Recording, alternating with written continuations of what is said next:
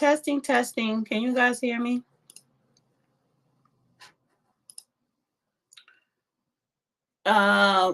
Testing.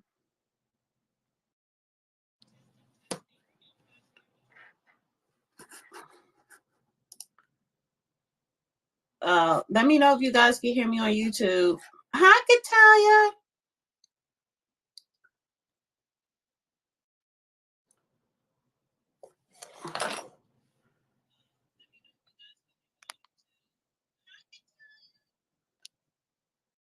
All right, Mark, I don't know what is going on because I accepted your request, so go out and come back in. It's saying that it's an error. Maybe they're messing with I don't know if they're messing with it already, but Dr. Mark, go out and come back in because it's not letting me bring you up. Okay, you guys can hear me on X. Great. Let me share this on this send via, let's see. I'm gonna send it here.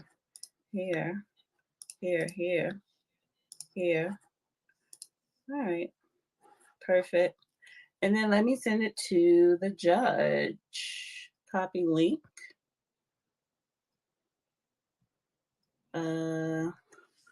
Starting now.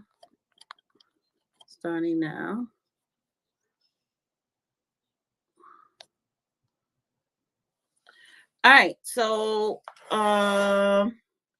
let's try this again.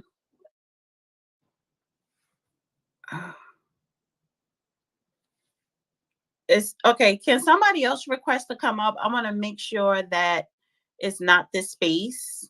And hopefully it's just you, Dr. Mark. Can somebody else request to come up? I need to make sure that is no problem, that is not an issue.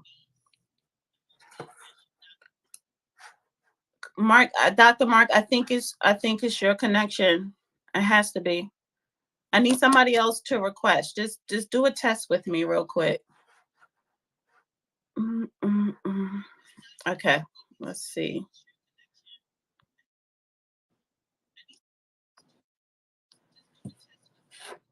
Is it connecting? Yep. All right, so it's your connection, Dr. Mark. It's nobody else's.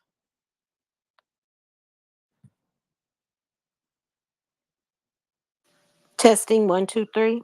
Yes, thank you. Perfect. Hello. All right.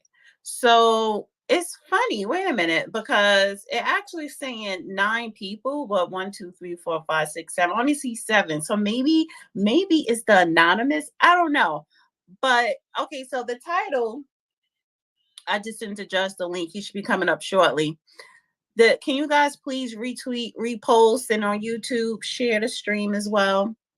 Judge Joe Brown came out with the title. He wanted to. It's for Dotsies, Daisies, and I think I'm gonna change it to just Democrat because it's like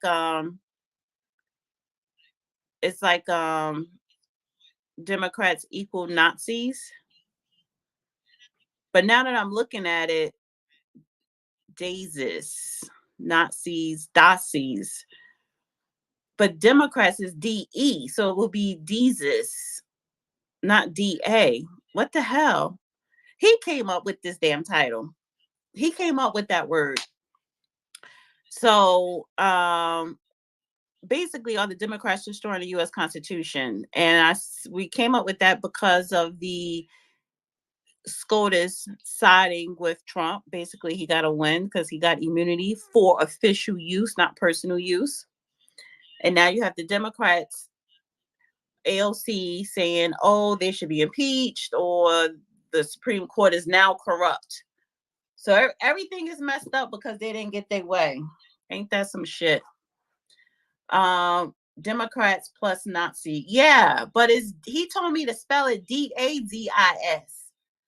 And it should be DEZIS. So I'll probably just change it to the word Democrat so people know what the heck it is. But it's open mic, so you could still come up and talk about whatever. Oh, I should have put the time. from 3 to 12. Maybe if I change the name, put a donkey instead of the word. Yeah. Because that's their symbol, right? Donkey? Yeah. Animal. Where are the animals? Donkey. Is there a donkey here? That looks like a pony. Let me see. Donkey. There is a donkey in the emojis, Dana. It's like it's Oh, I kicking its see it. hind legs back. Yeah. Well, this one looks grayish. Or, oh, wait a minute. I'm doing it wrong. I put it in the wrong spot. Oh, what happened to the donkey? Oh, here we go.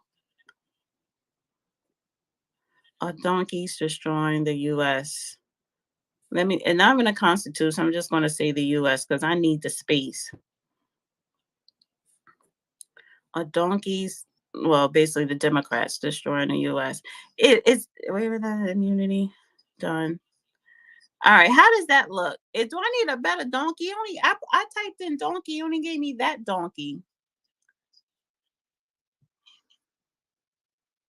I think I want a better donkey. Don't donkeys brown? I don't know. Usually the open mic is from 9 to 12. Sometimes we go over because people come in late. Dimple Face, Catalia, Tavares, Michael, Pierre. Hi, everybody. All right, let's try it again, Dr. Mark.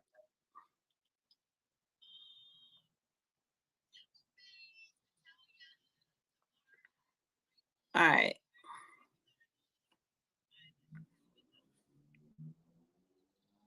Okay, now you're good. Why is it saying 15 people, but 1, 2, 3, 4, 5, 6, 7, 8, 9, 10? So those other 5 must be anonymous. I don't know, because sometimes I do be hopping in people's spaces anonymous. Oh, let me send this to one of my favorites. So if y'all want to come up and talk now, do so. Because usually when the judge come up, I'll let him open up or whatever. Where is Real Queen? It's sent to her. Oh, I didn't send it to her either. I gotta send it to, let's see, yeah, her.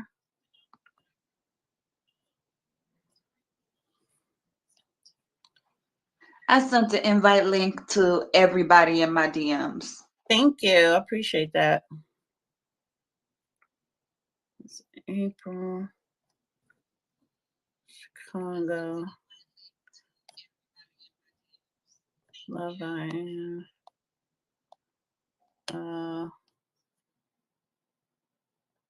Shut up. I had to do it by hand to make sure I get everybody. There. Send it to Derek. Let's see. I don't know who that is. I'm trying to send it to people who I normally have spoken to. Okay. I hope this space doesn't glitch. It takes the judge a minute to come up. So okay, so and on YouTube, the title is Clarence Thomas. What did I put on YouTube? Well, damn. Let me get it together. The title on YouTube is Clarence Thomas versus Special Counsel Jack Smith in SCOTUS immunity case. That is because Clarence Thomas he's questioning the legitimacy of Jack Smith's appointment. So we could talk about that. That's part of the topic. Are Democrats destroying the United States? And the immunity, Trump, AOC, she's batshit crazy, and anything else you guys want to bring up. However, there is going to be a disclaimer, and I'm going to mention it again as more people come into the room. We probably will not be talking about reparations. Not to the extent that usually how it come up. Can we, if we talk about anything dealing with Black issues, Can it be everything else but that? And even if you bring up reparations, can we not elaborate? Because it seems like that always, when that topic come up, people can't let it go, and that just takes up that took up half of the Twitter space. But I will say these spaces are usually normally good for the first hour and a half to actually talk about, what's trending right now. And what's trending right now is Trump. And then it folds into other stuff, which is fine. But usually if it's the reparations, everybody want to stays on that and they build and build on it. So I'm wondering, can we still have a entertaining, informative, exciting, good discussions about everything else aside reparations? And if not, then you know what? I think that should be an indicator on people actually doing something to make sure that Black Americans get reparations. So yeah, we need to keep talking about it until we get it. No, you don't keep talking about it until you get it. Tavoyas. I hope I'm saying your name right. You actually got to do something. Talking is not going to bring reparations, honey. It's not. It's an act of Congress. It's legislation. Dr. Mark, can you hear me? Hi, George. Yes, I can. Good Okay. evening. Good evening. Good evening. Man, it's Trump. Trump's on a crazy winning streak. I've never seen anything like it. I mean, is it a winning streak or is it just it's the law? No, It's it is. It's the law. It's the law. But like the deck, and it's still like it's still working out in his favor. Joe Biden uh, shot himself in the foot, and the Democrats, the liberals on TV, they just having a meltdown, and they thinking it's the person, but I think it's policies and ideologies that people are tired of. But I'm watching the news, and they're going to stick to it and keep trying to sell it and go down with that sinking ship. But I think pretty they're interesting trying time. I think they're trying to replace him, but they're going behind his back because now you're starting to see all these mainstream media news outlets, newspaper questioning his cognitive, ability and questioning his health and everything. So they're trying to ease him up out of there. Yeah, I've no doubt about it, but they still have a lot of issues with that.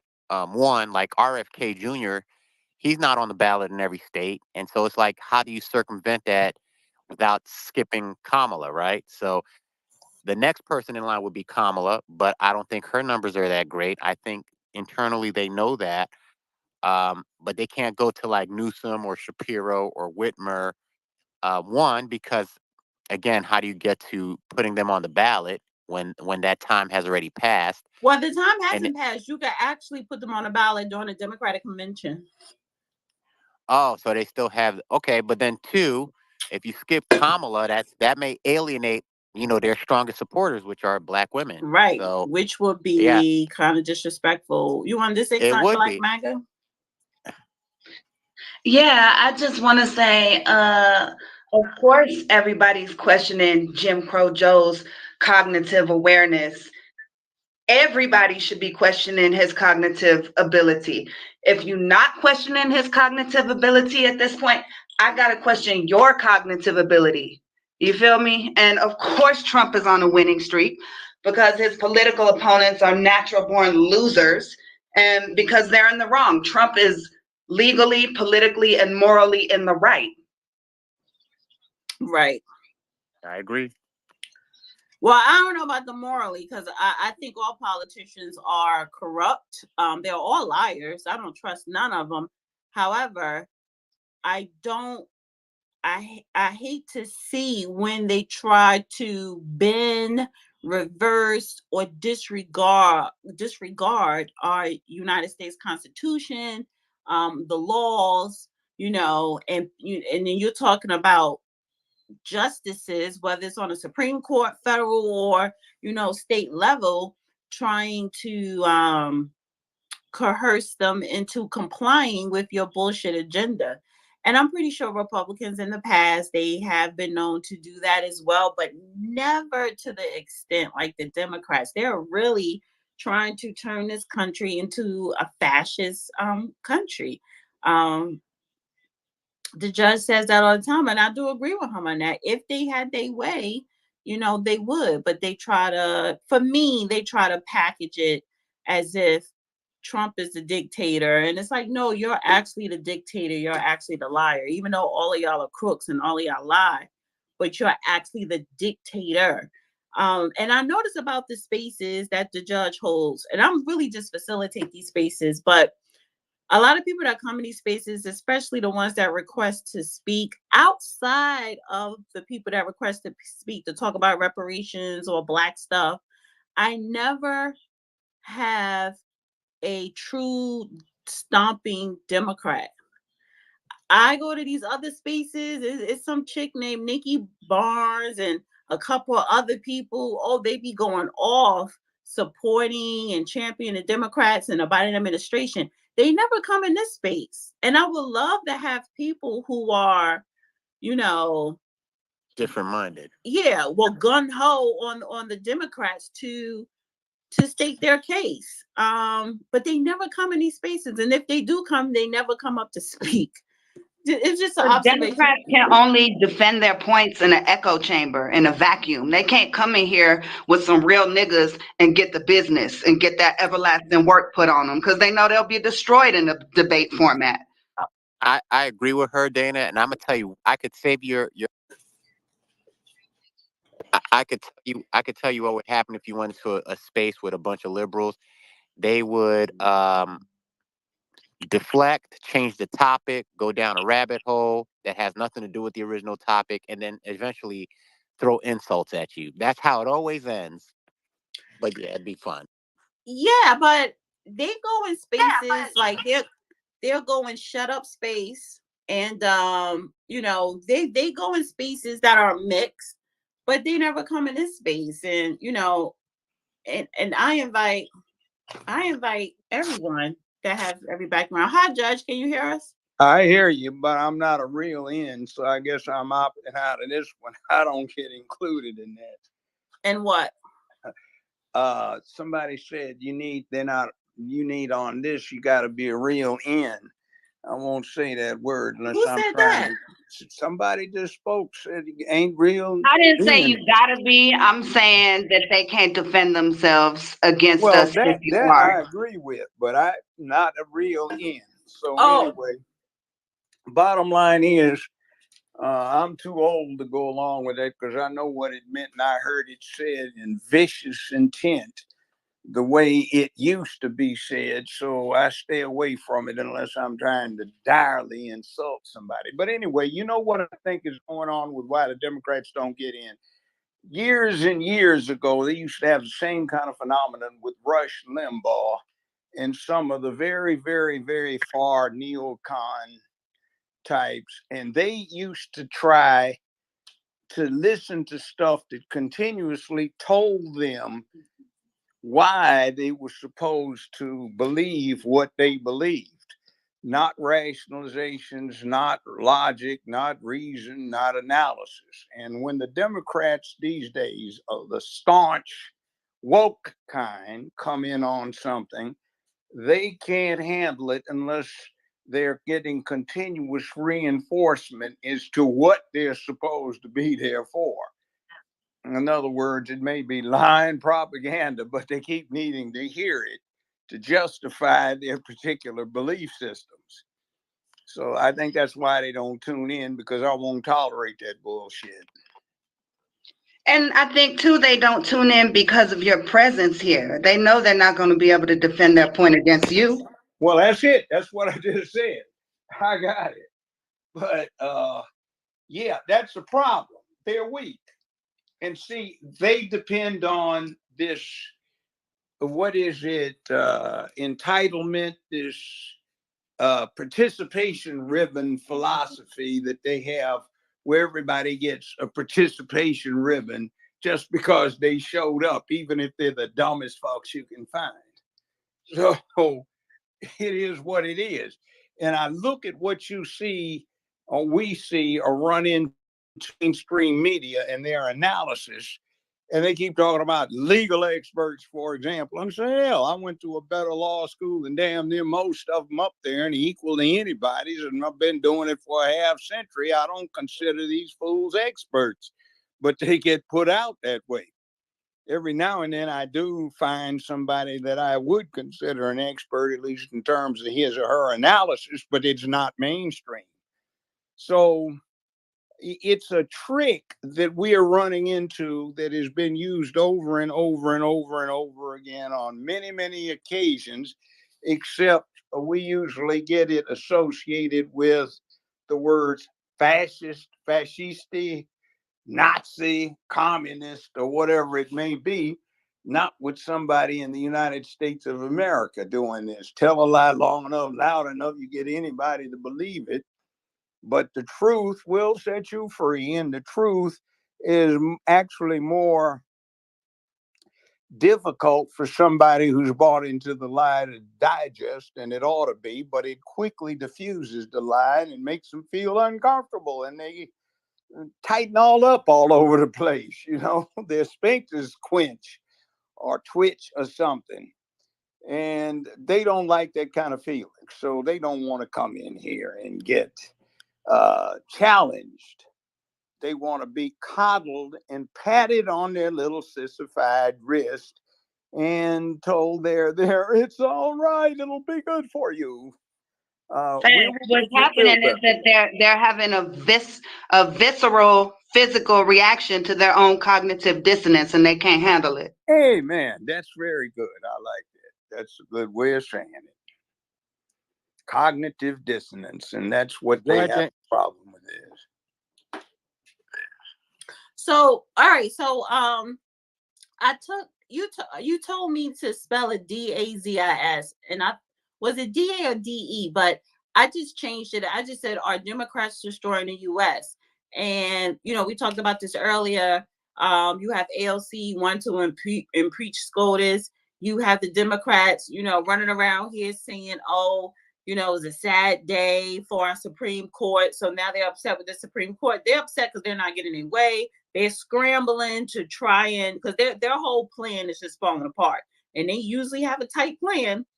But basically, they cannot stop this Trump train. But they will try by any means necessary. And, when we look at the policies, when we look at where this country has been going since Biden administration has been in office, when you look at Congress, especially the Democrats in Congress, when you just look at the Democrats, period, are they destroying this nation? And you said it before that they really want to make it a fascist country, a fascist nation. Also on YouTube, I put Clarence Thomas versus Special Counsel Jack Smith, because ever since they released their opinion on the presidential immunity, Clarence Thomas had said he's questioning Jack Smith's appointment, and that has to do with Attorney General Garland. So it's just all messiness in this administration, and the Democrat Party is falling apart right in front of our very eyes, and they're trying to come up with plan C and D because A and B just collapsed. So are they destroying the United States? And then, of course, it's open mic. So you guys can request to come up and, you could bring up anything else or talk about whatever. And I did say, I'm going to repeat it again, and I'm probably going to repeat again as more people come in. I don't want this whole evening to be about reparations. Usually that comes up. And as soon as that come up, that's all we stay on. It is open mic. So I'm not going to say don't talk about it if that's something that you wanted to ask a question or say. I'm just saying I don't want majority of this open mic to be on reparations. Can we, if someone want to talk about Black Americans, can we shift it to something else? But we could touch reparations, like, for example, Byron Donalds, him and Wesley Hunter, they did another Black outreach to Black voters in Atlanta at a barbershop. And of course, he was asked a question about what he think about reparations. And the answer that he gave was very, it was the wrong answer. It was just the wrong answer. And I could tell he's not educated enough in reparations, which is one of the main reasons why he disagreed with it, because he's just not educated. And I would say this, they're not doing a good job reaching out to Black voters at all. And that's because their district is not majority Black, and the Republican Party needs some Blackness. And maybe that would be next week's discussion, but you still can add that in. So my point is, if we're going to talk about Black America, let's just stop saying, well, we need reparations, everything going to be all right. Just let us approach it more objectively. That's all I'm saying. So did you want to say something else, Judge, before I go to the hands? You're muted. Excuse me, I was on mute. No, go right ahead to the hands. Okay. So I'm gonna go with Real Queen, and then I'm gonna come to you, Dr. Mark. And if anybody want to request to come up, please do so. All righty. Thank you, Honorable Judge Sir, and the real Dana, for this opportunity and this privilege to grace your panel and to speak. Now, it's not really newsworthy for a president's immunity to be protected. I mean, this is just a sign, okay, of how tyrannical the government has become, how dark the times we live in are, and the consequences therein. Like we've always said, if they can destroy a former president with executive privilege, what can they do to us? And I thank God that the Supreme Court upheld presidential immunity for official acts. They could have went further, and upheld his immunity across the board, not just for official acts, because he does have immunity from prosecution, okay? Because he's the commander in chief. And I believe we need to see executive privilege, not executive privilege, but immunity for police officers upheld and protected as well. And also, I want to say to Black people, stop making your life story your past, okay? Because a storybook is a lot like life. But in a storybook or a movie, you have progression. With Black people, there's no progression. You're stuck on one chapter, slavery, your past. How can you complete your life story or move on if you're stuck on the past? This is why your lives aren't improved. And this is why you believe you're suffering and you're oppressed, because you are the slave overseer, and slavery for you is mental. And I want to clear up some confusion on Project 2025. That is not Trump's agenda. Agenda 47 is Trump's only agenda on his official website. All these rumors and lies about, oh, well, they're going to make homelessness illegal, and all this garbage is just straight BS. Think for yourselves, people. Project 2025 is just as fake as the Steele dossier. Garbage. And I'll land my plane. All right. Dr. Mark.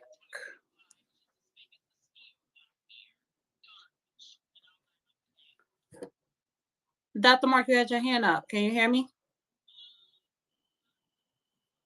I can't hear you. Did everybody just go on mute? No, I can hear you now. Your connection is not good tonight. Can you guys hear me? I hear Can you you. guys hear me? Yes. Yes, I can hear you, Judge. I can hear you, Dana. I also heard the other guy, too. Can I make a quick remark about the law? I am just absolutely astonished that these idiots are saying what the Supreme Court ruled is something new. It's always been the law that when you're dealing with official acts, you are immune to the consequences. What happens when you become immune to the consequences? Cop on the beat, judge, anybody, is when you get outside of what your prescribed tasks are or what's in line with your office. That's been the law. It's nothing new. These idiots have been talking about the king and the sovereign and the monarch and all this garbage. That was an off-key remark in the Federalist Papers that was made before the Bill of Rights was adopted. And it was actually part of the first series of Federalist Papers to persuade folk to adopt the Constitution, which occurred in 1789. And it was corrected with the Constitution, and it was an obsolete remark in that long series of papers known as the Federalist Papers. There were a bunch of them. And to try to cherry pick a remark that was corrected and reacted to is absolutely ridiculous. And it shows you how the Democratic Party and this woke bunch of idiots all have a little cheat sheet that they've been reading from. Every single one of them, from that senile son of a bitch, Biden, who was making his dissent from the Supreme Court, which was ridiculous since he doesn't have the authority to do so. He was reading from a screen that he's looking through at the camera. So that's how it came across as like he was still not so senile as he is. And it's got nothing to do with his age, but everything to do with his age, because some people are 99 and they're quite well grounded and they make a lot of sense. And some people start getting a little nuts when they get in their early 60s because they get dementia and or senility or Alzheimer's. So this thing that they're talking about is new is just a restatement of old American law. I guess it sounds new to you when you're ignorant of it, but I'm not charging everybody out there with that. I mean, I learned it in the 5th grade in elementary school back in the 1950s in Los Angeles. But I'm surprised that somebody that represents a major newspaper or people that are involved in the maintenance of the U.S. government do not know it. That is inexcusable since they swear to uphold the Constitution. This is a bunch of dumb, ignorant bozos. So anyway, let me pass on from that. That's just a statement of the law. But see, Judge, sir, this is why I said upheld presidential immunity. Because, like you said, it's not new. Mm-hmm. All right, so I'm gonna go to Dr. Mark, Ricky, Arnessa, and Wealth. All right, Dr. Mark. Thank you. All right. Dana, to your point, I think this was their only plan, was to basically be able to say Trump has all these charges, is a convicted felon, and that's it. And now that that's been shut down, blown up in their face, they got nothing else. The record speaks for itself. They can't defend it. And, the more they keep trying to say everything is fine and Americans aren't feeling the economy, it's just backfiring at this point. And I also find it funny that when Kamala says we got to worry about a president who's going to use lawfare, I think that's just gaslighting people. And I think more and more people are just opening their eyes and tuning them out. But in regards to Black issues, I just wish more Black people, because I feel everybody who here, we're pretty much like-minded, at least politically, and ideologically. But outside of here, a lot of our Black brothers and sisters, they're still like Real Queen said, they're still in chapter 1, and they still won't let that shit go. And they're just looking for every reason to be offended. And the biggest trend was this damn black jobs. And I'm just like, I wish we just would learn to contextualize things and understand how things were spoken about. That whole Black Jobs comment came in response to a question about basically Black America and their finances, and immigration was brought up, and that is a competition for Black Americans. And he also said Hispanic Americans, and he eventually said all Americans. but the question was for Black Americans. So, you know, why can't we contextualize? If anybody has any ideas, that'd be great. And lastly, Dana, if at some point can you elaborate more how if they're going to add a new candidate at the convention, how that would fly legally? And I'll land right there. Thank you. The convention, and the judge could probably make it more plain, but at the convention, if the delegates can nominate a person. Is that correct, Judge? Can you hear me? You're muted. Judge, you're muted. Okay, he dropped. I don't know what happened. He dropped down a listener. Give 1 second. Okay, he dropped out. So at the convention, delegates could nominate. They could nominate a person for VP. They could nominate a person for president to be put on a ballot. And that's the delegates from each state. Each state has a certain amount of delegates. And if the state say, we want to shift our votes from whatever state, New Jersey, New York, or whatever, and nominate whoever, then that's how they could do it at the Democrat convention.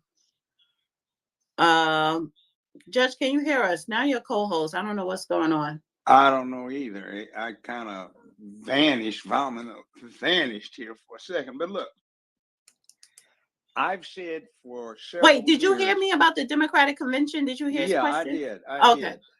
I think, and I've said this several years ago, that Biden's attempt to get into the history books is to be deemed responsible for the first female president. Kamala Harris was failing after the first presidential primary. She got no support, so she dropped out. But he did what George Herbert Walker Bush did with Clarence Thomas. He picked someone that could be put out as Black, that the opposite side could not politically afford to attack.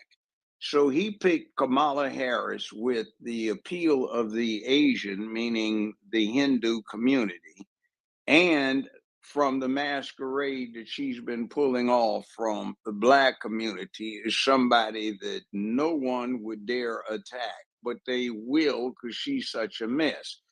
But he picked her for that reason. And he was going to get in, I think, one term and try to get elected for the second and then resign so that she could get in for the balance of the term, which, if it was 2 years and 1 day, would allow her to remain in for the balance of his term and then get reelected twice more. And he had the youth to be able to pull that off. So she would have been in for 10 years potentially, which is not forbidden under the amendments to the length of time a person can be president. So that, I think, was the plan. But Queenla is an abject failure and an embarrassment. She's lazy, she's fake, and she is not upholding what's going on, and she does not need to be anywhere near the nuclear launch codes. So whether or not you get Biden doing what Lyndon Baines Johnson did when it was his turn to run for re-election, he said, due to the debacle in the NAM, which he admitted blame for, he said, quote, "I shall not seek nor shall I accept the nomination of my party for president." So they went with Hubert Humphrey, who, by the way, a tall, balding, blue-eyed white guy, was in fact a member of a Black Greek organization Hubert Humphrey was a member of Alpha Phi Alpha. He pledged as an undergrad in the 30s and then again as a grad student in the 40s. And they applied a lot of wood to him, and he made it in spite of that. So Kamala Harris is not the first Black Greek to be vice president of the United States. That's bullshit, and that's more fake. And I say that with great respect because my own mother was in an AKA and she went over in 1934. So I say that with respect, but we don't need that. So what are they going to do? They can easily exclude Kamala Harris by simply not nominating her. It would be rather unprecedented to not nominate Biden if he chose to stay in, but they are not firmly committed to doing so. They don't have to. And there is a lot of talk about trying to recruit Newsom, California's governor, but Newsom has a whole lot of baggage when it comes to the swing states. So that wouldn't necessarily be a good idea. Well, let me throw So this they on the have a table. dilemma. Well, let me throw this on the table because the Democrat convention, I believe, is in August, and it's going to be in Chicago. And like I said, that's an opportunity for their convention to nominate whether it's president or VP to be on a ballot. What if they nominate Michelle Obama and she gets enough delegates to be put on the ballot? That would be one of the worst ass whippings in American history. She'd get slaughtered. Would she? Yeah, slaughtered, totally.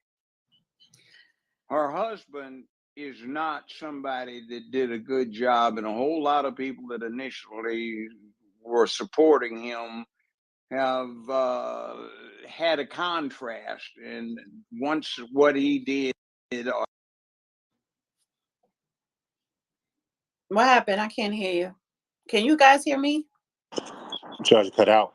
Yes, we can hear you is and Okay. hear the not, judge. So that is not. Okay, Judge, you cut out for a Can you- second.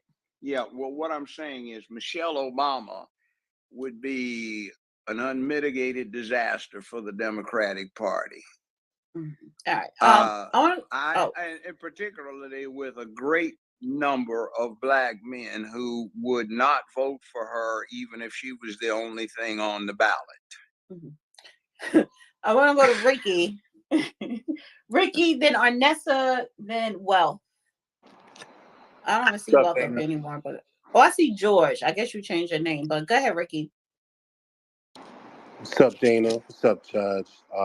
Regarding what I was just talking about, Michelle Obama, I know her husband's policies were really bad, and anybody who scolds you into voting is bad news. You're not owed votes. And that's the only stuff I've really heard her say politically. I'm not feeling that at all. Regarding this Trump case, I'm not a supporter, and I'm also a leftist.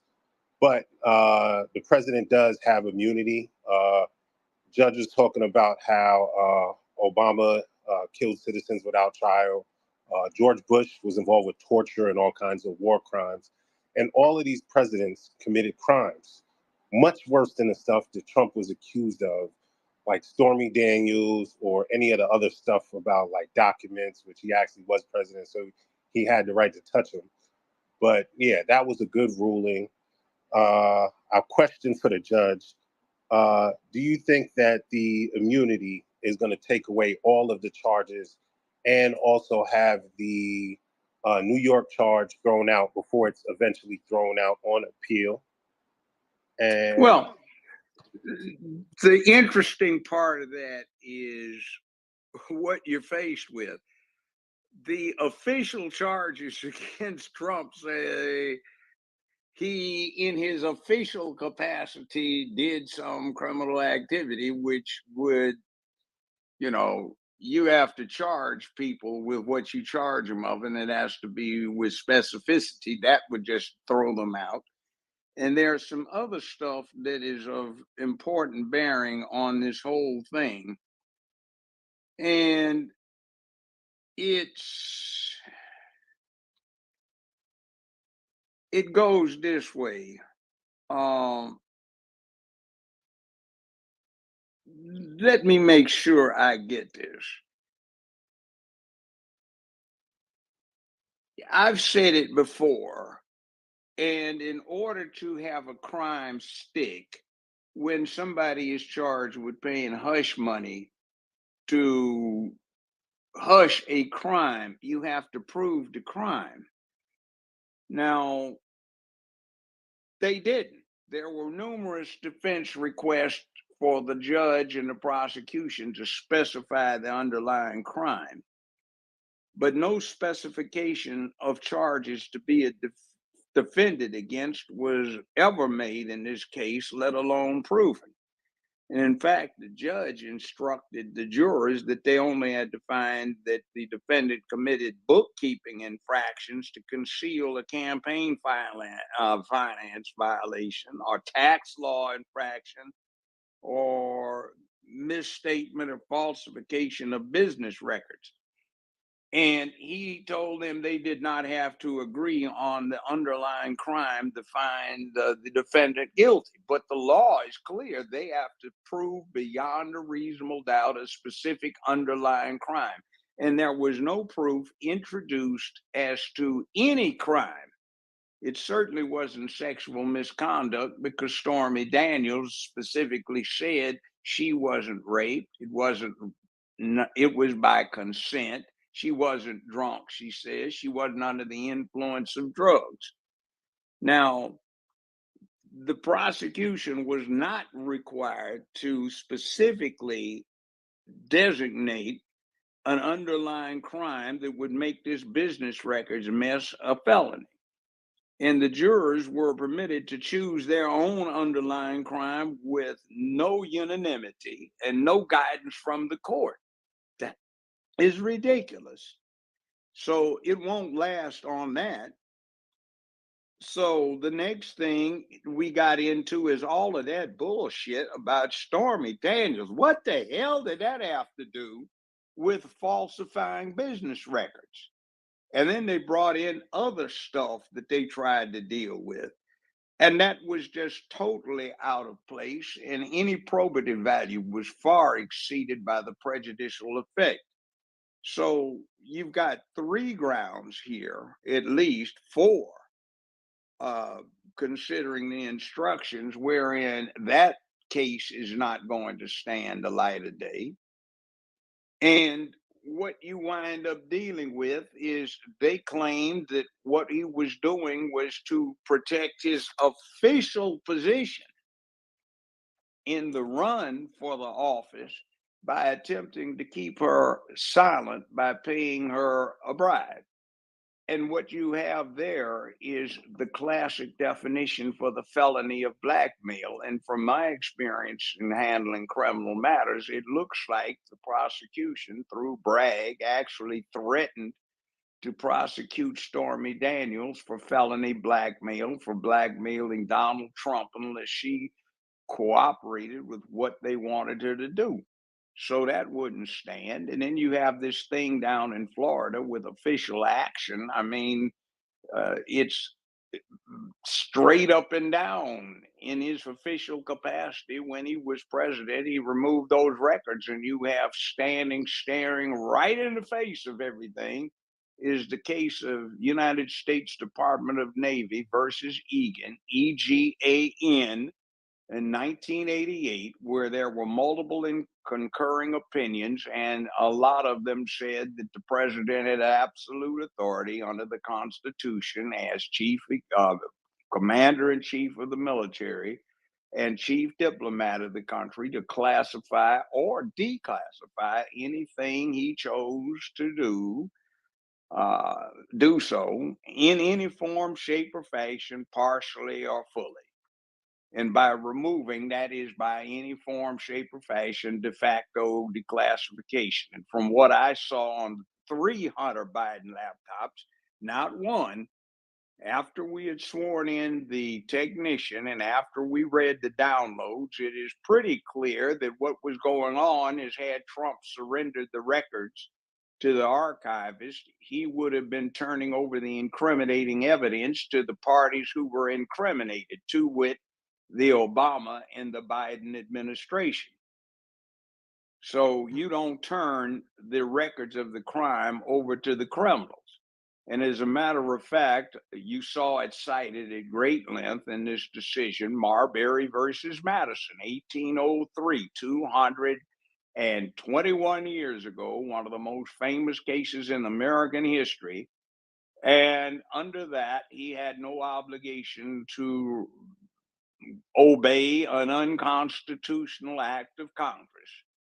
You cannot have the presidential's constitutional authority overridden by an act of Congress that attempted to designate it to a functionary, a bureaucratic functionary, archivist, an archivist. So the whole thing is just absolutely insanely crazy. And what it does is it flies in the face of the entire Bill of Rights, which was ratified in 1789, which was to prevent the use of governmental authority to persecute or prosecute someone for political purposes. Before I go to George, real quick, I meant to bring this up. This came out earlier today as breaking news, and thank you, Susan, in the YouTube chat. New York case sentence has been delayed to September. So Trump was supposed to be sentenced July 11th, and now they pushed it to September. And my guess is because everyone was hanging on, hoping that SCOTUS will say that he does not have immunity. And then they would have just tried to dig their claws at him even more. But because SCOTUS gave him immunity, a lot of cases are going to be delayed, pushed back, and he's, until after the election, then it's not going to make any sense. So I do want to say that Judge Merchant delayed the sentencing until September. Well, let me say something, Dana. There is a misstatement of what's being put out there. The reason he did it is because Bragg's office requested that he do it. They got scared. It wasn't the judge got a motion from Trump. Trump sent a letter in, and in reply to the letter to the DA's office, the DA's office requested of the judge that they do it because it's a mess. They grabbed the tiger by the tail. They bullshitted their way into it. Their whole objective was to hold up Trump, mess him up, and they wouldn't have to worry about it when he didn't win because they obstructed his ability to run. Well, what the problem is you can't do that. That's abuse of process, abuse of authority. And what it amounts to is a federal crime committed by Bragg's office to interfere with an election and the process of selecting the president of the United States, which is a federal crime. So they're trying to bail on this so they don't wind up in front of a jury. All right, I want to go to George. Are you still there, George? You're muted. George. Unmute. All right. Anybody want to request to come up, please do so. I'm gonna swing back to Real Queen. Maybe George requested to speak by accident. I don't know what happened to Arnessa. But if you guys want to request to come up, it is open mic. You could bring up anything else that may be going on in the news. Please do so. Go ahead, Real Queen. Yeah. I want to switch gears and talk about Kendrick Lamar and Drake, their so-called beef with those raps they put out, because more than Drake, Kendrick Lamar has been selected by the deep state as the chosen one, the golden boy. They're not like us and all this bullshit.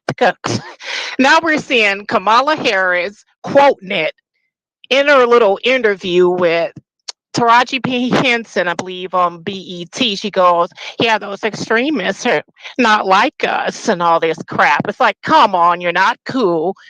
You're not going to be president. Get over it. But the point is, I'm pushing here is Black people got to get excited about breaking groupthink. But the question is, we got a guy pushing a song called They're Not Like Us us being a group. How can you ever break free from group think? And now the question has to be, who benefits off of Black group think? The Demo Party. That's who. As long as they can keep us slaves on the plantation, voting for them. Listen, Biden, okay, because it was the Black woman by far who voted for her and him and put him in freaking office. And I'll land my plane there. Kendrick Lamar is problematic in so many ways. I ain't gonna get into, but I don't buy it. Well, they are. I don't like when people prop up entertainers as some type of savior. And by the way, that song is so whack. And it's not because I'm into Drake or whatever. It's just it is a whack song. But Of but they course, whack as hell. but they do prop him up like he is conscious. And I'm sorry, Family Matters. Drake kind of exposed Kendrick with his fake Hotep whole thing in Family Matters. So, and I'm glad that Rick Ross got punched in the face in Vancouver. But yeah, so I guess that's a sidebar. All right, I'm gonna go to taxation, and guys, if you want to come up, please request too, because this is from 9 to 12 a.m. All right, go ahead, taxation. Hey, Dana and Judge, how you two doing? Good. How are you? Pretty good. No real complaints. I got some fake ones. Hello to everybody in the room. Here's what I want to know, and I haven't been able to really keep up with too much lately in the past month or so. So, Judge, now that I know you've been keeping up with it because I know you've been keeping up with your girl out there in Atlanta. Y'all call her Fanny. I call her Fanny because ain't no Black woman in America gonna be named No, F-A. we call her Fanny. Oh, okay, yeah, because that's how you pronounce it. Ain't no way. Let me say, Fanny, Well, wait, Judge, hold on, because I want you to go into detail with me. So they don't let her go. Told her she had to get gone. She did it to herself. We all know that. And so, what's the next move? So, what is that? How does that? Two questions. What is the next move for that office to have somebody sit in the office? Do they have to vote? How does that go? The other one is, wait a minute.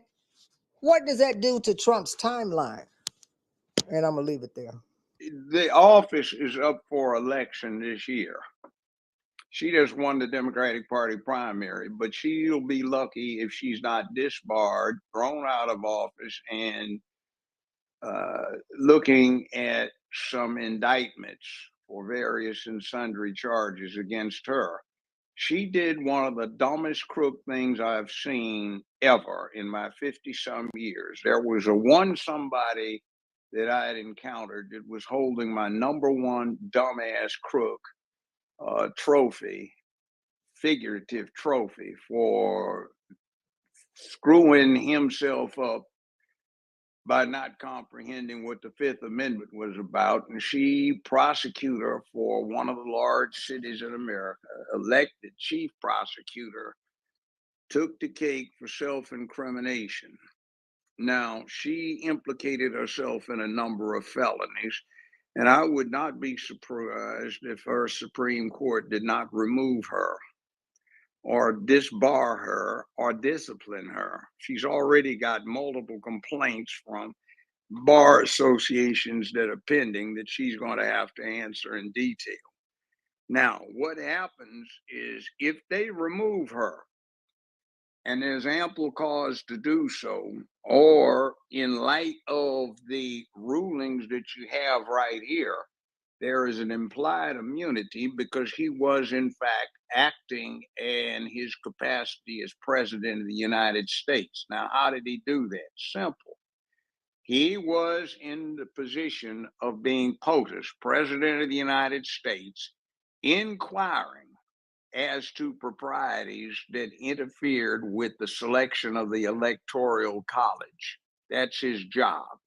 That was also in line for what some idiots are accusing him of doing wrong on January 6th, which was, and I add this as a surplus to the response to your question, for trying to get Pence to break the law. He was not trying to get him to break the law. In fact, the next thing on the calendar for the House was a motion to consider application of what is commonly known as the Confidence in Elections Act of 1877. What it says, in part, is that the President of the United States, when there is doubt as to the validity of an election of a certain substantial degree, or the confidence of the public is low in the election process, he shall not certify the reported results of the Electoral College voting, but shall instead call for the creation of a 15-person commission, which shall consist of 5 of the House, 5 of the Senate, and 5 of the U.S. Supreme Court. And said committee shall take a minimum of 10 days to do an independent audit of the election results, or such additional time as is reasonably necessary to accomplish the purposes of this act, which is to reassure the American public that it was a legitimate, honest election. So Trump was acting in his capacity as chief executive, calling upon the vice president to follow the law. What happened is, because of the 1-6-21 situation, Nancy Pelosi was able to get away with tabling consideration of the law. And there is ample support for looking at what happened when you view on the video the fact that the police let the people in view of the fact that Trump offered the services of the National Guard, which Pelosi declined to accept, and in fact, in a now released video, admits was her culpable wrongdoing for not doing so. That raises the inference that the whole damn thing was staged, or at least in terms of there was some hope that something would go wrong to give them an excuse to not have to consider the Confidence in Elections Act of 1877. So we're now finding that there were, in fact, a number of questionable election results. Those are going through courts and various other proceedings, and have been for the last 3 3/4 years.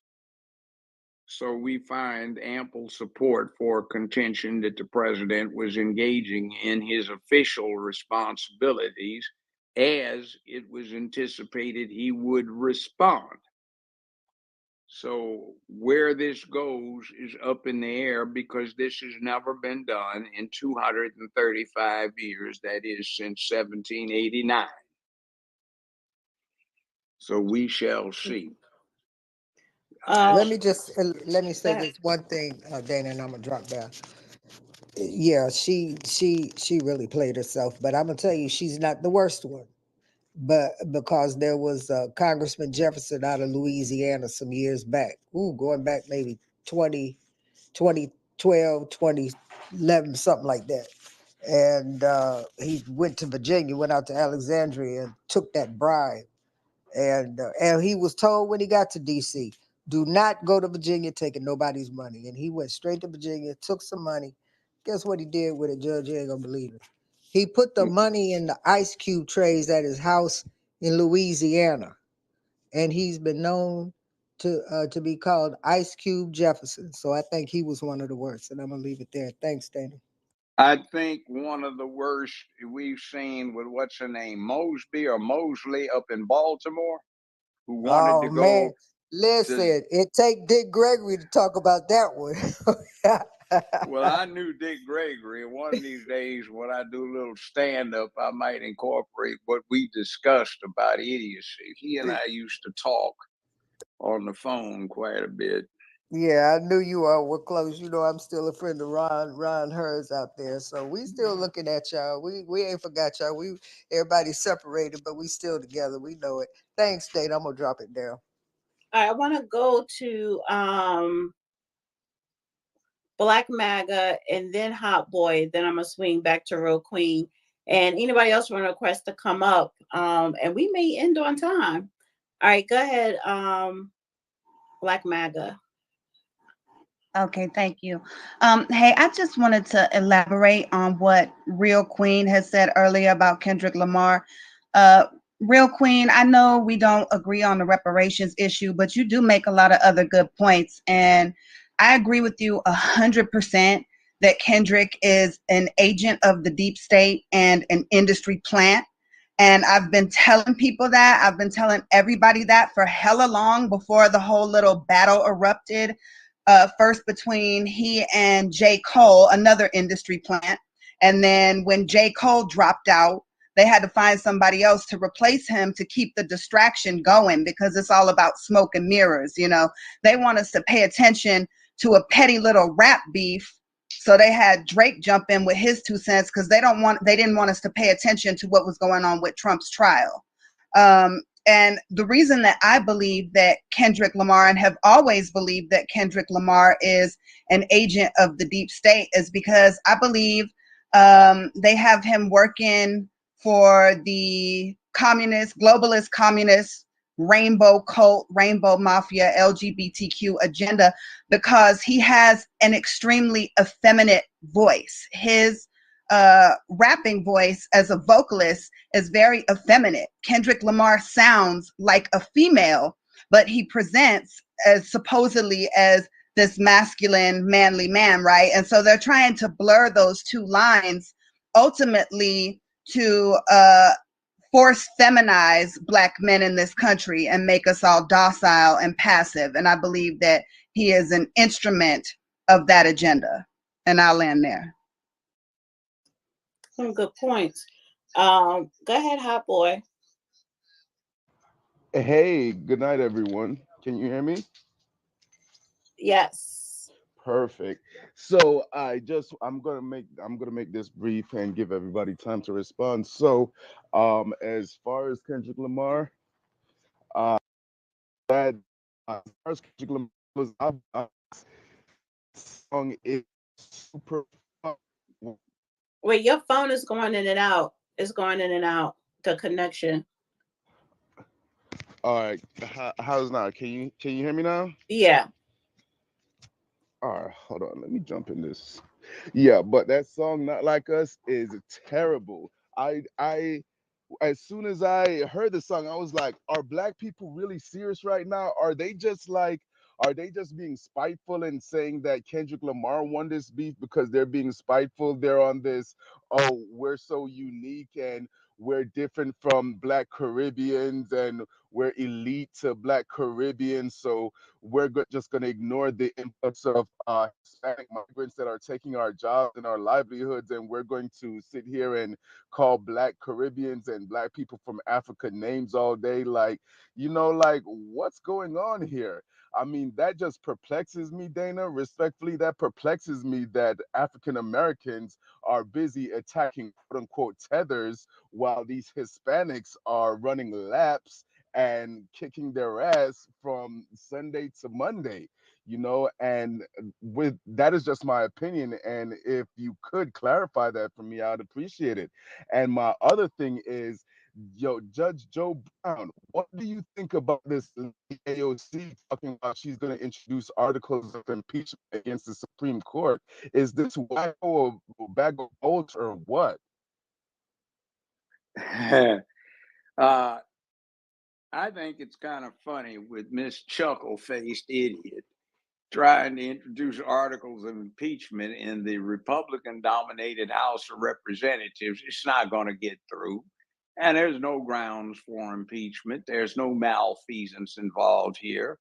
None alleged. She just disagrees with what was wound up doing. It's not out of line with a lot of what has been going on for 235 years that the Republic has been in existence. The other thing is we've been taught over the last 50 years as a society, and particularly as an ethnic group, to abandon all rational, logical, analytical thought and start dealing with the motives things. We are not taught rationality, reason. We're not taught how to be questioning. We're not taught how to be skeptical in elementary, junior high, and high schools. We're taught to believe And everybody talks about, I don't agree with him, but I respect his belief. Hell with that. Sometimes somebody's beliefs stink to high heavens. There's no need to respect them. But we keep getting that. And we keep hearing, I believe the belief, or then this is no logic, rational, and reasonable deductions and conclusions. Analysis is called for, but we're taught not to question. We're taught to react by emotion. So it's not surprising that Black people are appealed to by garbage like during the last presidential election cycle, where they had this insanely insulting commercial, take your booties to the poll, and they had some trannies and some women with their naked asses on a strip pole, and that was supposed to imply some influence someone going to vote. Anybody that would be influenced to vote for that does not deserve to vote and should be excluded from the polls. He's a fool.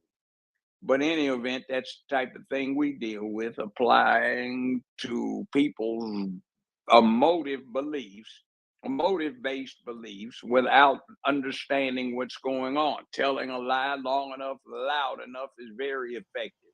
It was 80 years Absolutely. ago when we had limited communications. And now what has happened is, with exceptions like Newsmax or the Washington Post or New York Post, excuse me, or the Wall Street Journal, we've got sloppy journalism that is flipped over into the tabloid style, which is not journalism.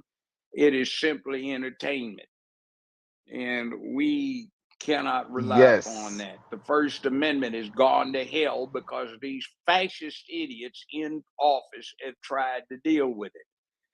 57 years ago, I had a professor, a Russian professor, and she said, America is in grave danger of eventually becoming a fascist country, not from some uniformed, jackboot wearing, goose stepping thugs, but from some, she called them pink panty wearing, long haired beatniks who would gladly impose the worst methods of fascism to protect themselves from the consequences of their own stupidity that they lack the courage to defend, and also to protect you from the exercise of your mind. I don't say this often, but she said it almost looks like Dark Ages Catholic Church trying to say that the exercise of free will is an inherent evil because people are inherently bad. And she said that is not the case. And they tried to talk about love power and flower power, and this was back in the 60s, but they have a fundamental distrust for the nature of humanity.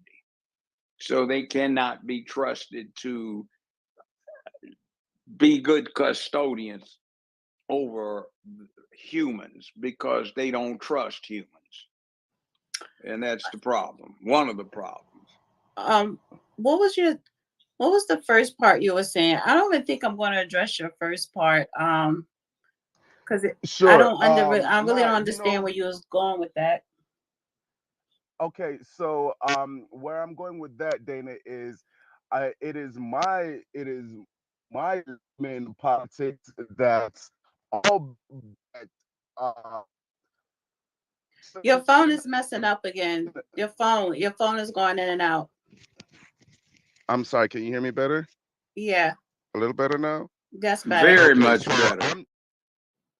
I'm just of the belief that that being Jamaican, Haitian, Somalian, or anything like those are nationalities, but our skin makes us one unit because we're all black.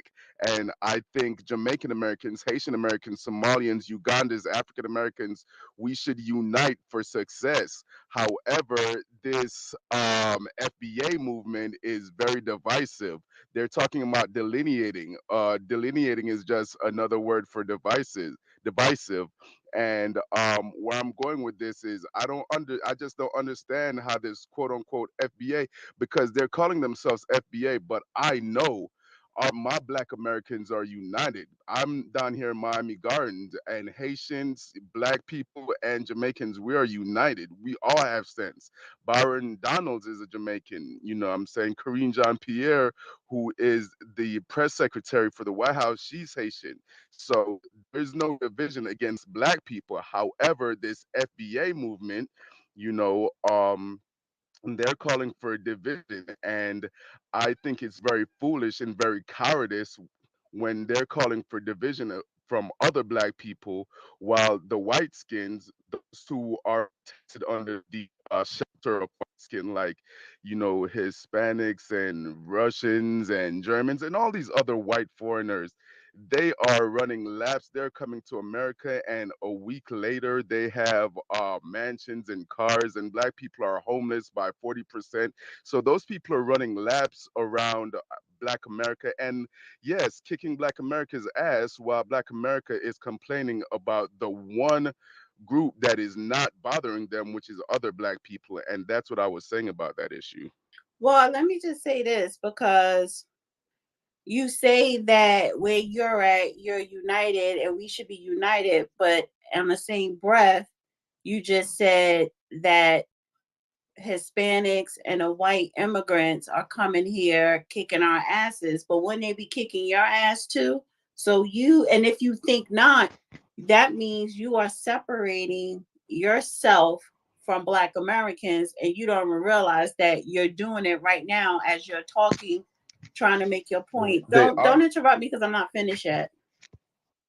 Because you just what you are alluding to, you're saying outsiders are coming in here kicking our asses, but they're not kicking your ass, just our ass. So you want to separate yourself when it comes to that aspect of it, but you want us all to work together. And first of all, FBA is not a movement. FBA is just acknowledging foundational Black Americans when it comes to our culture and specifically our history here in this nation. But for the point, for the discussion on reparations, we are separate. See, the separation comes when we talk about reparations, because you don't qualify for it. You qualify for CARICOM. So there is a separation when it comes to reparations. Now, anything else where you may live at, you know, who you associate with, who you marry with, who you have kids with, people do whatever. But for the purpose of reparations, that is where we separate, just like everybody else does. So Jewish people do not invite us in their reparations, and why would they? You're not going to invite us into your reparations with CARICOM. So, you know, I don't know why you so caught up in FBA. It's nothing wrong with that. And I think everyone that comes here from another country, and even people that are here, should understand the contributions that Black Americans have made in this nation and continue to. And we do have a culture. You know, it's not just all negative. Byron Donalds, he does not agree with reparations, but I've heard his answer on why he does not. And that lets me understand he doesn't even know the information. He's ignorant to the fact of reparations. He's not educated under the topic of reparations, because he double talks. And I think, and going back to when I said in the beginning of this space, specifically the Republicans trying to get the Black vote, they do need to take a page from the Democrats, because the Democrats know how to pander. However, the Democrats, no, they know how to pander because they lie. They would say, yes, we're going to do a study for reparations, instead of coming out and saying no, right? And the Republicans, if they want to generate more Black votes, they need to do what the Democrats do and pander. But it's up to Black Americans specifically to understand what it would take. And the action of that is through congressional legislation. So what do you have to do in your state where you live at to push for reparations? If you want to help, whether you are a Black immigrant, you know, or a white immigrant, if you want to help our cause to make sure that Black Americans get reparations because it's just due, or any type of restitution, yes, you are welcome to do that. However, for you, what you were talking about, don't get caught up what FDA want to separate themselves. No, that's for the concept of reparations. And it's also for the concept when it comes to American culture. And there's nothing wrong with you understanding and knowing the culture here. Just like you go to another country, you should educate yourself and understand their culture as well. So, yeah. As my personal opinion, I think reparations would be nice, but I'd give up reparations for what we could do with ethnic unity for all recent departures from Africa. And that would include the last 300 or 400 years worth. So Africans have spread around the world in the last several centuries. We even have a little contemporary entertainment, Queen Charlotte. We have African influence in a lot of places. By the way, the fact that King George III had Queen Charlotte as a wife, who was a mixed African, mixed English, of mixed African, mixed English ethnic background. That was one of the things that you will probably never see in most published reports on the motivation for the Revolutionary War. But the Southerners found the fact that the king had a black queen to be very offensive. To get into it, probably one of the most famous monarchs in English history was Well, Queen I don't want to get Victoria. into it. No, and I don't mean to, I don't want to interrupt you. No, hold because on. she wasn't. Let me just say this: she wasn't full black. She wasn't a full African. No, you aren't either, and I'm not either. But the whole point is this. No, look, I'm more African look. than she Hold is. on a second, would you please? Now, what I'm getting into is this: is that when we start talking about resources, King George needed the black support, and he also needed the support of Queen Charlotte's father, who was a rich cousin of his because he was damn near bankrupt. Who was European? Now, yes, but here's the other thing that we get into. Queen Victoria probably is one of the most famous and longest ruling English monarchs. But her grandmother was a black woman, Queen What does Charlotte. that have to do with reparations? That's got to not damn reparations. I don't care about reparations. All right, that's right fine. now. Because I ain't getting any. This is why I said we are not going to talk about reparations tonight. Because if you baby, don't call me baby, especially when we're doing the space. Miss Dana Cumberland. But when we are doing this space, I know.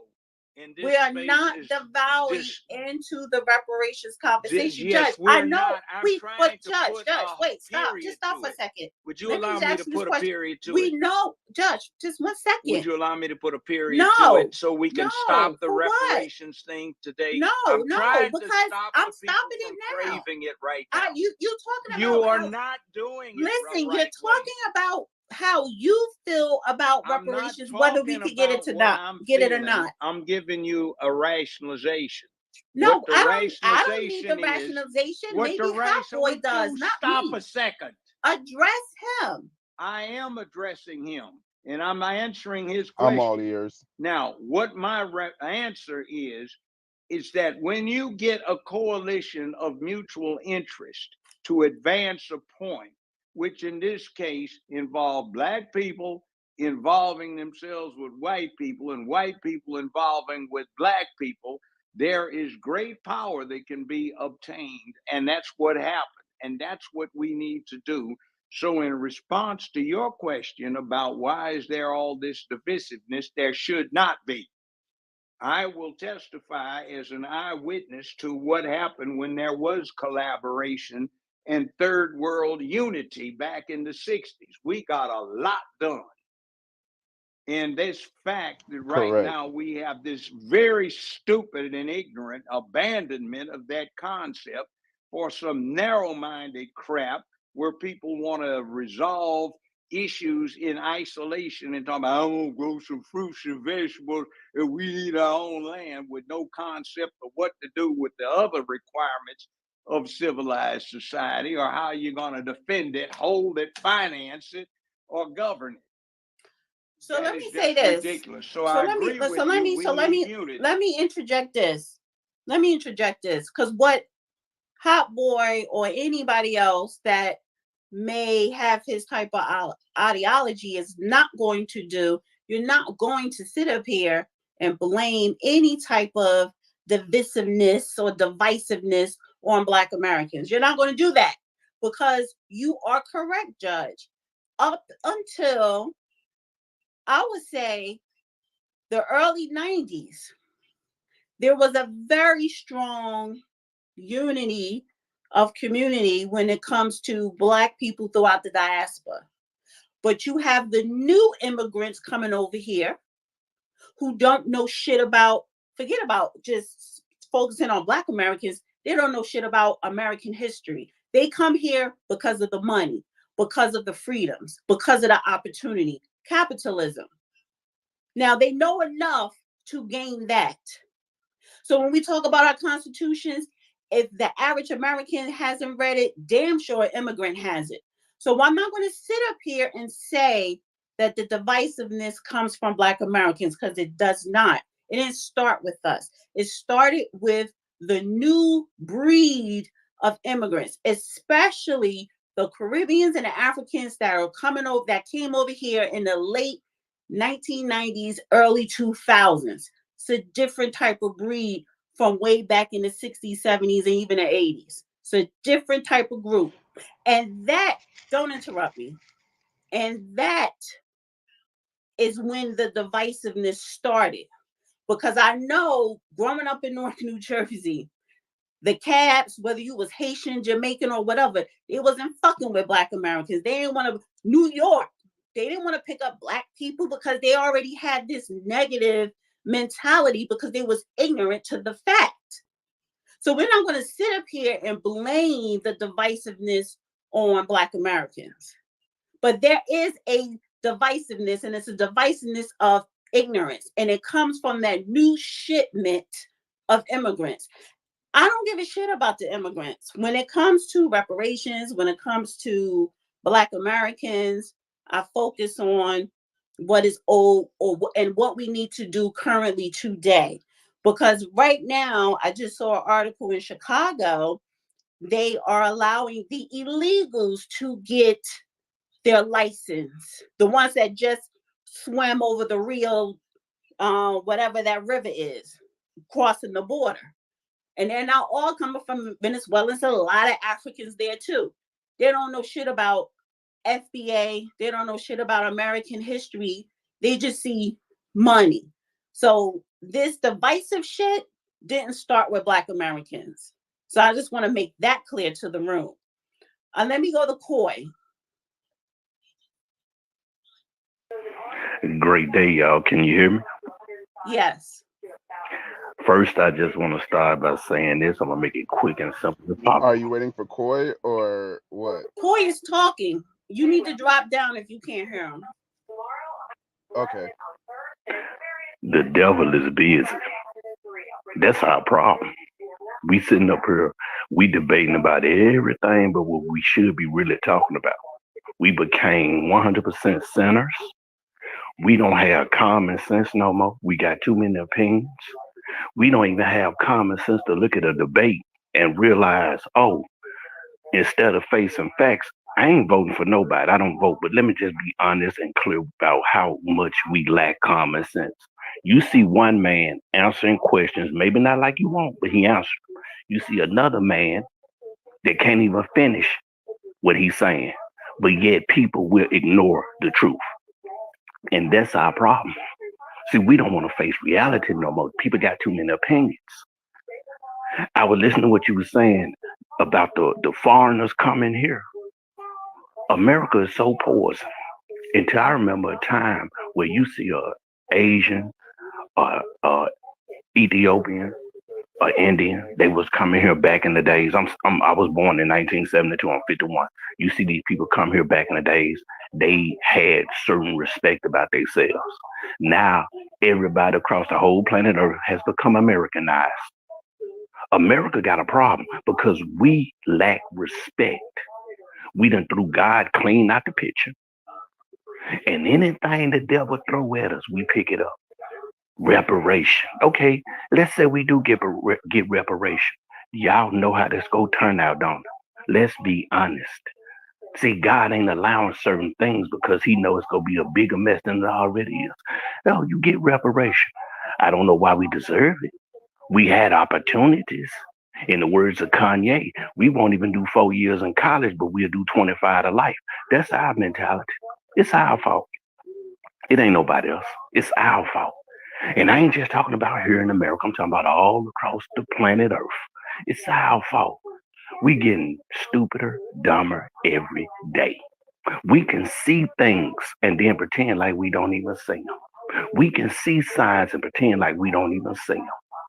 I ain't trying to get off the subject, but I'm telling you, this is the problem. We cannot keep lying to ourselves because we feel like we got something to say when we ain't saying nothing. There was a time when people wanted to hear the truth. There was a time when people acted civilized.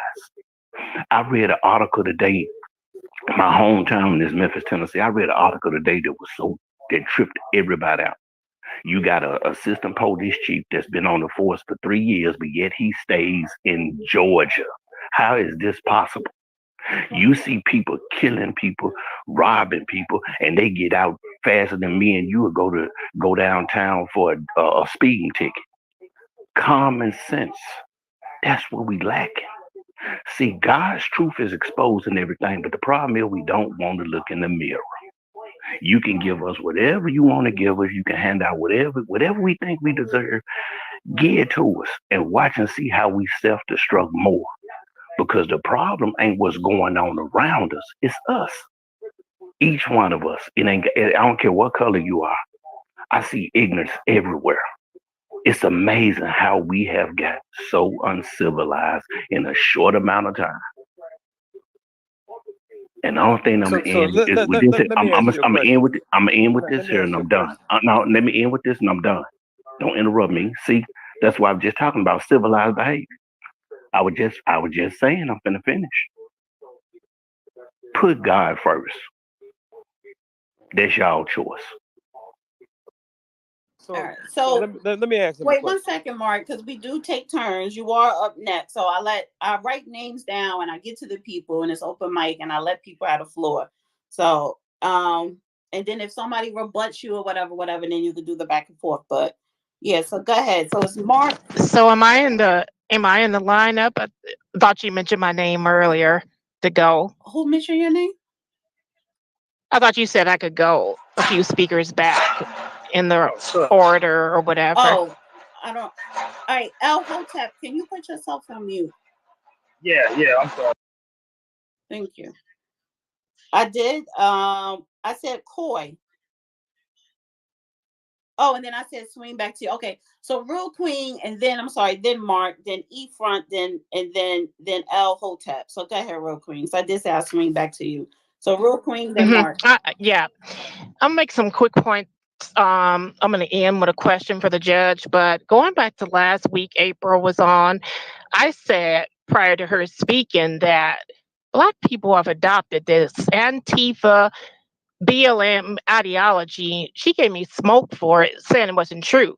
Then the next statement out of her mouth was, we're going to burn the country down if we don't get reparations. Well, that's BLM Antifa behavior, burning America down when you don't get your way. Now, moving gears, I'm going to get the sister who came on. Anybody who is not in this space up in the panel. Okay, great. But I wanted to respond last week and I couldn't because we ran out of time. But the sister who came up earlier, props to her, because I've always thought Kendrick's voice was kind of feminine. Honestly, what I thought was he was a female to male transsexual or something, but whatever. He's definitely problematic in so many ways, but The next thing I want to touch on is the debate between Biden and Trump, the abortion issue, how Biden spoke on the abortion issue, claiming, oh, he's for women's rights to choose. No. And then he said, I'm for the doctor, choosing for the woman. So technically, in translation, he's for the undertaker, choosing for the mother or the woman. And Roe v. Wade was propped Well, up actually, on don't get into 50 Roe. plus. No, we can't talk about Roe versus Wade on YouTube. So no, Really? we can't. I've talked about it on here with no No, problem. YouTube, because I'm airing this on YouTube. Okay, so I got to censor Yeah. that. But I guess I'll close with a question for the judge, if he can hear me. Go ahead. Yeah. Could you speak, sir, to the historic importance of the SCOTUS overturning the Chevron decision? How important is that?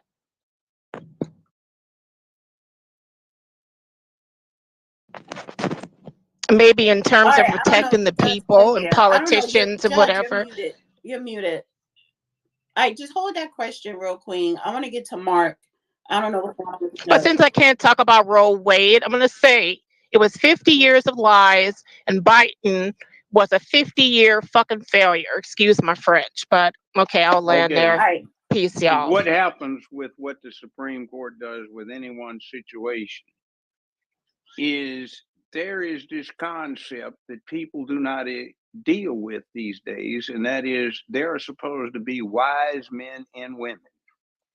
And because they are wise men and women, and they have a track record of displaying that, they get elevated to positions like being judges, being senators, being presidents.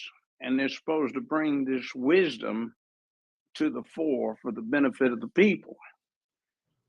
Frankly, what we are getting is lack of wisdom, amateurism, and basically naivety that seems to push this thing of desire trumping, pun intended, I suppose, excellence.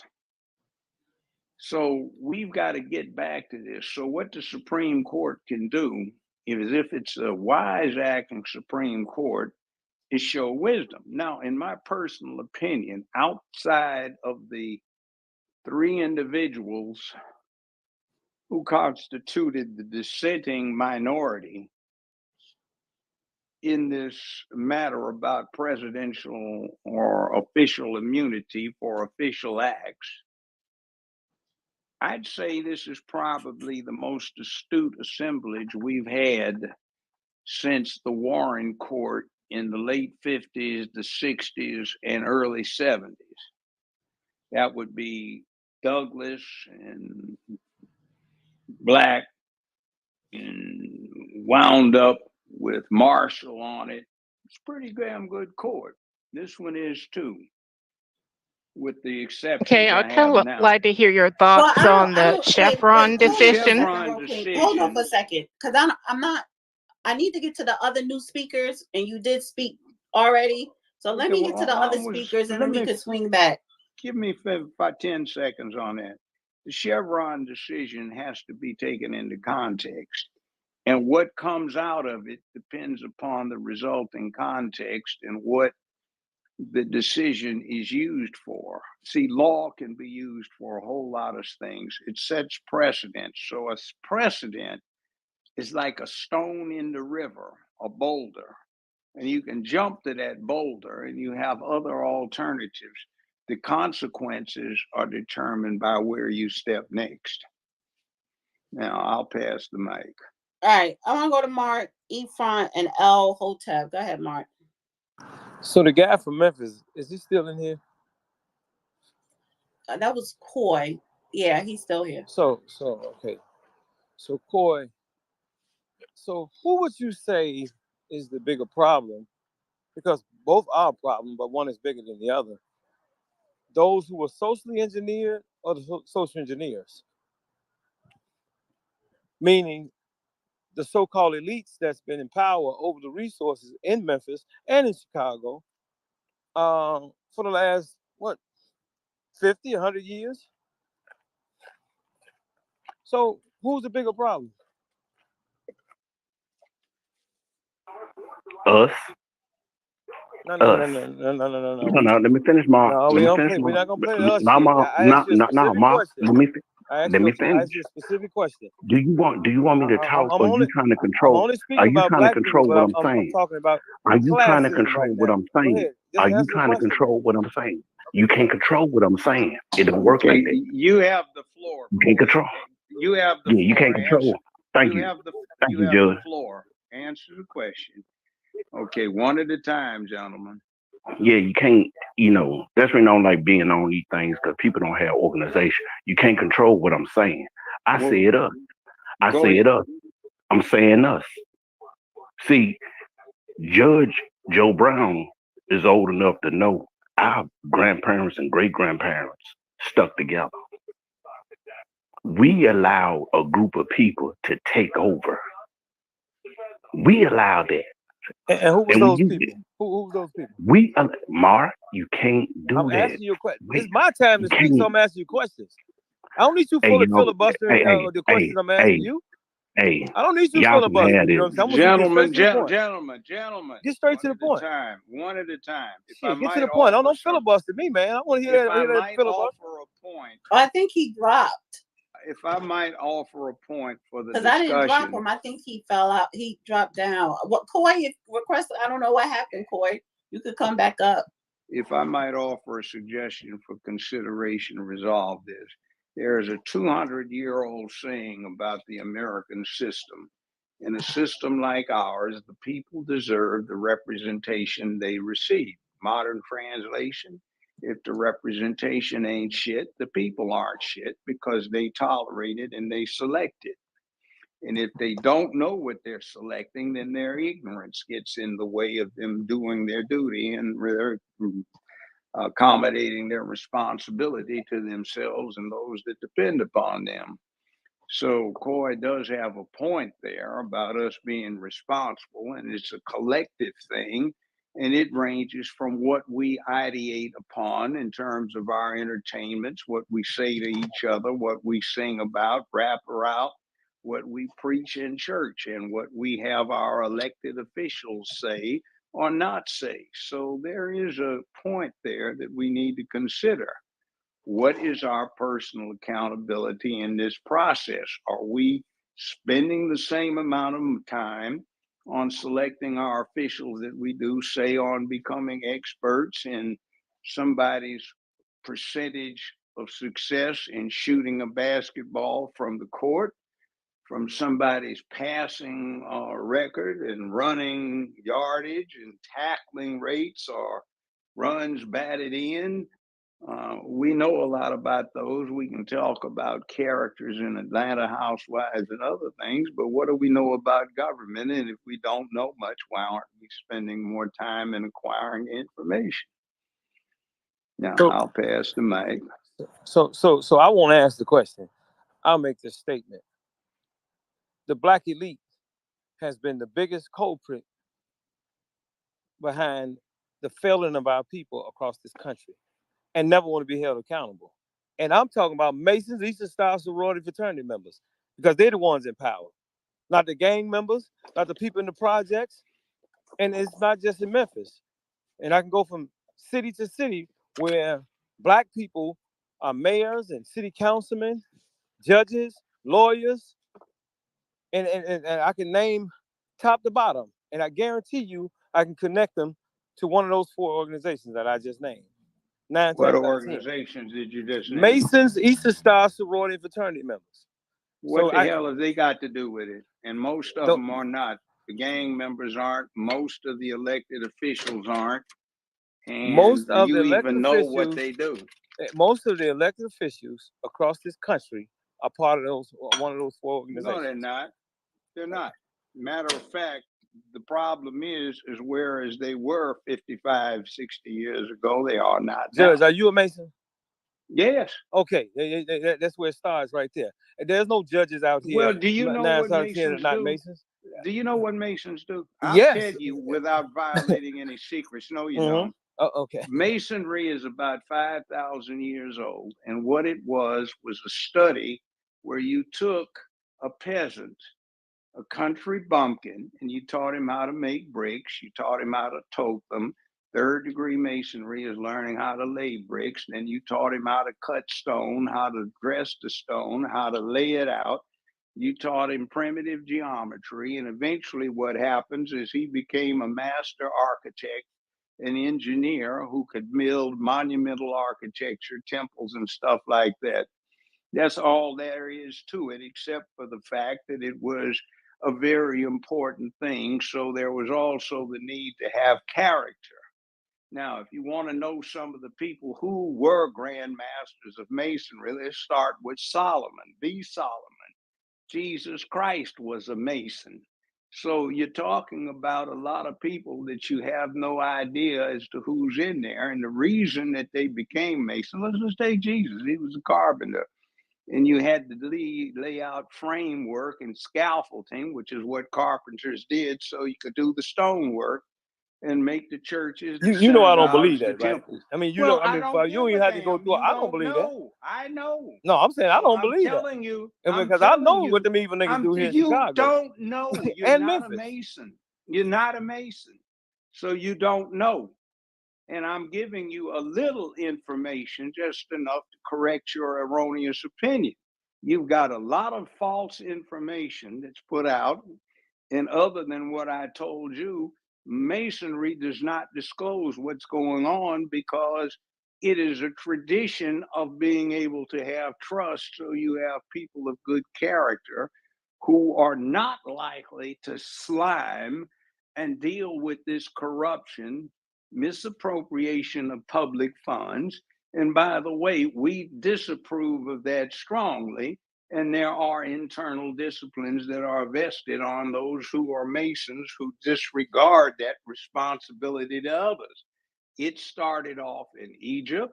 It started off in ancient Mesopotamia. It started off in ancient China. It started off in the Indus River Valley, known as India. This thing about how to build monumental architecture, how to do these things that promoted the physical structures of civilization. And that brought a responsibility to provide character. It had no base religion. Anybody's religion was appropriate, but now we have Jews, we have Muslims, we have Christians, we have Hindus, we have Buddhists, we have Confucianists, we have all sorts of people who are involved with this. And it spread not from Europe elsewhere, but it came to Europe in the Dark Ages. And you might want to contemplate how something that dealt with, okay, a lot of the symbology is Islamic that goes along with it, but it used to be Egyptian. And we have to deal with the fact that it is spread for 5,000 years. Now, that's where it comes from. So if you want to get back to its origins, fine. And if you start talking about devil worship, no, that's not permitted. If you want to talk about sleaze and wrongdoing, that's not permitted either. We discourage licentious behavior. We cross lines. And I can even attest to a situation where I was in Mississippi back when, had a motorcycle problem. I'm doing the distress thing. Two what you would call rednecks drove up in a pickup truck with a Johnny Reb flag on the front and Klan paraphernalia. But because I was a Mason, we have this thing. So I was not subject to transgression. So I got helped. And we One do second. this. This is I don't the mean to thing interrupt. about extending. So we can't talk about somebody like that. And if you want to know what the frats and sororities were about, the purpose was to masquerade as a black edition of the white social Greek organizations, but with the specific purpose of creating revolution and dealing with fighting American apartheid, known as discriminatory segregation. And the pledging was hard because the object was to keep the person who was a member of the revolutionary organization from being somebody that could be easily tortured and would turn on the organization. You had 4 sororities, 4 fraternities, and the idea was to break them down into 8 units, like all revolutionary organizations are, so you can't get all of them if you get one of them. Now, that's the basis for all of that. Now, I don't think that's a bad thing. If you look who was in the frats, from Martin Luther King to Thurgood Marshall, you find that most of the people who advanced civil rights and rights to Black folk in America up until the 1960s, they were in frats or sororities. Now, you want to talk about that, then go talk about that. At least discuss what's real rather than what's fictional, because Masonic stuff, the frat stuff, used to be dangerous to the status quo. Now, all I want to say to that, because I want to just quickly talk about immigration. Prince Hall went to them white folks and asked him, can he be himself? He went and got a charter from some white folks after he couldn't join the lodge over in America. So I don't respect no white version, you know what I'm saying? That ain't even what happened. You want to know what the real story was? There was a Masonic white don't know guy Black people need to be asking no white folks for no charter. Wait a minute. He took his 4 slaves over to England. They were in Scotland. They decided when they were allowed to roam free that they wanted to talk about the part where he tried to join that white lodge. And excuse me, I'm telling you what the real I'm talking about in Boston. You don't even know. So I'm telling you what happened. Over in Scotland, they were made as Masons.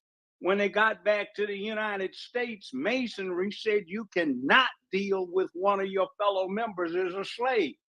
So their master had to free them. And what they wound up doing was, because they were Masonic and they could not be neglected, they helped them to set up a lodge for those slaves that managed to get free and became Masonic. Now, if you want to talk about reality, that's what it is. Hey, I'm not going to white folks and asking, can I be myself? At all. What the hell do you think you're doing when you ask for reparations? Hey, I'm not going to no white folks to ask them, can I be myself? At all. Well, who said you had to ask to be yourself? Well, if you ask them for a charter, that's what you do. Exactly what you do. Well, hell no. You get a corporation, you want to set up a business. What the hell you think you're doing then? Okay. Well, let me talk about just quick on immigration, and I'm done. Go right ahead. So when y'all were speaking on these Africans and immigration, these people come over here to be our enemy. If you look at their 2 top organizations in this country, African International House and the United African Organization, they're partnered with them Zionist Jews, those Mexicans, Indians, and every other immigrant group to undermine us. And I'm telling y'all, all that stuff is headquartered right out of Chicago, y'all. This is the headquarters for the major Black sellouts in this country. So a lot of things that y'all just getting up on, we've been living under it. That's why we know so much about it. This is where all these organizations, for the most part, are headquartered. From the Nation of Islam to Operation Push, the Hebrew Israelites, the Moorish Americans, the AKAs, all y'all leaders come to this city and have meetings and go back to y'all cities and mess over y'all. So when it comes to immigration, y'all mayors had a meeting here in 2011 and then in 2014 in Washington, D.C. with Barack Obama to give y'all cities over to these immigrants.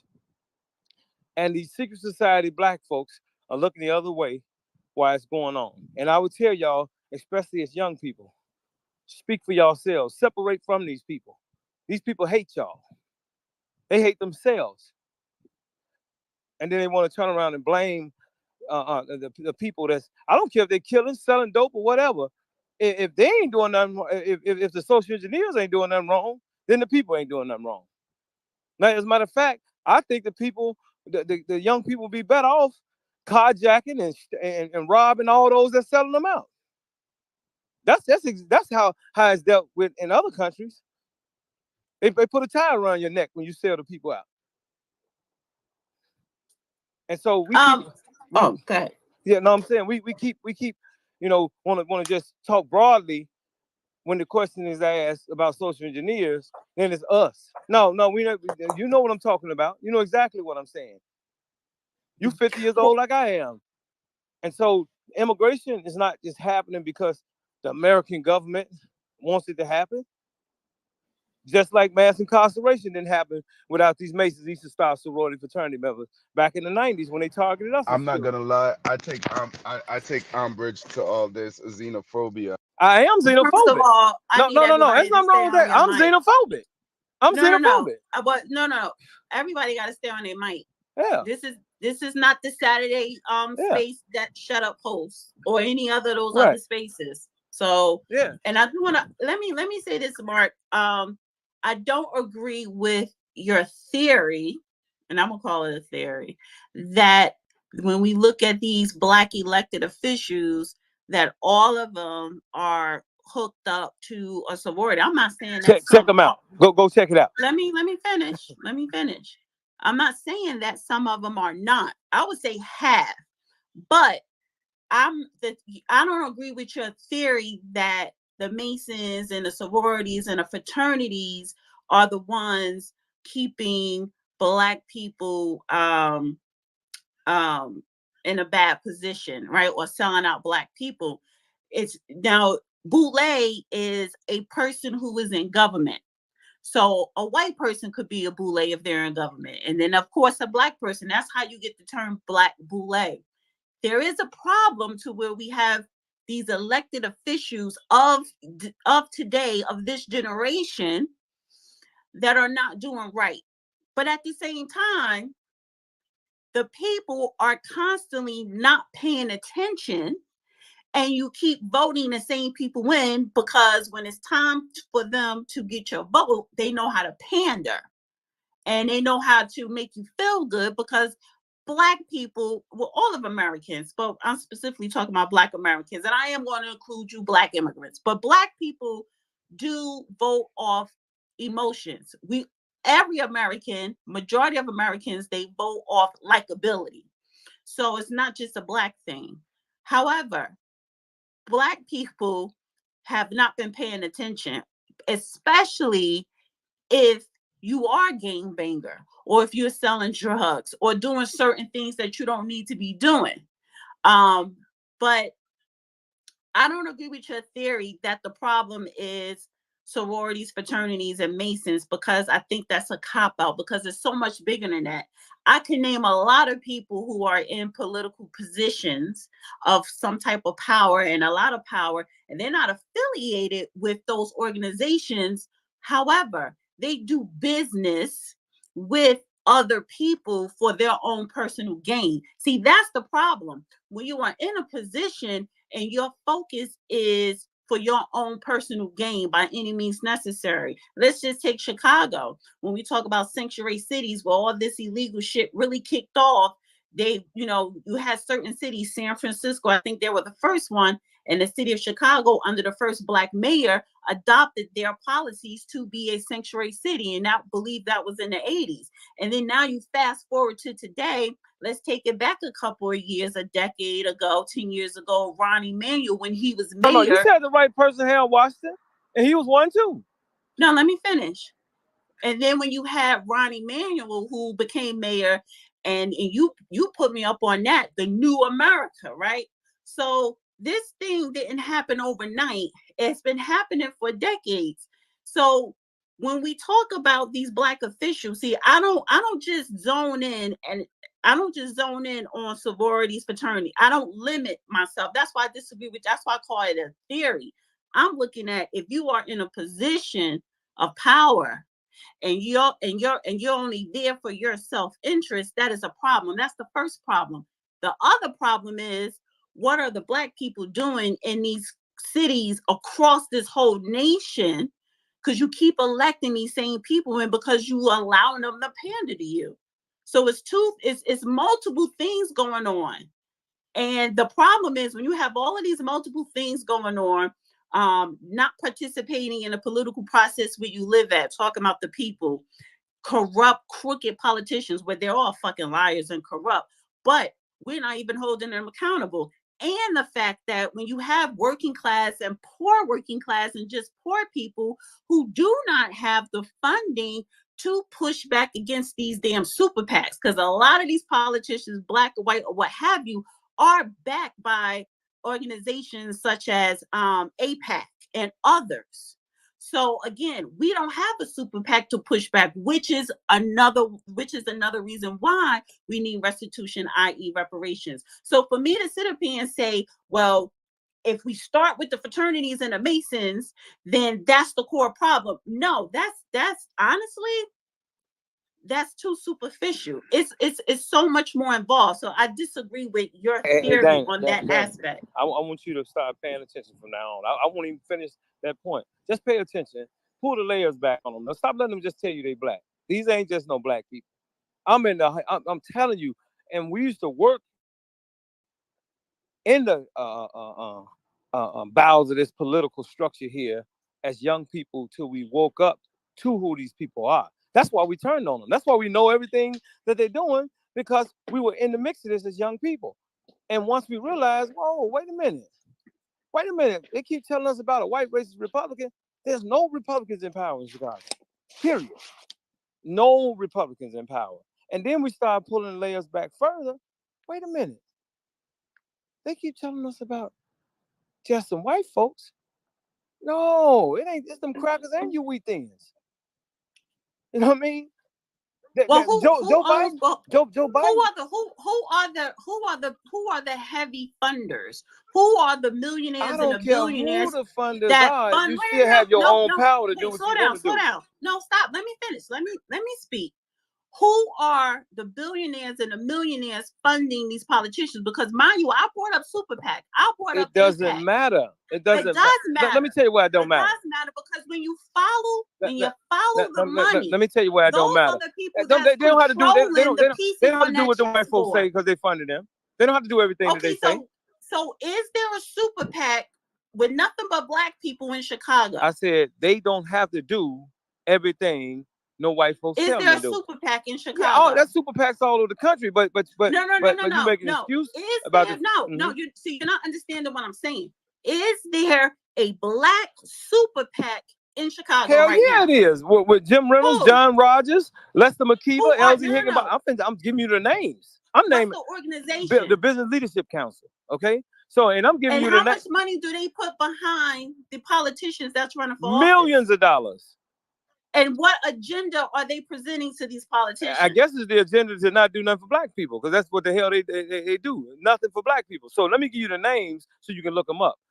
Jim Reynolds, John Rogers, Lester McKeever, Elsie Higginbotham, and Leon Finney before he died. And I can go down the line. And these folks, some of them are billionaires running multi-billion-dollar corporations.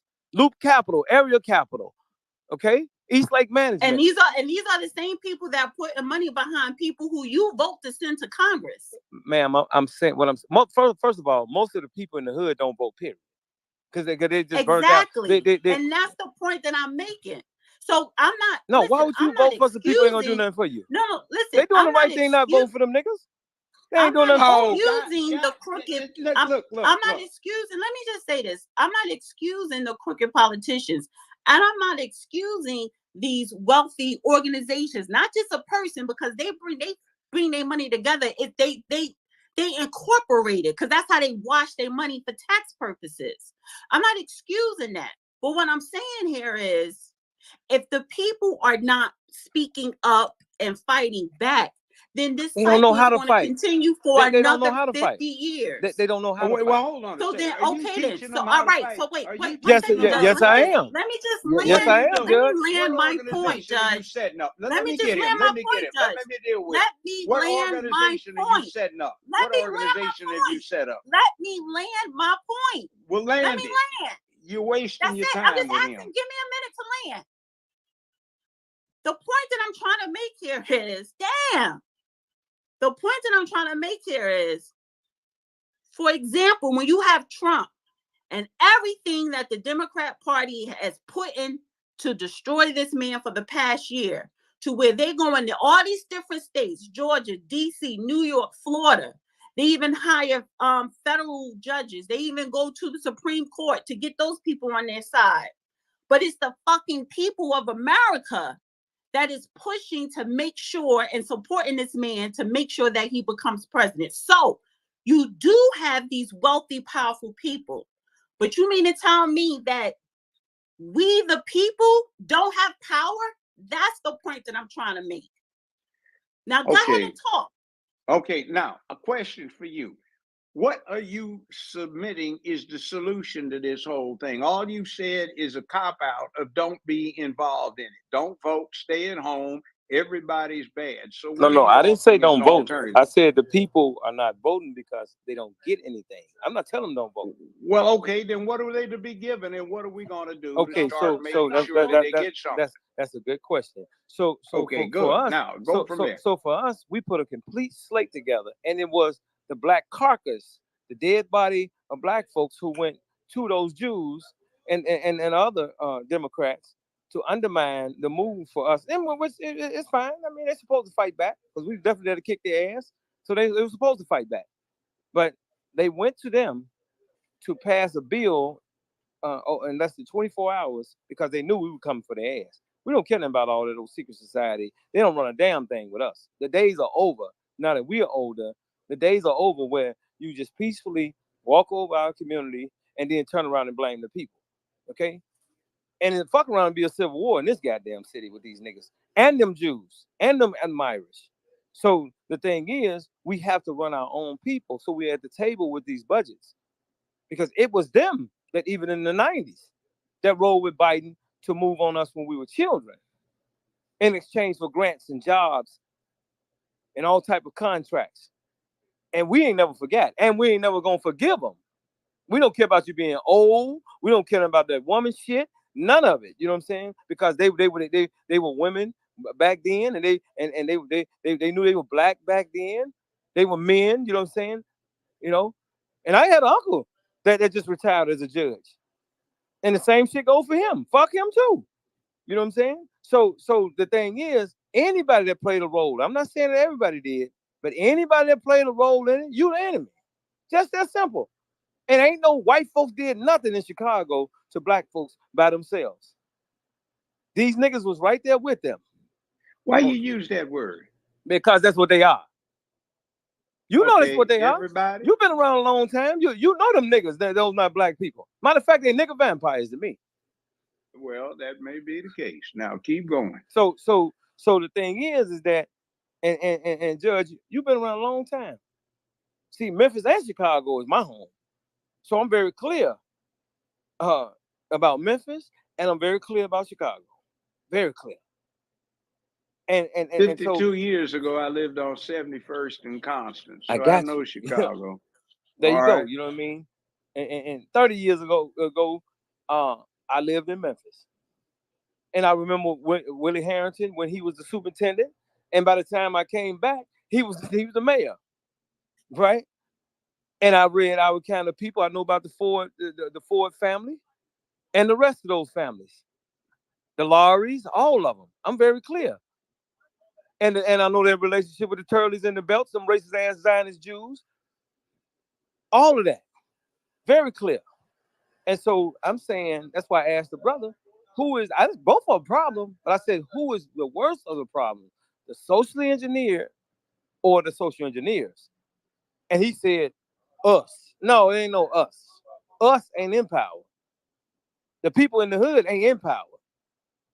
The so-called black elites are in power. I want to say one more thing, and then I want you to get the last word, Mark. And I gotta go. I'm gonna get to other speakers as well, because I see what you're doing in Chicago, P. Ray, and others. And I think what y'all doing, and continue to do, Chicago will be a different place. In 15, 20 years, and definitely 50 years from now, because you got to undo the bullshit that a lot of people in Chicago allowed to happen for the last 50 years. And no, they didn't allow. They were playing a role in it. Let me finish. They didn't allow nothing to happen. Let me finish, and I'm gonna give you the last word. Because what happened was, I'm not going to sit up here and say, oh, it's all the black boule, which means a black person in a government position is all the people, and they're all in these fraternities. Nah, I would never be that fucking narrow-minded. It's them too, but it was the goddamn people who allowed that shit. And if you sit up here and say that I'm gonna give them a pass because I'm gonna hold the people who are the social engineering and shit, they're the culprits. No, but the people allowed it. So to what you doing today, I commend what all y'all doing over there today. And if you keep doing it 50 years from now, you're gonna undo all that bullshit that the black residents of Chicago allowed to happen.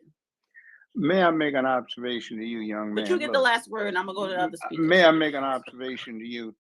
Maybe the problem is that we have no capable social engineers, because the people that are cast as social engineers really can't do it because they lack power.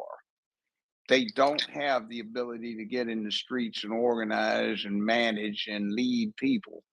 They are used as fronts, figureheads, actors to play a part that we accept because we have confused what is real on TV with what is fictional on TV. So now we assume both of the same. And what is given to us as the leadership is not that, because nobody would follow them. Like your previous mayor, Lori Lightfoot.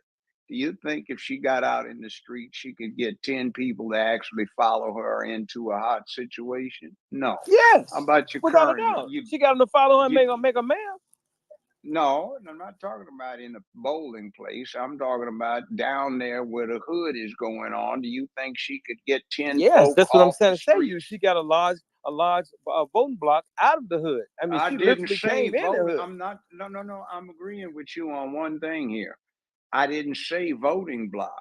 Do you think she could go down on the streets and get 10 gang members or 10 gang bangers or 10 folk that are working folk and say, hey, come with me, follow me physically? Yes, sir. And when she was losing, do? she came back to the streets and got the gangbangers. And some of the ones she had sent to jail when she was part of mass incarceration.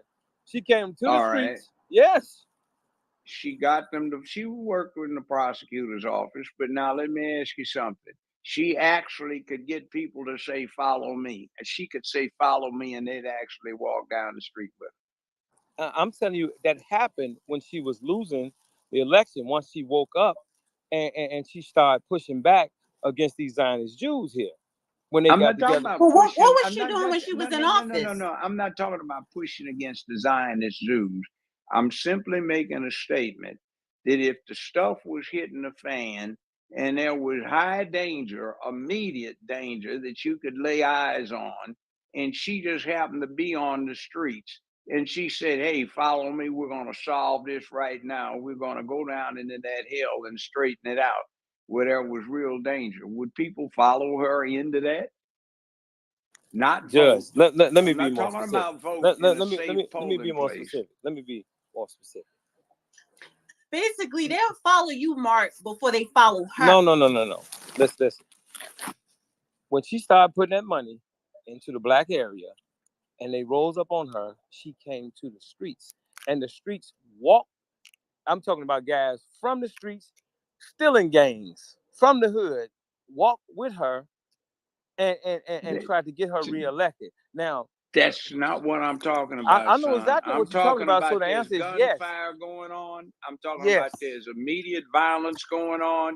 If she said right now with the bullets flying, follow me, and this is how we're going to stop this right now, not in the ballot box, not walking down the street with Chicago police all over the place. I'm talking about just one-on-one, or maybe her and about 15, 20 people. Would they follow her? Yes. I wouldn't. Yes. Why? Why would they follow you her? that they will. They'll follow Barry Manuel. You know what I mean? Yes, they would follow her. And I'm saying to you, because she first of all was mayor. Secondly, so that's not the question I'm asking you. Okay. The question I'm asking you is, look, the people that are the true leadership, they don't have to have an official position. They walk into a room, nobody knows who the hell they are. In 10 minutes, they got the room. The real leadership, you don't have to have an official position. It's just when the shit hits the fan, that's who people turn to, and that's who said, this is what we're going to do. We're going to hell, and we're coming back. Follow me. That's Harold I'm not Washington. talking about, I'm not talking, yeah, that's not, I'm not talking about voting in a voting booth or protesting or standing up and say we support her. I'm talking about the real deal when the shit hits the fan and you need a warrior, or I guess a warrior is somebody to Well, follow that's because that's they're not a her war job. leader. There's others for that. No, That's no, not her job. that is her job. That's what Nuh-uh. she stands for. See, when you have leadership, that's what the real deal is. If you want to see how leadership works, go to the primate part of your zoo and just sit there and watch the chimps and the baboons, and you will see politics. You can see them playing if you sit there long enough time. That dude is So hell. let me I've ask you seen this: that. what policies when she was mayor did she specifically do for the Black people of Chicago?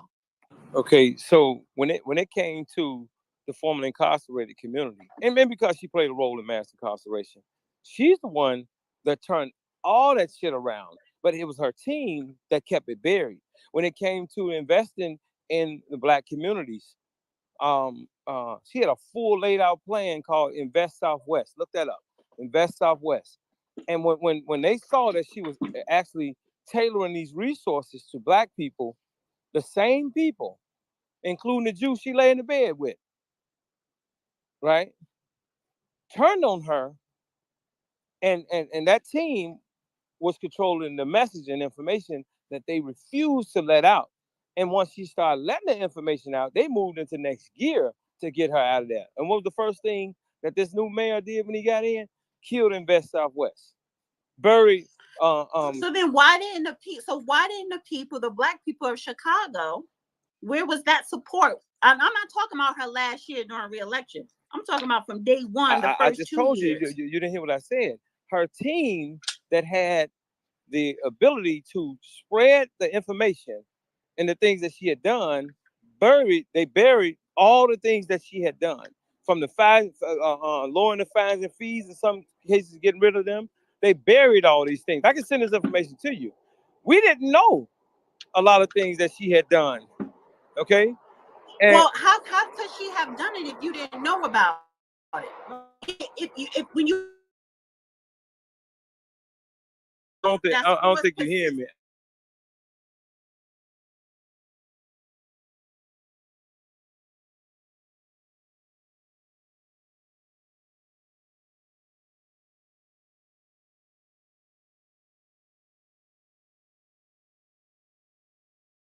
I'm trying to understand, if you have a policy in place for Well, being a mayor, you can't be everywhere. You got a team. No. I'm not talking about her. I'm talking about you, the residents of Chicago. Yes. Then you didn't see anything right. specific. So again, she had a fucked Right, up team. until that So how last can year. you tell me? Wait, because I asked you, what did she do for Black people? Yes. And she didn't do anything because you didn't see it. So, and I'm saying to you, she did, but her team buried the things that her intentions was to do it. But it never came to fruition. Okay, Is that it? Okay. Yes, her intentions was to do it. And when we saw the list of things, we talking in the last 6 months of her being there. She literally went to war with her own team because she found out that they had been undermining her from the inside. Why? Because the North Shore, the people in the North Shore were quietly behind the scenes in her administration, right? And so when they really realized what she was putting in place, especially with Invest Southwest, forget the other stuff. The Invest Southwest was the part that we did see. And when it was time to implement, which she was going into her next 4 years to do, because it takes time to put a plan of such together. So I'm trying to move along quickly, so I do want to get to the other speakers. But let me say this: why? So then the Black people that voted Brandon in, right? Why did you vote him in? Why was it less support for Lightfoot, since you found all this stuff she had for Black people, right? But y'all voted Brandon in. Where was the list of demands for him, specifically for the Black people of Chicago? Because he ain't doing shit for Black people. Exactly. And so on the back end of us finding out what she had laid out and him running, him began to run, it was like a total education to the entire city. And we tried to warn the people that this dude is nothing but a Zionist Jew in blackface. I mean, we were outright saying this. But when you don't have the means to spread it as wide as it needs to be in the head, hearts, and minds of, just say, 500,000 people, then you're going to be ineffective. It takes time to pull it off. Now the people see he won't get reelected. I guarantee you that. I don't care what kind of money they put behind it. And I get it, of course, and he shouldn't be. But what I think, let me be more specific. Was there an organization that went to him saying, this is our organization. We have basically a voting block, i.e. mailing list or whatever, of a block of voting for you, and we will vote for you if you give us these demands, public policies. Because when Lightfoot was running for mayor, the LGBT organizations that was in existence there, they gave her their demands when she was running for mayor, and she made sure to adhere to it when she became mayor.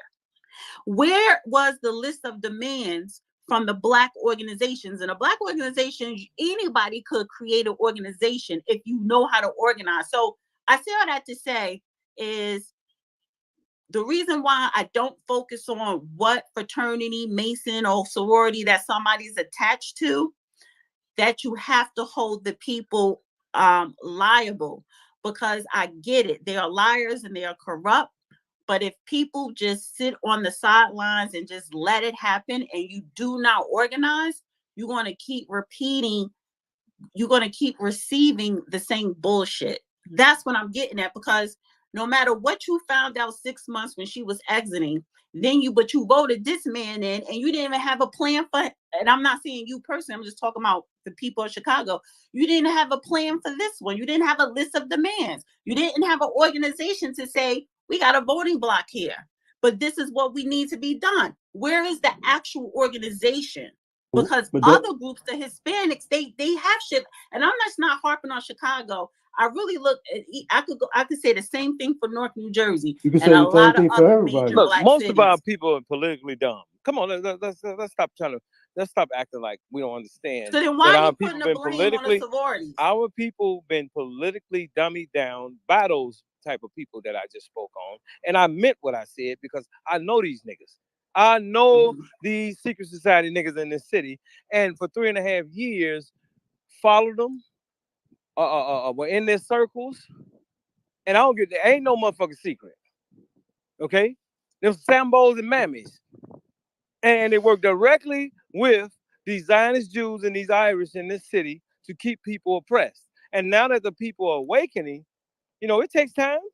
It takes time because they're politically dumb and they believe. It takes time for the politically dumb to catch up. Because I don't care what religion, I don't care what organization you hooked up to. They follow them pastors, the Mason ass nigga pastors.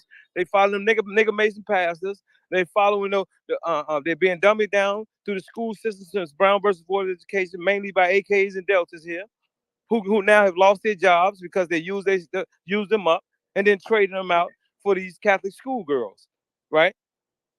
Under the school program, the 100 school closes, Renaissance 2010. So I can give you the history on what has happened. And now that the people, and it took for our generation to pretty much grow into this. We were battling with our own parents. Our parents were the ones in power, working alongside of the system, starving our people out, and then standing with that racist ass Irish bastard, Richard Daley, to call for mass incarceration of each other's children. So now that we're older, we rebelling. We don't want to hear that shit. All right. I want to get to the other speakers.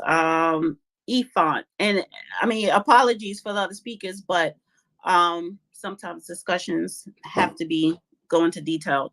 Efont, and then El Hotep, Professor Florence, I am big. If y'all still up here, and then I see some people requesting coming up. Go ahead, Ephraim. Can you hear me? Yes. Okay, good afternoon. Good evening, Dana and Judge Brown. I'm not going to rehash what Mark said, but everything Mark said was absolutely correct about what's going on here in Chicago and what has went on here in Chicago. The Democratic force is strong here. They took you mentioned P-Ray. They took off the radio just so they can play the Democratic message 24/7. But anyway, I came up to speak on behalf of what you said about the new immigrants, and you're absolutely right, because they do tend to try to speak on our behalf. I see them speaking on our behalf in other rooms, saying what we should get over. We don't need reparations. They try to speak on behalf of the Black community. I was in a room today, and one young lady was saying that we should get over they can't see what's the problem with the N-word, blah blah blah, and we should get over get over it, and this, that, and the other. I didn't get a chance to speak, but I was going to say, that word is quite sensitive, because there are people that still exist that were part of Jim Crow and sharecropping and stuff like that, where that word will be sensitive to them. So yes, absolutely, those these new immigrants have no respect. They speak as if they've been a part of this, been a part of the culture for since the beginning, and it's crazy. That's all I had to say. I didn't want to hold up the mic, but that's all I had to say. They speak like they speak like they like they was born here and everything. But I laugh. Let me ask you a question before you get off. Well, why did Lori Lightfoot give all that money to what she thought were Hispanic street people when it turned out to be Hispanic gangs, and financed buying all those Glock switches from those hijacked those cars and Well, cars it in was the actually IC rail Susan yard? Lee. It was actually Susan Lee, the deputy mayor, who come out of California, that was part of orchestrating the plan for the gangs to move on Black people in California. And so once it was exposed, then Lori tried to pull it back. But the Chinese lady, who was the deputy mayor, in other words, the boss of the police of public safety, she orchestrated the whole move and got them goddamn Mexicans killed. Because Black people, this ain't California right here.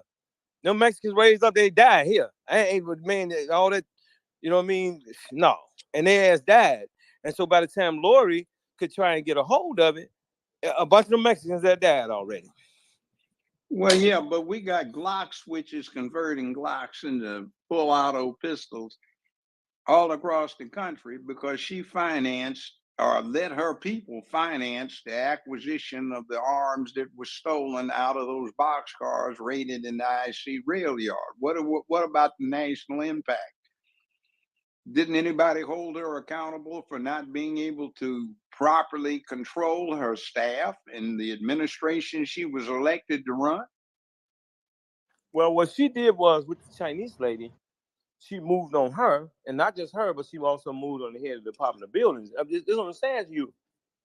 And I'm not making no excuses for it, because at the end of the day, Mark, you making excuses for Lightfoot. I ain't making no damn excuses Yes, for it. I ain't making no excuses for it. I'm just saying to you, if you got a rogue team, you can't see everything that these people are doing. So that little Chinese bitch, that means she didn't know what the fuck she was that's doing. Exactly, she didn't know who she just had. like this man don't know what the fuck he doing. So that's exactly what happened. But that little Chinese bitch, you know what I mean? She was making all kinds of moves. She was letting guys that work in the violence prevention circles and shit. She'll go get them out the police station when they get caught with dope and guns, all kind of shit. She was old evil bitch. And doing all type of shit. And by the time Lori got up on her ass, she couldn't do nothing but fire her ass. She couldn't do nothing but fire. I want to go to El Hotep. Hey. El Hotep, you still there? You got mute. Yeah, I'm here. I don't know if you can hear background. I'm at work right now, so I'm sorry if you hear background noise and stuff like that. But appreciate it, Dana, Judge, Happy birthday to you from one cancer to another. I just want to harp off something that Mark was talking about real quick, and he was kind of saying how Black immigrants usually speak for Black Americans, and I wanted to kind of ask the question: Is that Black immigrants, or is that a Black American issue? Is that our fault because we allow them to get on these platforms and speak for us? Because a lot of It's your fault. what do you mean? It's our fault, like Black Americans? Or you saying? Yes, I will. Yeah. Let me elaborate on that. Yeah, I'm you're gonna sorry, have to Dana. mute I up didn't mean El to jump Hotep. in. You're gonna have to mute All up right. because it's too loud. I just ask the question and let him answer, but you gotta mute. Yes, I mean, I'm sorry to interrupt, Dana and Judge Brown, but I'll be concise with this. It is your fault in the sense, and don't get mad because every time I explain something to a African American, they Hey man, don't call us no they goddamn African prove. American. That's like calling us a nigga. Don't call us that shit. Why not? I like the term. We ain't no I use motherfucking it. African I American. don't. I I'm used Black it for American. 30 motherfucking terms. African I'm I Black used it American. for 30 years. What's wrong with I'm Black African American? American. I'm Black Well, American. Okay, I remember colored, Negro, I'm Black Black, American. okay, Black I'm Americans, cool. Black. Black American is Just cool. African please. All American. right, Judge. Please, just let Hot Boy. We are Black Yeah. Americans. Okay, we're all Black Americans. And So by the No, way, I you was one are of the you are a first Black on immigrant. Twitter to You start are a Black using Black. immigrant. But go Wait a ahead. minute. Just go ahead. By Go the way, ahead, Hot Boy. wait a minute. Okay. Before you get off into this, I was the first somebody in the last 15 years to use Black on Twitter.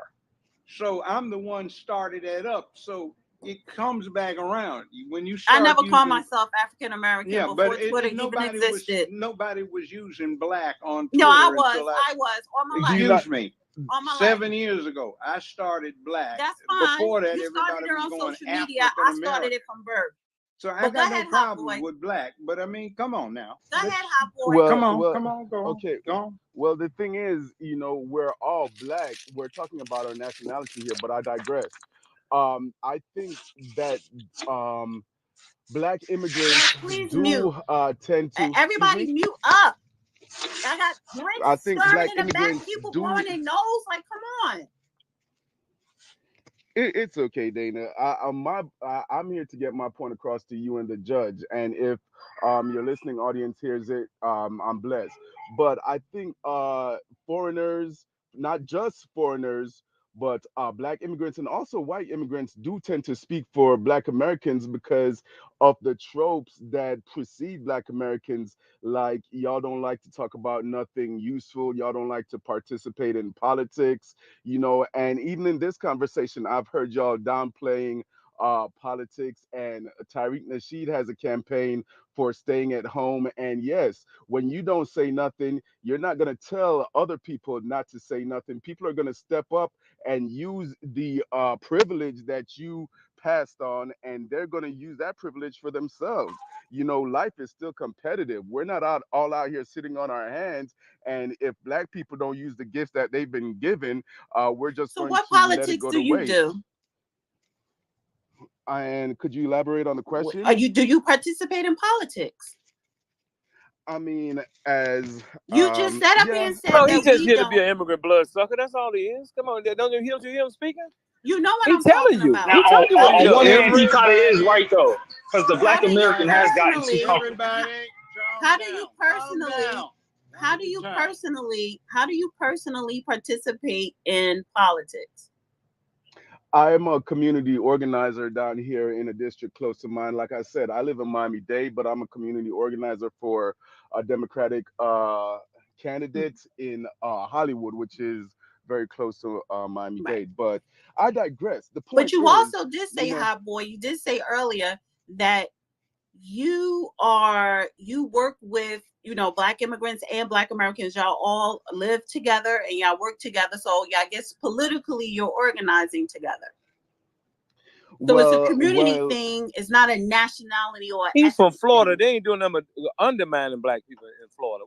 Do y'all understand what y'all be talking about? Wait 1 second, Mark. Well, actually, it's El Hotep. You don't have to really reinvent the wheel. There's a word for that, and it's called we cohabitate peacefully. We cooperate. We don't go around calling each other racial slurs, interrupting each other.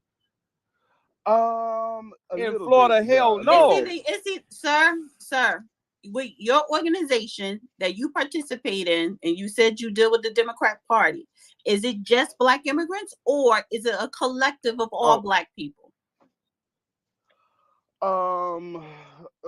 it's not just, it's neither. It's a collective of all Okay, people, but I don't think, yeah, they have all types of people working for that campaign. okay. Can But I ask him a question real again, quick? Where do you Go guys ahead. get most of your funding and money from? Where do you guys get most of your grants and funding and stuff? And real quick, I agree with partially with what you said. The Black man and woman in America has gotten too damn comfortable. They don't want to get off their ass and do the work. But on the flip side of it, the Black immigrant and the Black American don't have the same experiences. Because of the Black American, you exactly. could Totally go out agree. there and you can go out there and march and vote and do all of the things that Judge Joe Brown is talking about because of the work that him and others have done. So you can't just go out and say, well, the Black American is on one hand just so comfortable with sports and calling each other the N-word and stuff like that. I never said No, that, I'm not saying you I did. don't I'm not believe saying that, you did. for the record. I'm just saying that most Black immigrants do say that, though. I'm not saying you ever did. So don't put words in my mouth. But I'm just saying that you did say, though, that, you were doing the work that you were doing and most Black Americans were comfortable. So I would agree with you on that. I just want to know where's most of your guys' funding and finances coming from? Does it come from Black people or is it coming from outside groups? Well, as with all funding for political campaigns, it comes from outside and special interest groups. But this particular campaign is funded by the candidate. She's got some money and it's a small campaign and she's funding her own campaign. But that has nothing to do with anything. So I digress. As Well, that has far a lot to as do when we talk about money, because that's how people get elected. You need money to run. Dana, look up you, African International you House and the United African Organization. Well, This blood sucking ass immigrant, you know what I'm saying? He ain't here Okay, to so stop. partner with us. We're He's not a going to call each other goddamn, names. he's a We're snake. not going to wait one I'm second. We're telling you not going now. to call each other. We're not going to call each other names. We're not going to do that. But let me just interject this because I want to go to Professor, and I see the other professor. I see you requesting coming up. I just got to drop someone down, so just stay put. But let me just say this: Black immigrants, you're not the most astute. There are a lot of Black immigrants, and it's being that we're talking Black right now, but majority of Black immigrants do not participate in the political process. You just come here to work so you could save money, send it back home, or build a life, or have your kids be able to go and have a good education here. You're not politically astute, majority of you. You don't vote, and this is for a lot of immigrants, particularly Asians. They are the least likely group that do vote. They kind of vote more locally, but let's just focus on Black immigrants. You do come here and you commit crimes because when we look at definitely in Florida, South Florida, Dade County, definitely in New York, you come here and you create one of the most vicious drug gangs. And they come here to be xenophobes. They're the biggest xenophobes. Stop. Everybody just stay on your mic because I got to get to the other speakers. So you're criminals. You break the law. You don't know the history. You don't participate in a political process. You are not better than Black Americans. So I was asking you personally what you do, and that's fine. You go out there, you hooked up with the party and you organize or whatever, and that's fine. And we all should do that. But in general, as a whole, you Black immigrants, you do not come here and utilize or organize or participate in a political process. You don't do more than a Black American. The only reason that you were able to come over here is because of us. So stop thinking that you're this special group and Black Americans are just over here dropping the ball. Oh no, I understand. We ain't shit, and y'all are the ones. Yeah, you definitely ain't shit now. You definitely ain't shit. But they do something more dangerous in politics. They check the black box, and we must go against them from now on. I'm your enemy, motherfucker. I'm not here to be your friend, motherfucker. I'm your enemy. I gotta get to the there other is a distinct gentleman. But the point, come on, stay on but your this mic. is what I'm trying to say. The reason why sometimes it seems like immigrants and Black immigrants specifically are speaking for African Americans or Black is because like I said, sometimes you leave a lot of questions unanswered. Sometimes you do a lot of things that don't make a lot of Like sense what? Like from the honestly, outside. honest. Okay, let Stop, me stop, finish. All stop, right, stop, let me stop, tell you. Let stop. me tell No, you. You honestly, asked me like, honestly, hot boy, I don't want you to tell me because now you're just talking out your ass, and I got to get to the other speakers. What we're not going to do, I'm not, and I don't care if you're an immigrant or not, I'm not going to have anybody come and talk out their ass. And I'm not going to ask you to elaborate because it's just going to be some bullshit that you're going to make up and pull out your ass. Wait a minute, We're not going to do that. wait a minute. So He's I want to saying move something we on. need to hear. Hold on. No, we he's need not. to hear. Judge, Oh, wait a minute. yeah, all I'm saying, I'm not listen, trying to Hold argue on. with you There's right a now, fact Judge. here. Let me get 3 facts in here. Oh, get Everybody back. in the United States is an immigrant except Black Native Americans who got brought here. Nobody else got brought here as a slave. Thirdly, everybody that came as a free person has a right to look down on everybody that remained a slave until other immigrants decided to free them. Now, granted, 1/3 of the Union Army at the end of the Civil War was Black. That's great. But we have not built on that legacy, and instead we've acted like slaves, and we have begged, pleaded, and groveled in order to get what we get. They come in here and they see an opportunity and they succeed inside of a generation. We've been here for multiple generations and still find ourselves on the bottom. Of course, they look down on us. They should. I pass the And mic. well, you want to pass the mic to me because I agree with you and I disagree with you because that was not all wrapped in truth. Because the immigrants that came over here right after slavery or through Ellis Island, they got a lot of public policies in their favor to get that uplift, that economic uplift, and we did not. So let's not play stupid here. Let's not talk like Black Americans just did nothing because to be America, Black people have participated in every single war here in this nation. Freeing the slaves, the Civil War, Black Americans did join the Union Army as well. So the people were in Jamaica, they were in Jamaica, they were in Haiti, they were in Africa, they were everywhere else. So yes, there were Black people that stayed on the plantation up until the Civil War and joined the Union, but ain't no goddamn immigrant come over here and free my ancestors. That did not happen. Because they actually started riots in New York because they did not want to be part of the draft. And when they got their ass off of Ellis Island, they were too weak to join the goddamn army. And at the same time, our government gave them political, economic uplift so that they can prosper in this nation. So we're not going to just be kicking the backs of Black people, especially during that time, as if they didn't do shit. So let me go to the next speaker. Other immigrants Black people voted for English, Biden by 93%. But you are a Democrat, sir. Hold on a second. Hold on, one point. Other immigrants that I was referring to referred to English, Irish, Scotch, German. I know you were referring to them. That's what I was talking about. That's what I'm saying. The Black Well, immigrants, they weren't here.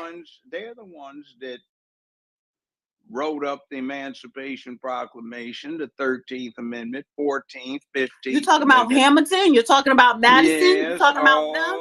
all of that group. Now, yeah. Bottom line is you're talking about the British and it. Please, okay. Excuse we're me. not going to do stop.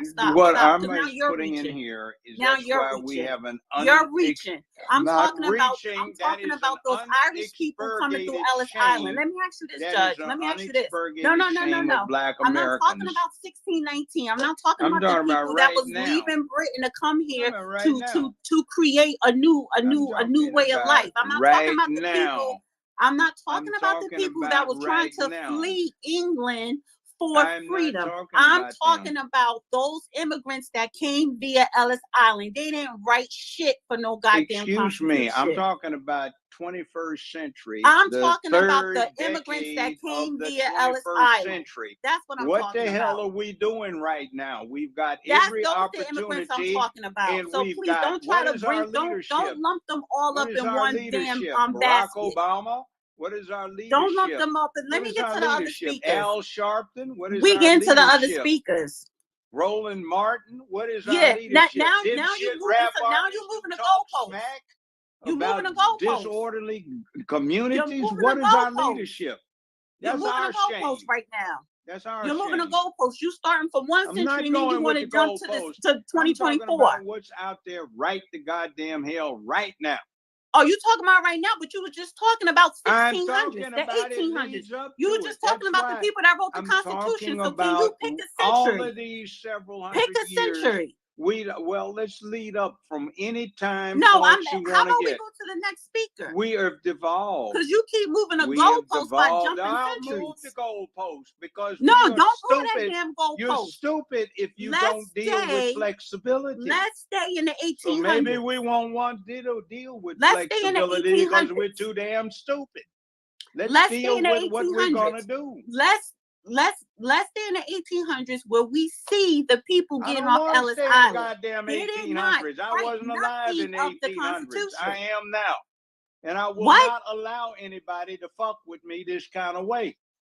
So I make a stand on it. There's only so far I'll bend.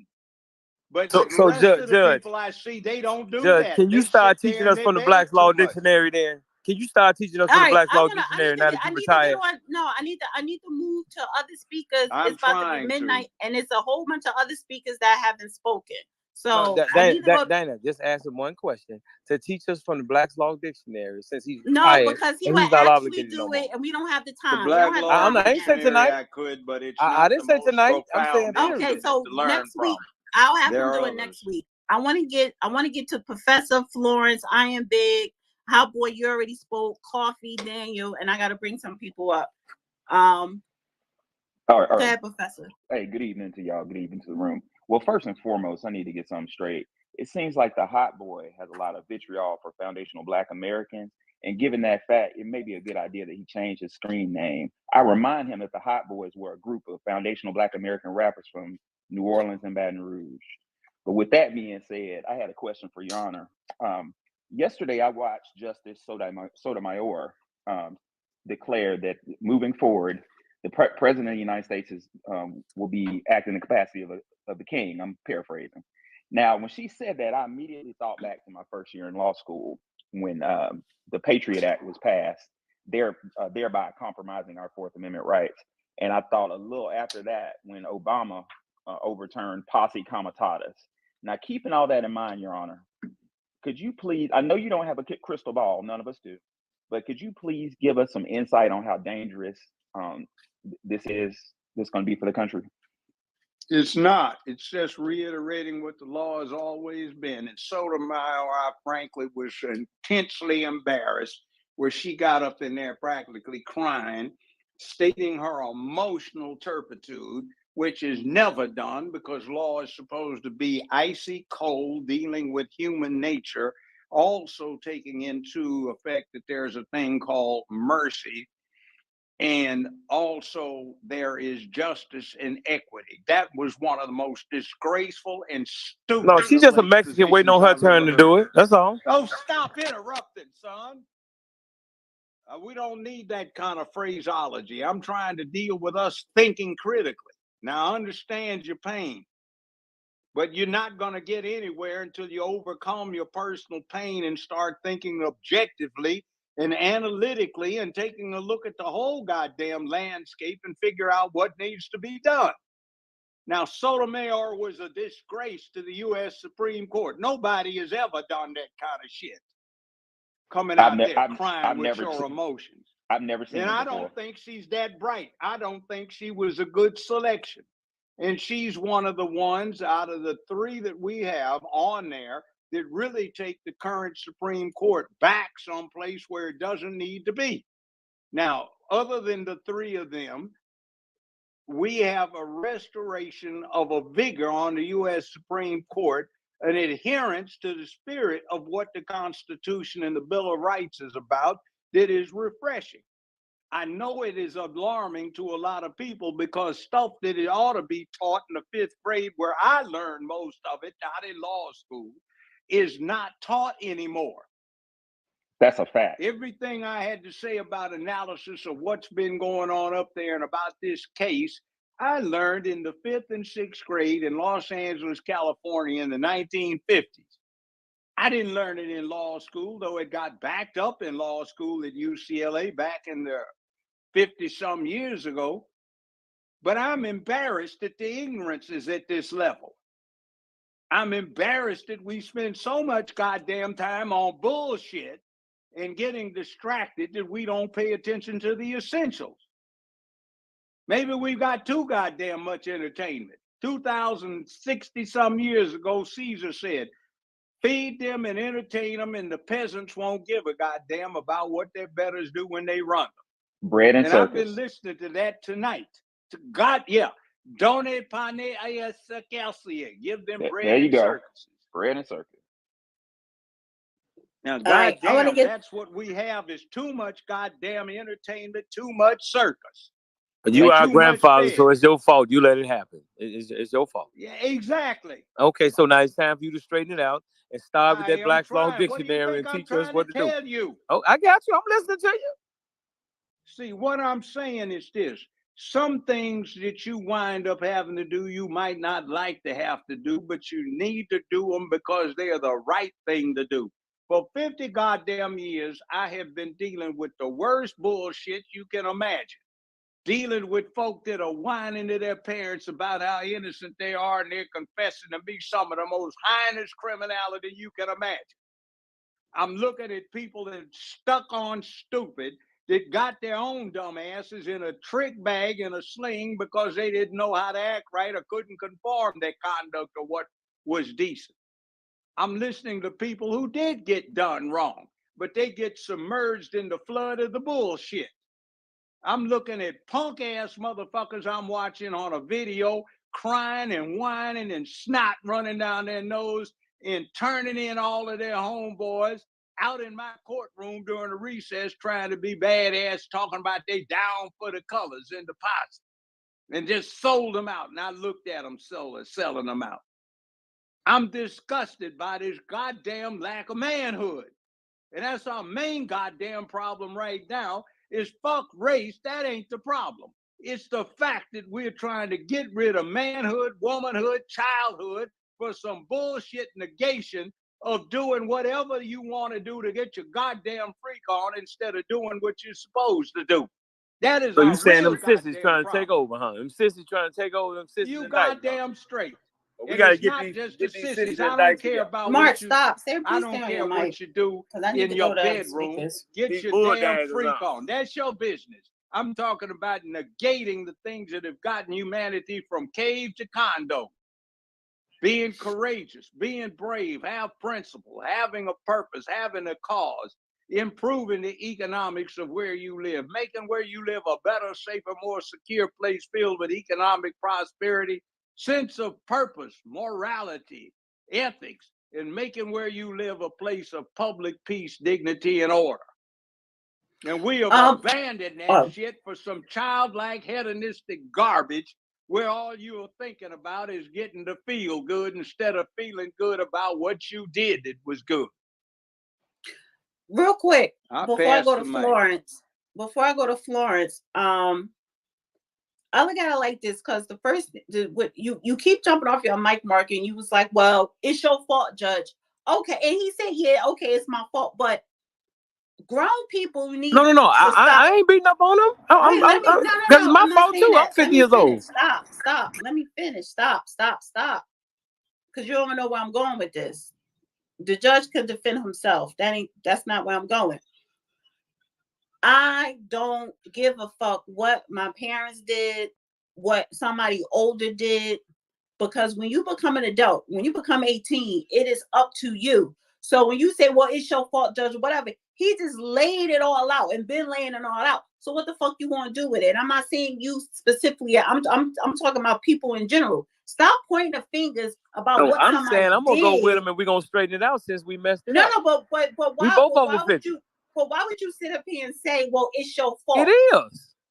How is it his fault? Because he's old enough to be our granddad. Wait, hold on.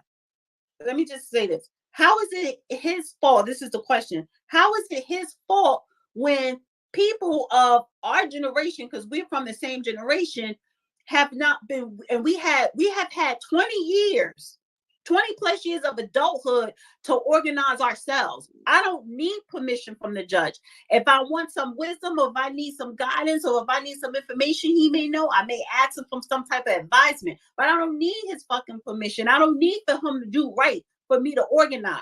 So the blame lies on the person you look in the fucking mirror. Hey, So Dana, you don't know half of what he knows. I'm talking about literally, you don't know the inch of what he knows. So then why? So if he knows, so then why? Listen to me, sis. No. It I'm does trying not. to tell Like you, I just said, just because he knows a lot, that does not stop me from organizing to doing what I got to do for me and where I live at. you don't know what he knows in order to straighten things So out. I go ask him. Well, look. I admit if I need fault. to know something, I go ask him. I don't attempt to evade it. It is my fault. Maybe I didn't try hard enough. Judge. I'm not maybe I didn't defending try hard enough. I'm not talking about that. Let me just let me and Mark have a dialogue, please, chief.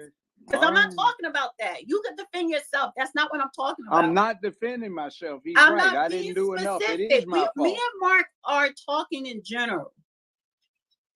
So like you said, I don't know half of what he knows. So if it's something I need to know, I'm gonna go ask that person who know it. Period. But how is that? I mean, blaming somebody. Well, it's your fault. If somebody do something wrong, and I'm old enough to organize and link up with other people of like-minded to change that shit. And that kind of bothers me when people keep pointing the fingers. It's their fault. It's white supremacy. It's this. Okay, well, then fucking do something about it. And my response to you is those that have been in power, because we ain't had no 20 years to be in power, because our parents still been in power. And they wasn't giving it up easy. And they didn't give a damn that we pointed out that they were doing some messed up stuff and that they was nigger vampires with them white folks, them Jews and shit against us. And now that we old enough, we're going to them saying that, hey, look, we know you played a role in this. Whether you consciously or unconsciously played a role in it, whether you look the other way or directly played a role in it, we're saying to you, and get your ass up. Come on, let's go. And we finna go out here and clean this mess up that we made. Because I made some of the mess. And I ain't but 50 years old. I made some of the mess. You know, even though I was in my teens. We had all this time to organize. We didn't have power, Mark, but we had all these decades to organize. No, you didn't have no decades that organized. Yeah, we did. No, you didn't. Because you had your parents' generation that was gonna smash you every move that you made. No, absolutely not. I said organize. See, you got to organize first, and you got to keep building on that organization and get more people to be part to accumulate your army, so you could start pushing back. And that doesn't happen overnight. So I get what I'm not totally disagreeing with you, but what I'm saying is that, yeah, you could point the finger. We could definitely point the finger and say they was fucking up and doing blah, blah, blah, blah, blah. But we got to look at ourselves, because we had decades. We had a good 20-year block. I'm 47, you're 50. That's a good 20 years just to organize, to build up an army, to push back against those that did the harm. So we got to say that we dropped the ball as well. That's what I'm saying. We never had the ball. We never had the ball until in the last 10 years. Before that, 20 years ago, a 70-year-old person was 50. You wasn't finna do nothing. I don't need permission to organize. That don't have that. It has nothing to do with whether you need permission. Yeah, it or does. not. It has. Listen, ma'am, I'm telling you now. You wasn't in power 20 years ago. Our generation was not in power. You can't show me where our generation was in power over nothing 20 years ago. Period. Mark, you're missing my point. Mark, you're missing my point. I'm not talking about the power. I'm not talking about having the power yet. I'm not talking about that. Before you get the power, you got to organize. You got to have an army. Before you win the war, you got to have a good, strong army. I'm going to leave it alone. I know. I'm just saying, if you want to point the finger at him, we got to point the finger at us too. That's all I'm saying. All right, I'm going to go to Florence. May I offer No, can I just go to Florence? Let me just quickly open a neutral point. One of the truths of humanity that those who have been in power have long understood. You're not worthy of power if you can't seize it. It is not passed on to you, it is taken. It is not given to you, it is acquired. It is not taught to you, you learn it. Now, Thank with you. that said, I pass the mic. I see you, P. Ray, and I see And we three got other to fight people our parents to requesting. get in power. That's the I'm shame. a We don't Yes, mind end up kicking your you ass, but I'm talking. just saying, why should we have You to fight our should. parents? You should. You have Why? to. Why They're we not gotta gonna fight do our that. Until parents? you can supersede Young them, people don't have to they're in fight me on charge. nothing. Do y'all know that? They ain't got to fight Well, me they on nothing. should. They're not No, worthy that of the I'm not gonna power do unless to they them can what, take what it. what what the generation prior to me did. They ain't got to fight me on nothing. I'm gonna tell them all them lies that our parents' generation was telling that were in position. Everything that I learned, I give it to them. They ain't got to fight me on nothing. I teach them how to make money. I teach them how to take real estate. Because it took me years to do this. You All right, think so I'm gonna put them through this wait. shit? Hold on for a second, Mark. Hold on for a second. Hold on, because I'm about to get to Florence. I don't want the judge to talk. I don't want nobody to fucking talk. I'm just going to say this, and I want Florence to talk. I will, and I'm gonna bring P. Ray up and some other people, and I'll drop people down. But Black Panthers and that generation, that would be the judge generation. They didn't ask for fucking permission. They were fighting their parents because a lot of their parents did not agree with what the hell they were doing, but they did it anyway. And with that said, you got the floor, Florence. Thank you. Thank you. I just want to say it's the ideology of the structure of society that interfered with our thinking. Because at one time we had over 3,000 towns, and now we don't even have communities.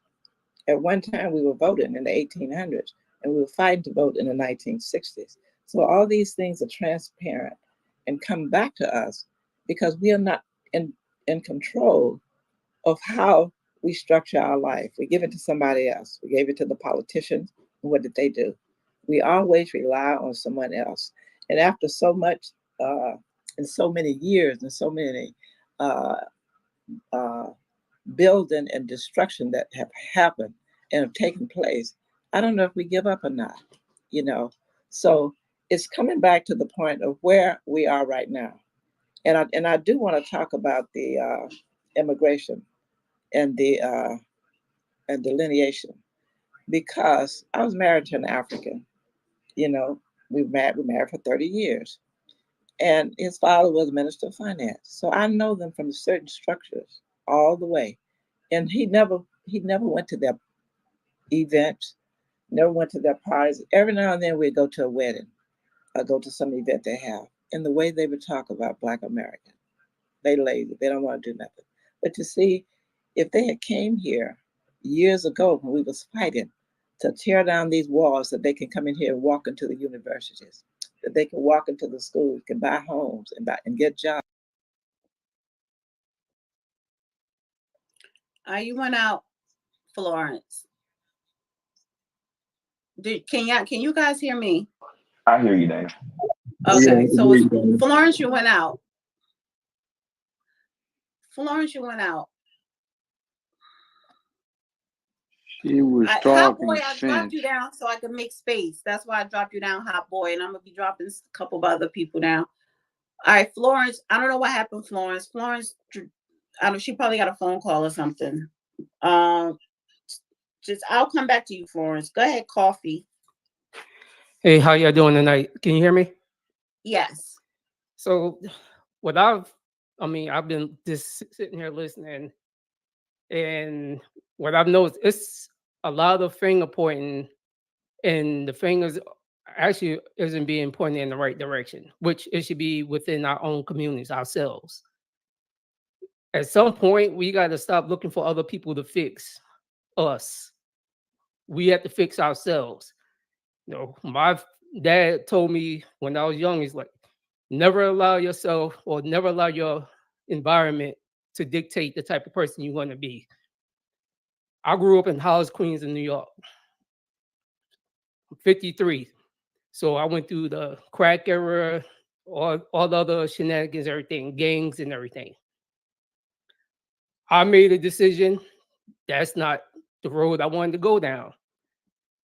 So progressing through life, that's how because even to this day, I mentor kids.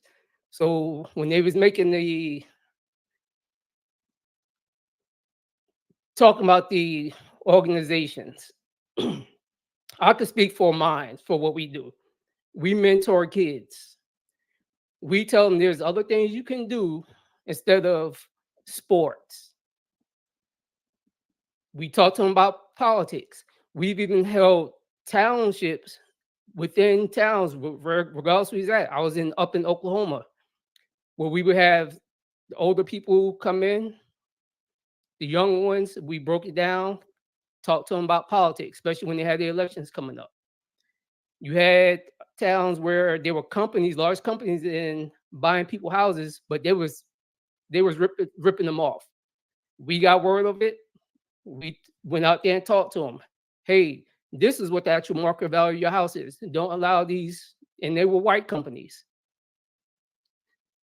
Don't allow them to come in and finagle you because you're selling this house that you paid for to now you can't even buy nothing. So now you trying to find your apartment to rent. And if you want, yes, I'm a Mason. What you warning about your immigrant ass family? Don't tell them about no white Can folks. Tell them you about the immigrants stay too. on Mark? Please, you guys stay on your No, I'm mic. just saying, y'all be letting these immigrants talk. They can't speak for us. We're not okay, doing Mark, that. let me ask you this. We are not going to interrupt someone like Mark. You had a lot of airtime, a lot. Let this man finish and let him finish what he was saying, and everybody stay on your mic. So I just got Mark. How old are you? I'm 50 years old, and I can hear that you're a goddamn immigrant, and you can't speak for black people. Mind your motherfucking business. Actually, I'm old not mixed up ass motherfucker. Oh, you definitely got some old mixed ass shit in you. Actually, we're not going to curse. You definitely got some old mixed ass shit in you. The We're not difference going to call between each me other and names. you We're not doing that. We're not going to curse at somebody. We're not going to call nobody name. If he called you a name, then you call him a name back. Well, we don't just come out your mouth saying somebody shut the F up or whatever. He has the floor. I didn't call him no name. I said he's a mixed up as immigrant. I can hear Wait. Okay, Hold on. Let's listen to what he has to say.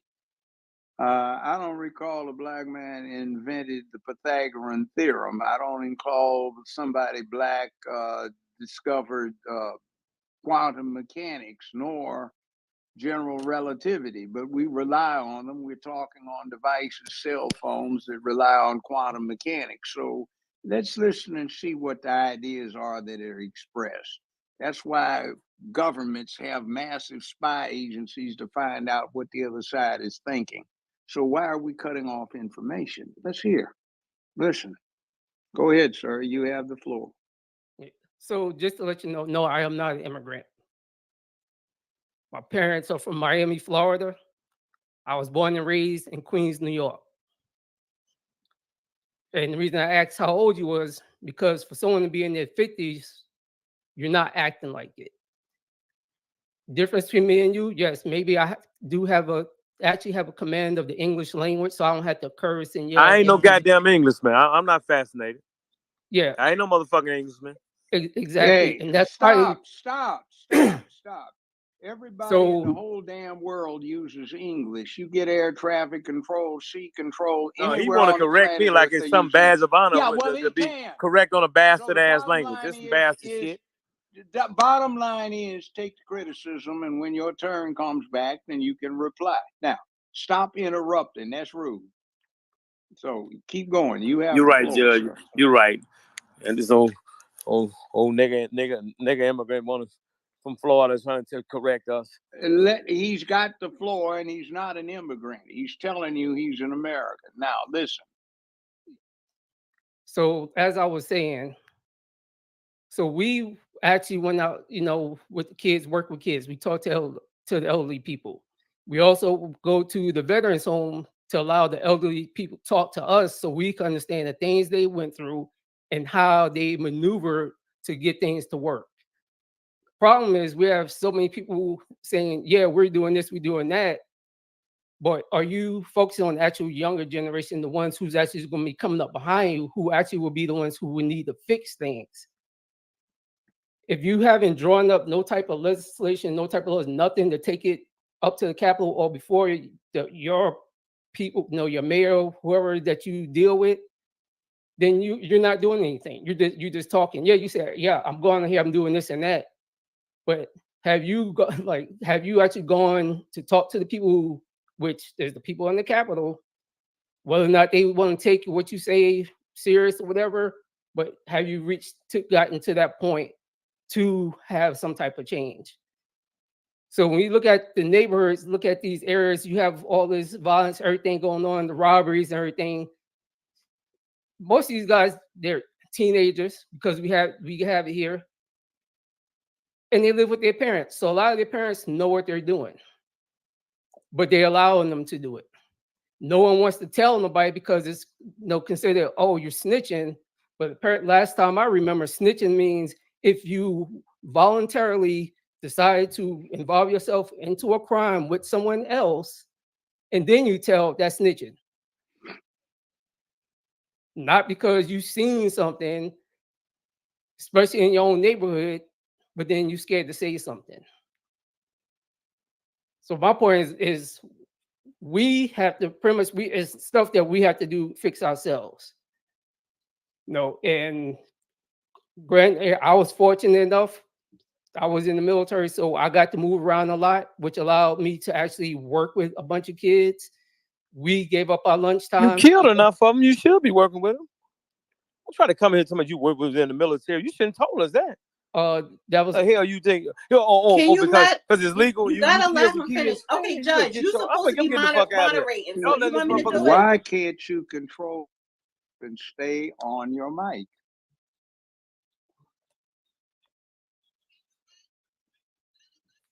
Go ahead and finish. Go Coffee. ahead. Go ahead, Coffee. So what I had a lot of us, we get the opportunity. Yes, we get to go to different states and actually work with kids and let them know it's like, hey, you don't have to play sports. You can go into politics. At some point, politicians, Black, and that's the only way you're going to get stuff changed. You have to homegrown them.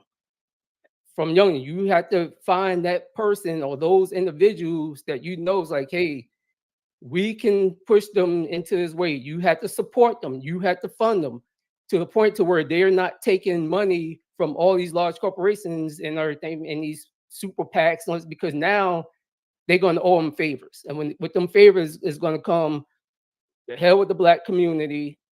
I got to take care of these people. And that's the issue when you allow them to get up there, is they owe so many people favors. Or other problem is we have with our community, we think just because somebody look like us, they're going to take care of us. So that's all I got. Thank you. I appreciate that, Coffee. I remember you from last week, so I didn't forget because I did hit you up on the back end.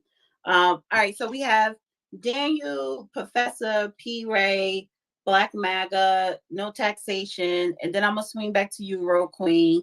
In Phoenix, I'm gonna drop someone down to bring you Hey, up. you can drop me. I'll drop down, Dana.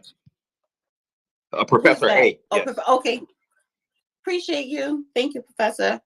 All right, I'm bring up Phoenix. Go ahead, Daniel. Hi, Dana. I think Real Queen was actually waiting a lot longer than I was, so I don't want to jump in front. Yeah, but Real Queen was here from the beginning. Oh, okay. All right. So that's why I was like, she had the mic 2 or 3 times. She has been waiting for the second go arounds, but I do have her on the list. Got it. Okay. Well, I certainly appreciate it. Well, I just want to say good evening to everyone and thank you for letting me speak. I support the African American community and I want to see good things happen for all of you. It bothers me to see how upset all of you are, and rightfully so. I hope you allow me to finish my statement without interruption, because I have some apparently controversial things to say, although I'm not really sure why they're controversial. But anyway, I'm going to speak to the topic of this Twitter space because it's concerning whether or not the Democratic Party is destroying the United States. So I don't think that's the case. I am a Democrat myself. I'm a liberal. But I can tell you that I have a lot of problems with the Democratic Party right now. And most of it has to do with what's happening in this Twitter space right now. Automatically calling people names, attacking them personally instead of their ideas. It just means that you're admitting that your ideas are not valid enough to stand on their own merit. So you have to attack the person expressing those ideas so other people will ignore them. I don't think that's a good way to interact and communicate in a constructive way. And we're approaching July 4th, so it's a good opportunity to mention that I think there's foreign forces that are trying to break up the US into pieces and turn us all against each other, make us into a weak, polarized nation that is complaining instead of being united and powerful and working together to lead the free world. Anyone who disagrees with that is welcome to relocate to China or Russia or Iran, where they can explore what it's like to live under those conditions. I love the American flag. I love the American eagle. I hate that they've been turned into these evil symbols. Wait a minute, man. Who are you to come up here and tell Black Americans to read? Y'all gonna stay on that goddamn mic. Mark, what he kept hopping off the mic. I guess, Professor, you take a mark, please. Can everybody just stay on the mic? You can rebuttal when he's finished. You can always rebuttal, but you gotta rebuttal when the person. I'm is sorry, I'm finished. not trying to talk over anybody, but I don't hear anything. All right, P. Ray, drop down and come right back up. Hold on. 1 second. Let me say this. Same thing happened to me. Everything dropped off for about 45 seconds, going on a minute. Couldn't hear anything, and it came back. All right, can Two people everybody sent me hear a the judge? Can text saying everybody that. hear me? I can hear you. Yes, sir. Sorry about that, Daniel. All right, so P. Ray, can you still hear people? If you can't, just drop down and I'll bring you right back up. All right, go ahead and finish, Daniel. All right, I'll keep it short. I love the American flag. I hate the Dixie flag. I hate the communist flag. I hate terrorist organization flags. And I see all those, not all, but, communist flags and terrorist flags flying in the streets by Democrats and, people shouting death to America. I don't like that. I think this is a bad direction for the Democratic Party.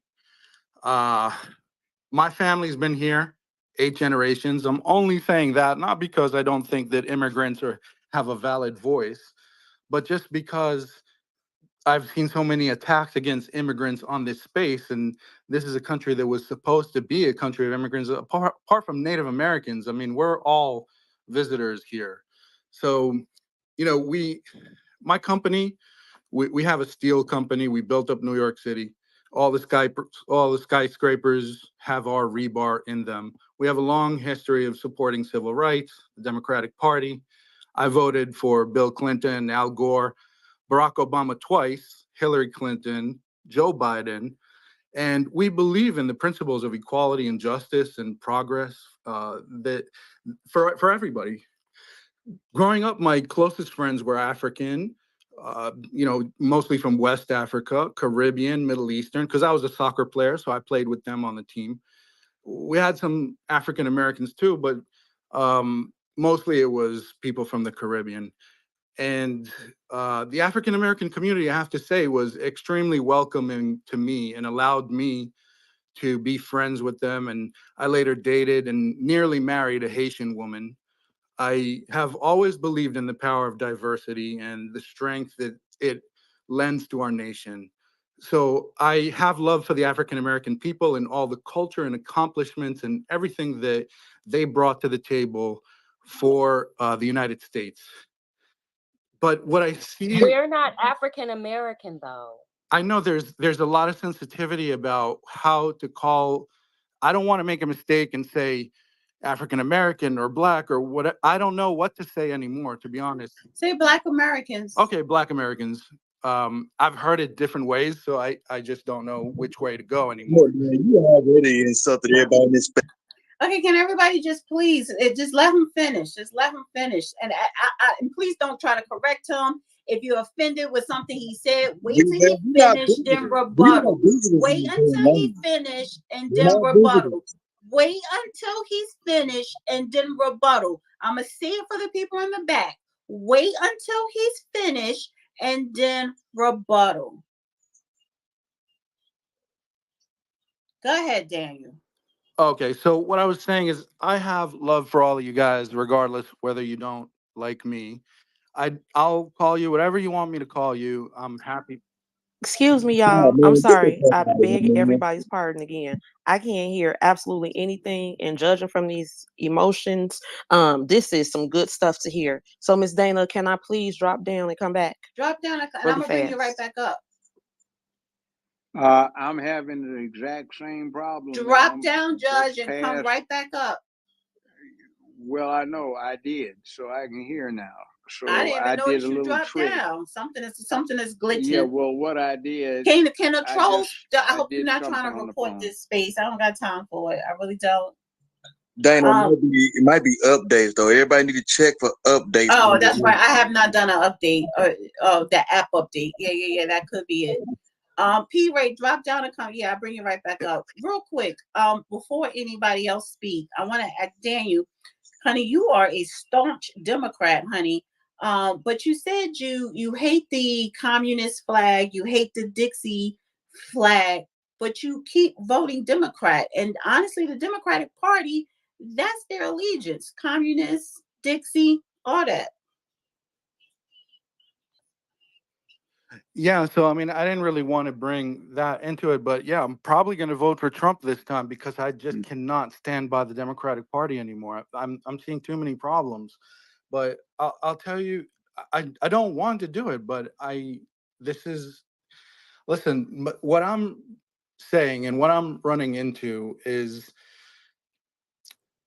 and I look, all respect to the hosts and everybody in the space. I just have heard so much hate and vitriol and statements that I just can't get behind. That Which hate? Wait. What kind of hate did you well, hear? I'm Jewish. You know, I constantly hear people talking negatively about the Jews. People, there you go. Wait, no. You heard one person say he don't like Zionists. But all Jews are Zionists. That's the thing. No, not all Jews are Dana, Zionists. I can tell you. Well, because But I'm not the know. one to tell you. Wait, one second. Because you do have Jews, the Orthodox Jews, they don't consider themselves Zionists. I can break that down for you. They are. I don't want you to. No, because you're not aware. Dana, But that's the thing. Look, Dana, how can you tell us? Wait, stop. Because what you or anybody else is not going to do, you're not going to say that people in this space have been talking about hate speech, because we have not. You're not going to say that we are hate towards immigrants, hate towards Jewish people. And it's funny because you did mention about hate towards immigrants, whereas you didn't say anything when you have the immigrants, particularly Black immigrants, saying something negative about Black Americans. When did they say something negative about Black Americans? I didn't hear that. Let me finish. I don't have a hate speech space. It was one person who was referring to Zionist organizations who, for the sole purpose, is to control political cities, entities, or what have you. I need you to let me talk. Because you are Jewish. That is a religion. So whether you're an Orthodox Jew, whether you are a Zionist, whatever, you're Jewish. That is a religion. But there are organizations made up of particularly Zionist Jews who do put their money, come together, they organize, have an organization, IPAC or APAC or How are you going to tell me about my community? I'm sorry. I need you to just shut the fuck up for a second and let me finish. Because I really don't give a shit what religion you are. We don't talk. This is why I don't discuss religion. And we wasn't even talking about Jewish people. One person who singled out Zionist organization that fund politicians to pass their agenda. That is a fucking fact. So don't come up in my space saying that it's talk of hating Jews. We're not doing that. I don't hate no particular religion. So Let's just cut that shit short right there. If I don't want to if talk you about. if you don't, I don't want to, and you're still talking. I don't want to. And I'm just. Let me just reset this conversation. I don't want to talk about your religion, so stop bringing it up. Talk about what you want to talk about politics wise, and let that be it. Stop talking about your religion because nobody else is talking about you. Now you can land your plane. and this is precisely why I'm leaving the Democratic Party. I don't think you're indicative of all African Americans because I have never seen this kind of hate and vitriol coming from them. But I'm just putting this out there that you are very sensitive about how people describe the African American or Black I or wasn't community. sensitive. No. I wasn't sensitive. I wasn't sensitive. I was correcting. That's a difference. Because I correct you doesn't make me sensitive. It's a correction. Just like you said that all Jews are Zionists. Okay, fine. I really don't care. So I think you need to choose your words wisely. Choose your words wisely. Look, Land your here's the plane. thing. You want me to say what you want without expressing myself. If that's the kind of space you run, okay. No, I'm correcting But you, how are you sir. going to correct I'm me about my telling own you. people? I'm You telling don't know you, my don't people come like up I in do. here. Don't come You up in here don't know. accuse me. This is Don't why. come This up in is here exactly. accusing. Don't come up in here accusing this space of any type of hate speech. Don't do that. That's what I'm telling you. That's number one. The second thing that I'm telling you, we're not talking about religion, your religion or any religion. So move on and land your plane.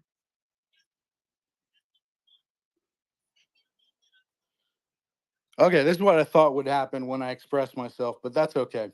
So, in any case, If I might add in any case, I think that piece to this African whole Americans are a thing, lot more intelligent, I can't hear politically the person savvy, right and now. They Judge, drop disappeared, but I can down hear and you, come Dana. back up. I can hear you and I know. everybody else, but I I need you can't to hear this guy right Judge, now. listen to me. Drop down and come back up. I know I did in a way. I did All right, something. I'm I about can to drop hear him you. I'm gonna faintly. drop you down to listener, I and can then I'm gonna bring you up. don't do that. I'm having enough time to get back in here. I can hear him faintly. I was just going to comment that Me too, sir. focusing on hate speech is a sign of weakness. Hate speech resolves nothing except to lapse into what is behind entitlement and participation ribbon nonsense, where everybody gets a trophy and nobody's supposed to get their feelings hurt. That's not the way the real world works, and you might as well get used to the opportunity that anybody, anything, and everything will be discussed someplace in the world, either positively, neutrally, or negatively. That does not change circumstances because you want to put your head in the sand, put your hands over your ears so you can't, but that doesn't stop it. So you might as well be used to it and be able to counter it with oppositional ideas and speech yourself. So hate speech has a way of backfiring on the people that advocate it within a generation or so. So let us not have any more baggage that will backfire on us. Exactly, and stop and stop projecting. Can I continue? No, you can land your plane. I will, because obviously you don't want opposition expressed in this space. You just want your ideas. In any case, and you want to dictate to other people. Opposition, but I want you Okay, to how get about to this? it. Martin Luther King was an ardent Zionist. How about that? What do you have to say about that? And I just said, so what? Okay, so what I'm saying to you is when you categorize Zionists as non-Jews and then you attack Zionists. All right, bitch. I'm going to drop your retarded ass, but I'm going to lean to your ass real quick. Because what the fuck you not going to do when anybody like you You're not going to come up in here and disrespect my space constantly talking about religion that we're not talking about. You're not going to project and you're not going to throw accusations as if somebody is talking down about the Jewish religion. You're not going to sit up here and accuse anybody on this space of saying anything hateful about any religion, particularly Jews. You're not going to fucking do that. I don't play that game. And I know that's the game you're trying to play with me. You keep bringing up Zionists. I didn't bring up Zionists. We're not even talking about Zionists. But you are. Why? Because you sound like a fucking op. So I'm going to drop your raggedy, goofy ass, bozo ass down. And that don't got shit to do with no motherfucking religion. Goodbye.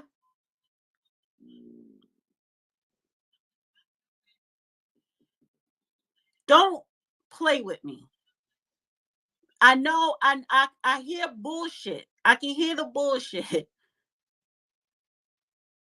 I can hear bullshit in people easily, and I can spot it. And I agree with what you just said, just because that's what he was trying to do. Like, you're not going to come up here projecting some bullshit that wasn't even discussed. People want to insert they bullshit in a space that don't have nothing to do with the topic or what anybody said. Fuck out of here with that shit. Don't play with me. I'm not the one. I'm not. Go ahead, Professor. Professor P. Ray, Black MAGA, no taxation, real queen.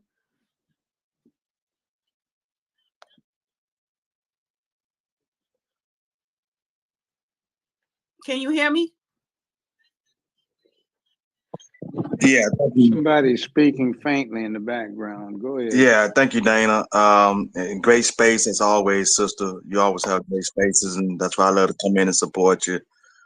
So No, let because me. this real. I mean, interrupt real quick because a motherfucker like that.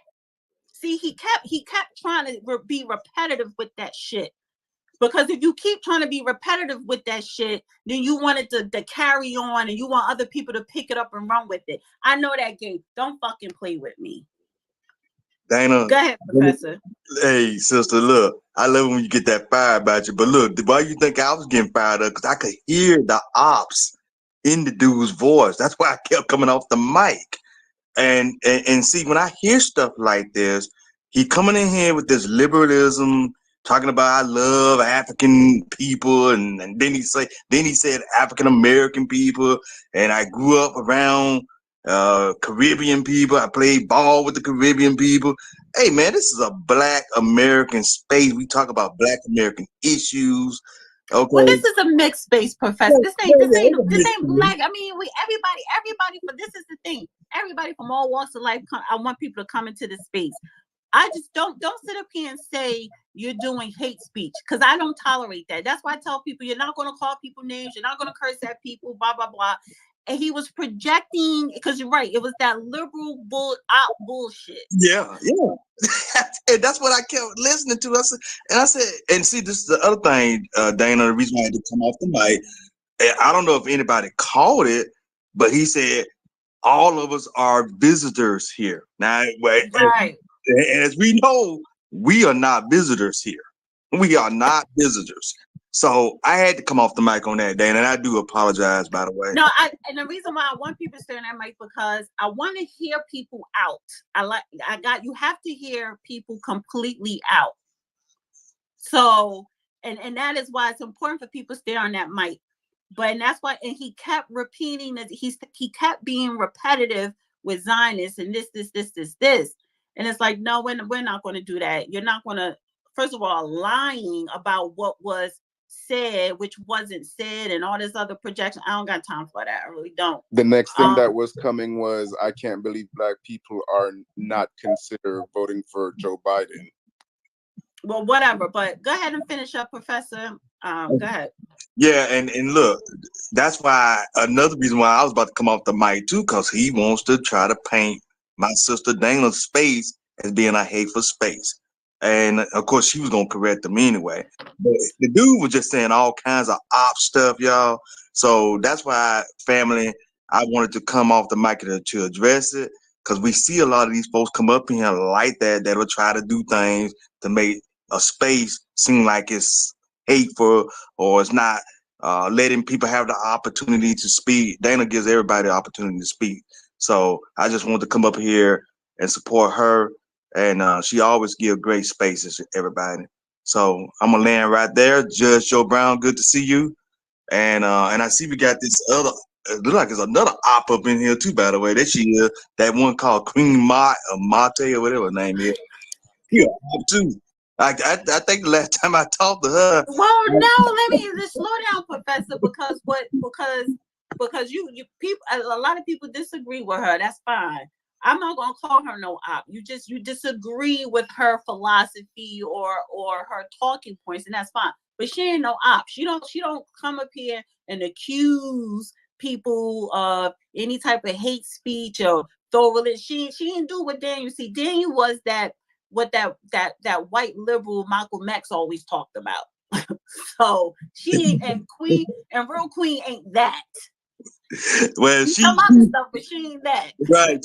She probably ain't gonna be as bad as that guy, but wait till y'all here. Okay, I'm gonna land right there. All right. I want to go to P Ray. P Ray, can you hear me? Yes, everything is working just fine. Happy Tuesday, everybody. Thank you, Miss Dana, for bringing me up.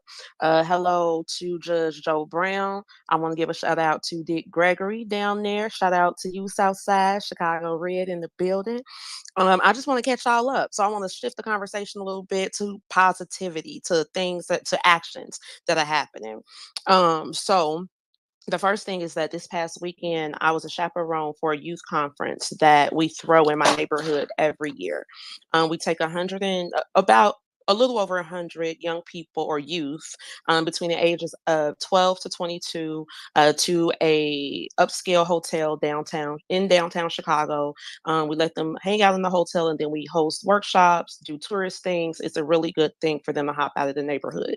The reason I'm bringing this up is because we had junior chaperones, and the junior chaperones were between the ages of 18 to 22, and then they had their own chaperone to look over them. So while I was there, even though they were like, P-Ray, do not bring none of that Chicago Red stuff. We don't want to see your hat. We don't want to see your P-Ray and Trump t-shirt. None of that. I'm like, okay, cool. And I wanted to respect them, but I did go and I talked to the junior chaperones, and I told them what our move was and, what Chicago Red was about and the things that we've accomplished. And I kid y'all not, 95% of these young people were like, yo, when is the next meeting? The next time you get a bus, I want to get on the bus. When Trump come here, I want to come. This one boy asked me, like, can I bring my homies? Because they want to come too. I said, oh, yes. So the young people are catching the vibe. Then I connected with some MAGA people out in the suburbs. You all know Chicago's super segregated. So these are all the white people. So she connected with me. She's like, P-Ray, we want to do this MAGA move. We want to do it in the city. I'm like, okay, cool. So today we went on Madison and Central, which is the middle of the Austin community. Austin is Chicago's largest Black community. We are, I believe, America's largest Black community as well. There are 85,000 Negroes who live in this neighborhood. So we go out to the space, and we were trying to gauge where we wanted to do this rally, this flag rally. And so we went across the street, and there were some boys out there engaged in some street, making their money. And I said, hey, we want to do a Trump rally out here.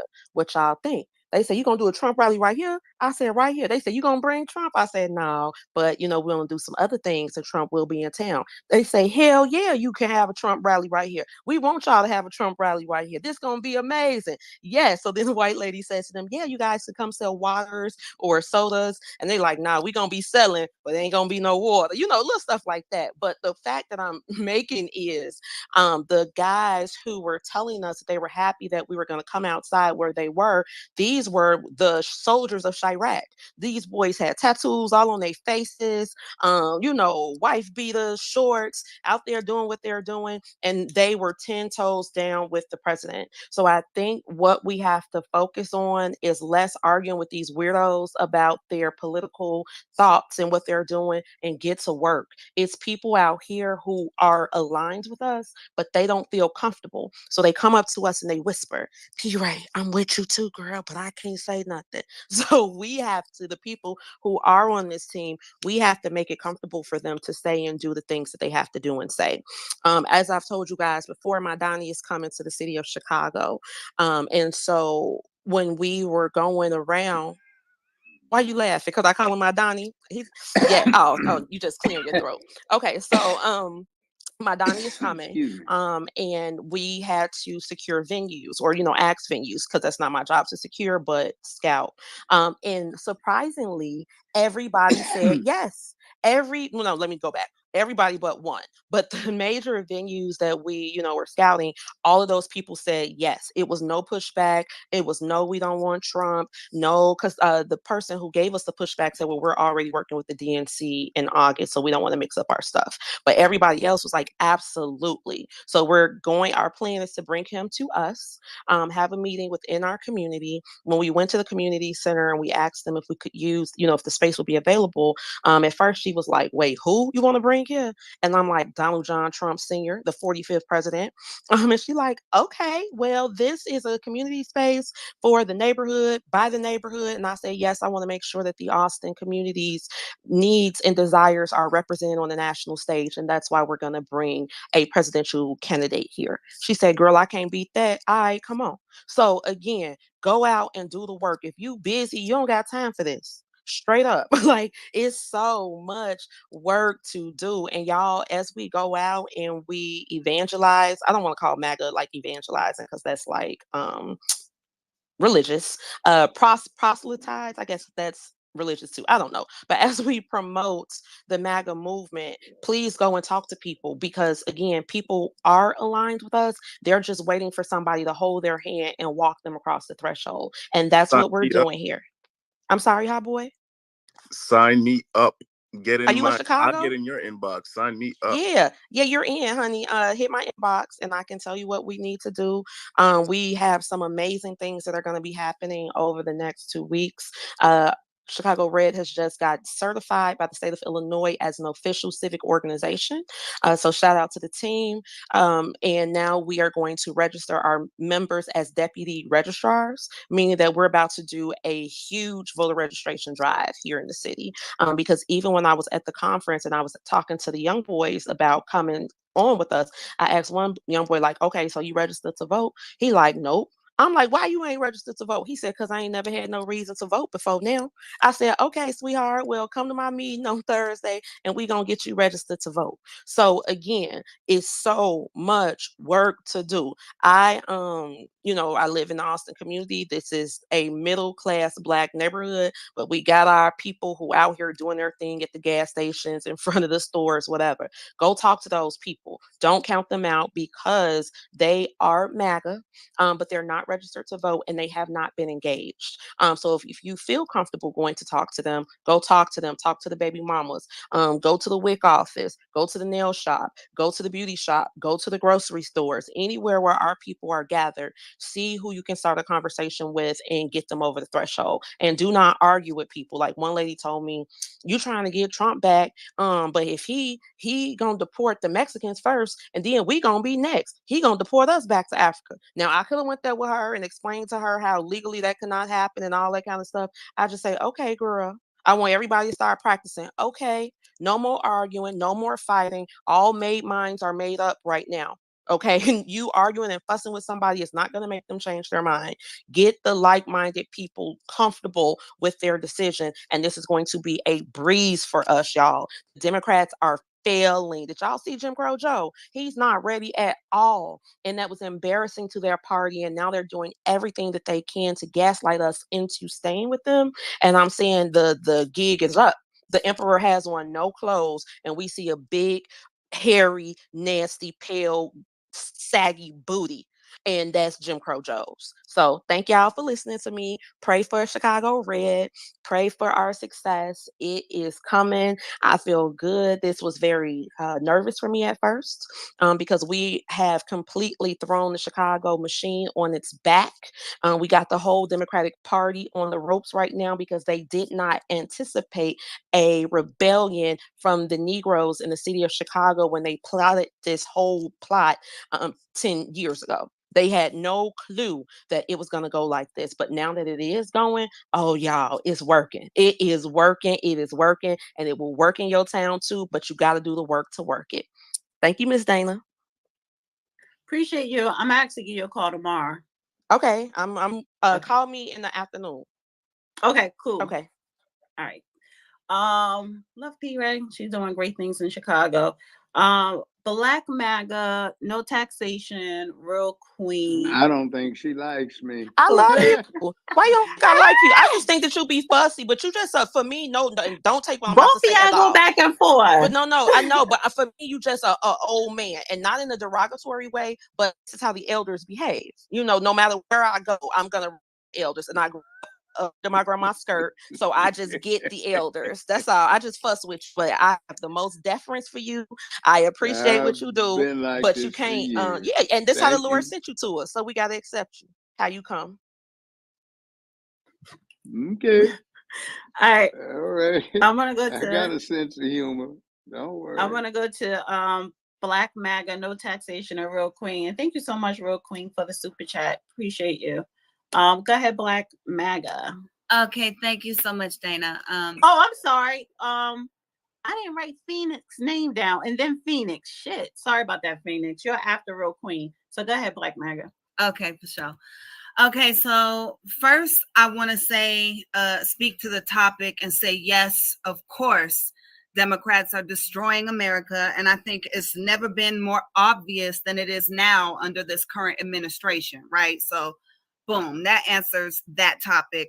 But I just want to take a minute to go back and address the Black Masons, and then I want to address Black American delineation. So please, respectfully, I just ask that y'all don't interrupt what I'm about to say here, right? So my view is that if you're not a Mason, then you shouldn't talk about Black Masons in a disparaging way, because you really don't know enough about it.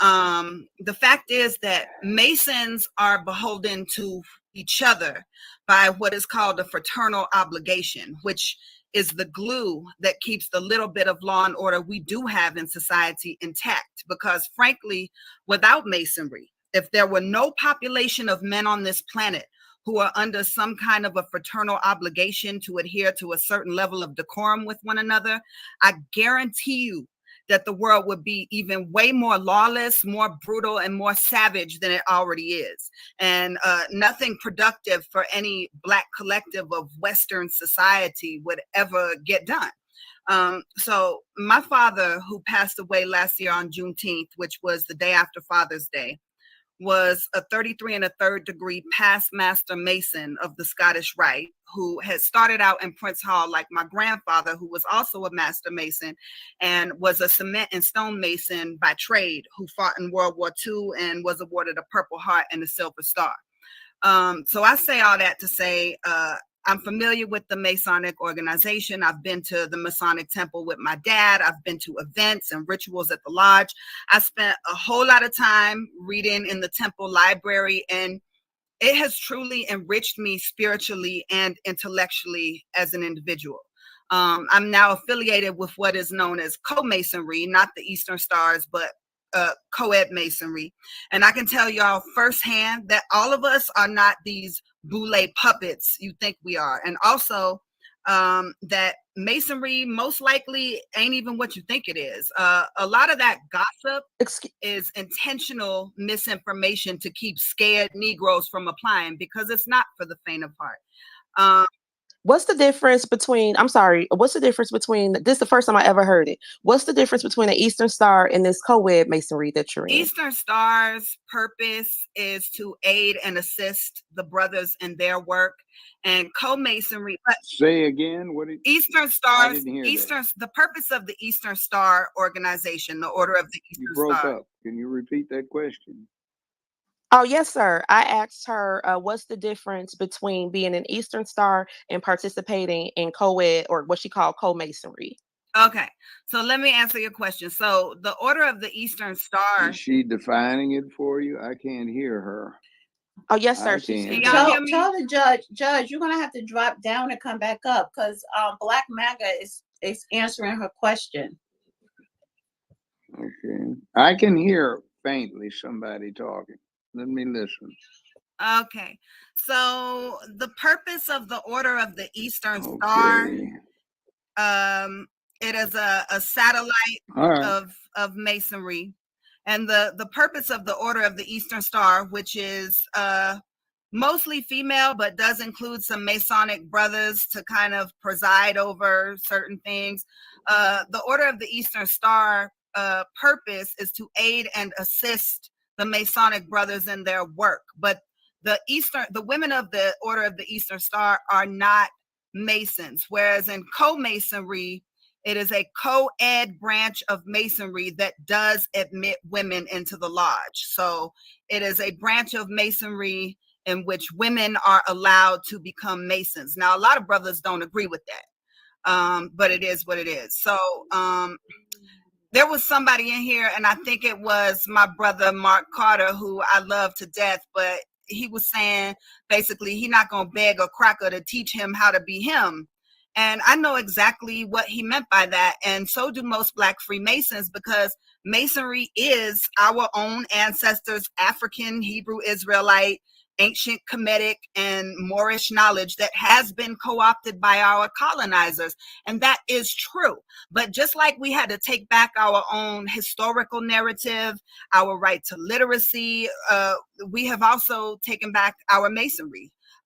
Just like, here's an example, like serving in the military for us can be useful to get paramilitary training, right? Masonry can also be a useful tool to gain some practical knowledge about how the world really works, because it don't work without Masonry.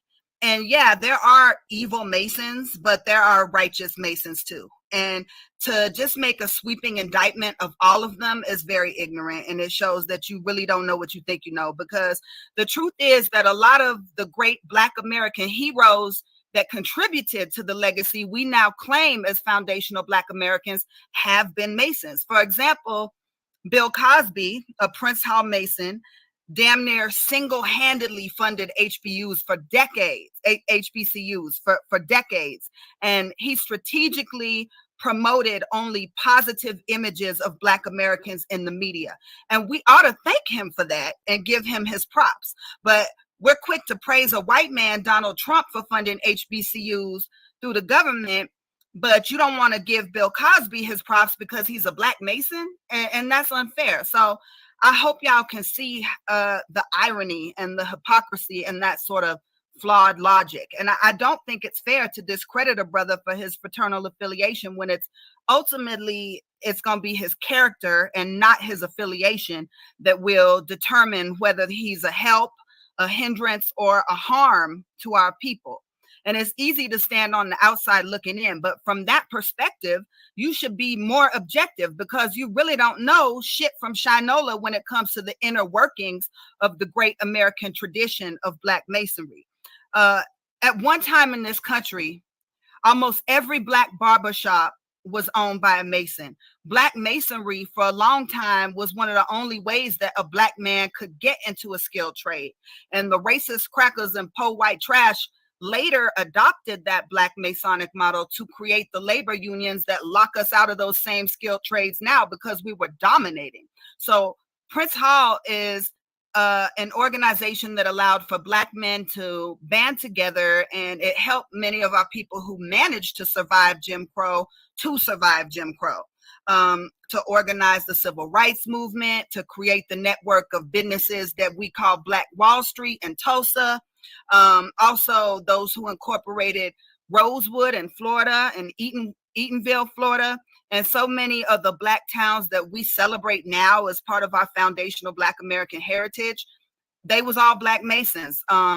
Also, it was Black Masons that started Kojic, AME Church, and many of the other all Black institutions that were a place of refuge for our people under the yoke of Jim Crow, was all started by Black Masonic brothers. Matter of fact, Harry Middleton Hyatt, who we revere in the South as the godfather of hoodoo, was a Masonic brother himself. And he has made invaluable contributions to our culture and tremendous efforts to preserve our legacy for the future generations. And yeah, I know it happens to be true that these Black Greek fraternities and sororities have created a class of sort of bourgeois Black puppets and educated fools who do work against us, but that's not always the case. And in fact, there are many more who have worked tirelessly to help our communities and create opportunities for our people. It's just that the ones who align themselves with the white power establishment and the white power structure,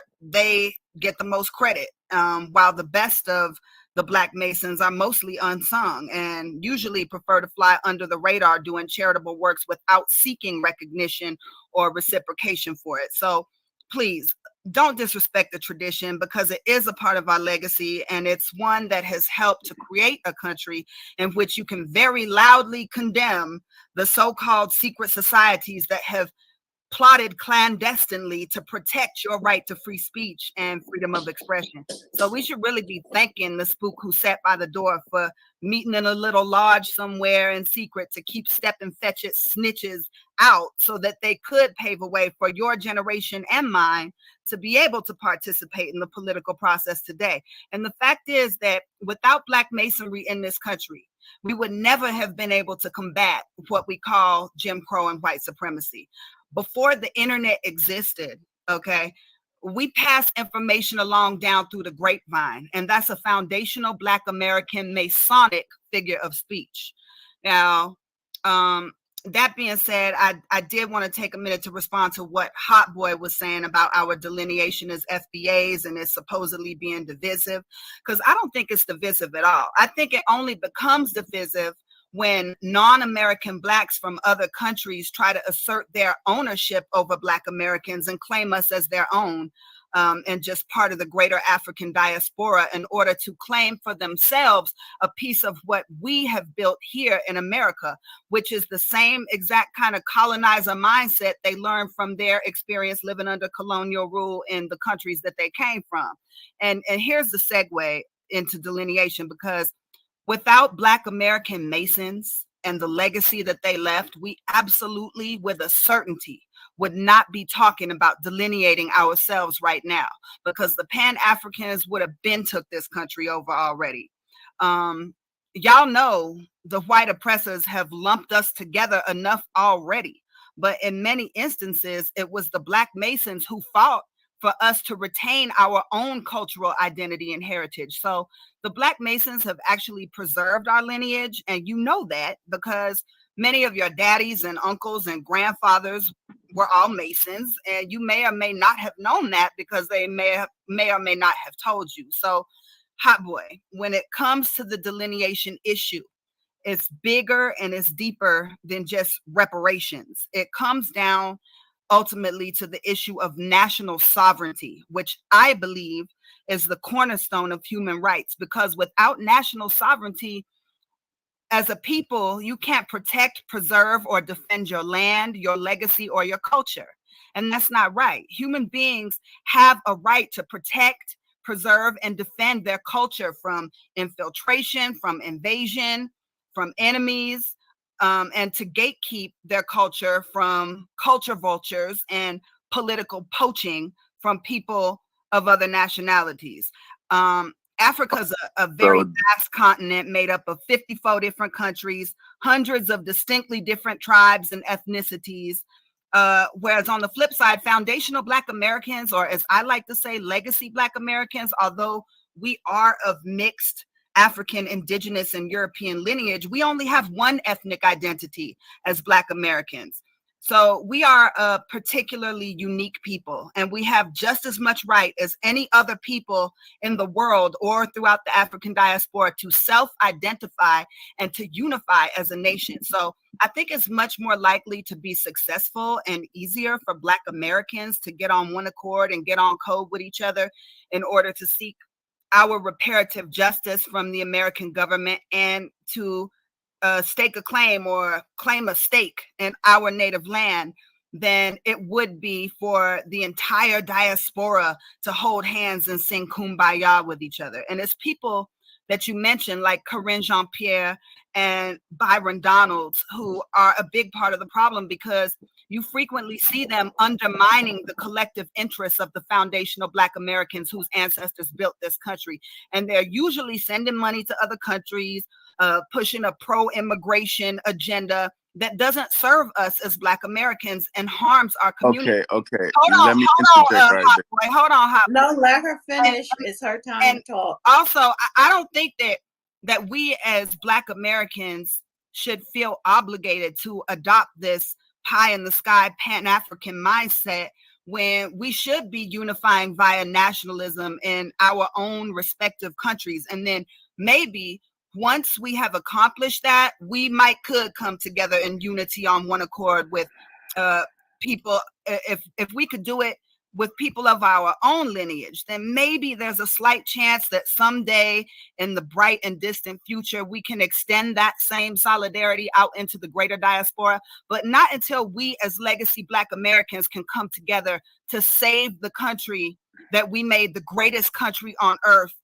that is a beacon of freedom from the anti-Black globalists who want to end, who want to end the freedoms we know as American people, that our people, foundational Black Americans, made possible, not just for us, but for y'all too, for people in other countries to even sit around and dream about and theorize about the freedoms that we have established here. And I wouldn't trade our culture and that potential for our unity as Black Americans for any other globally united cultural diaspora influence in the world, because I do believe that Black Americans have the greatest and most powerful legacy in the history of the world. And I believe that it's worth defending from the influence of people in other countries in the diaspora who often align themselves with the colonizers, people who mutilate their daughters' genitals and marry child brides, who are religious zealots and Islamic extremists.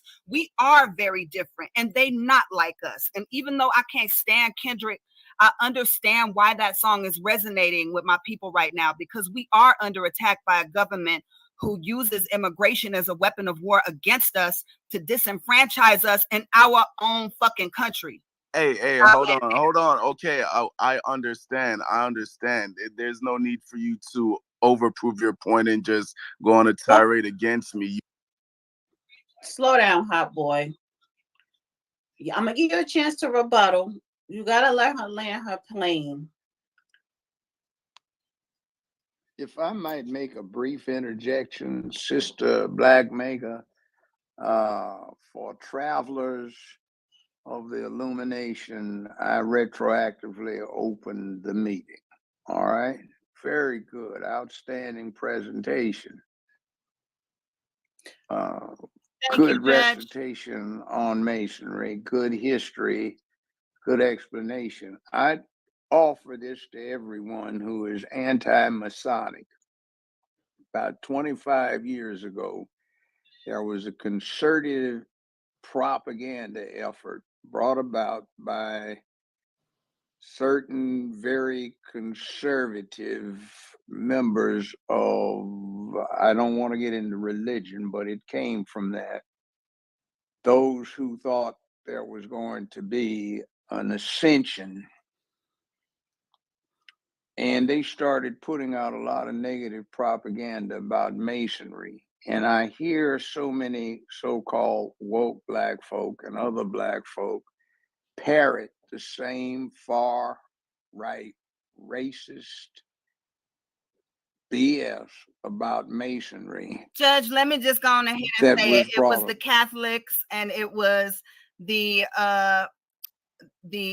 faction of the Vatican that is very anti-Black, as we know. So yeah. Well, yeah, it wasn't just the Catholics. I participated around here in the Memphis area with some counter work we were doing with all Masonry. And I forget what they are. What's the ones where they're the rapture people? No, the rapture people, the ones that talked about the rapture, where the true believers would ascend and all of the non-believers would stay. So one of the things I'd offer up is that Masonry has actually done a lot for the country at large and for Black people in particular.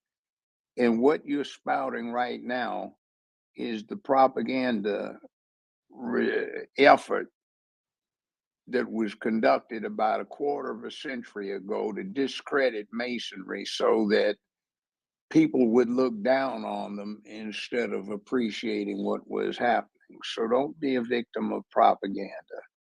And sister, that was real good. So I do know Hot Boy wanted to rebuttal because you did call us, you referred something, specifically to him. So you have a chance to rebuttal Hot Boy, and then I'm gonna go to Real Queen, Phoenix, and Art and close it out. Go ahead, Hot Boy. That nigga name ain't Hot Boy. His name is Fuck Boy. Thank you, will Professor. You stop, man. Come on. Just lighten up. Okay. Free speech and all of that stuff. Free speech and all of that stuff. So, I mean, what I thought I was saying when I made my earlier comments is that Black people voted for Joe Biden by an overwhelming 93%.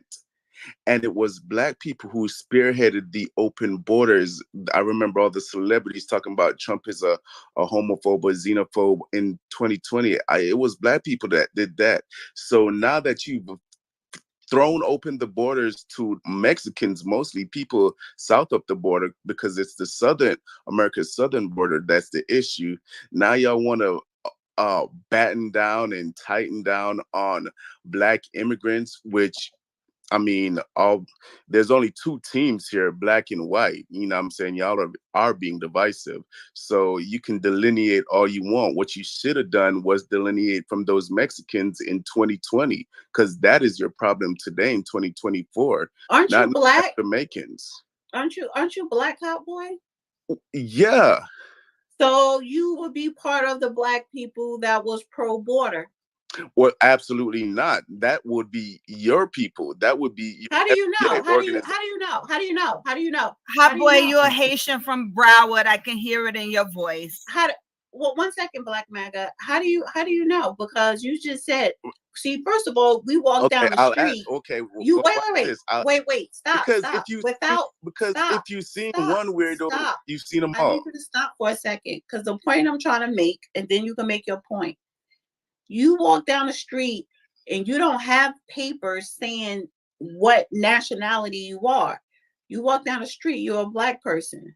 So you are the one that are being divisive. You keep saying Black Americans as if majority of Black Americans are the only Black Americans that vote Democrat. Black immigrants, you vote Democrat. You yourself just said you are part of an organization where you live at that's a Democratic organization. You support. None of that. I'm not finished, because you said it. You said that your organization support Democratic candidates that you are trying to put in office. So when you say Black, Black is universal, whether you are a Black immigrant or Black American. Black American is Black American. Black immigrant is Black American, but Black is Black, baby. So when you say Black people, you have to include yourself.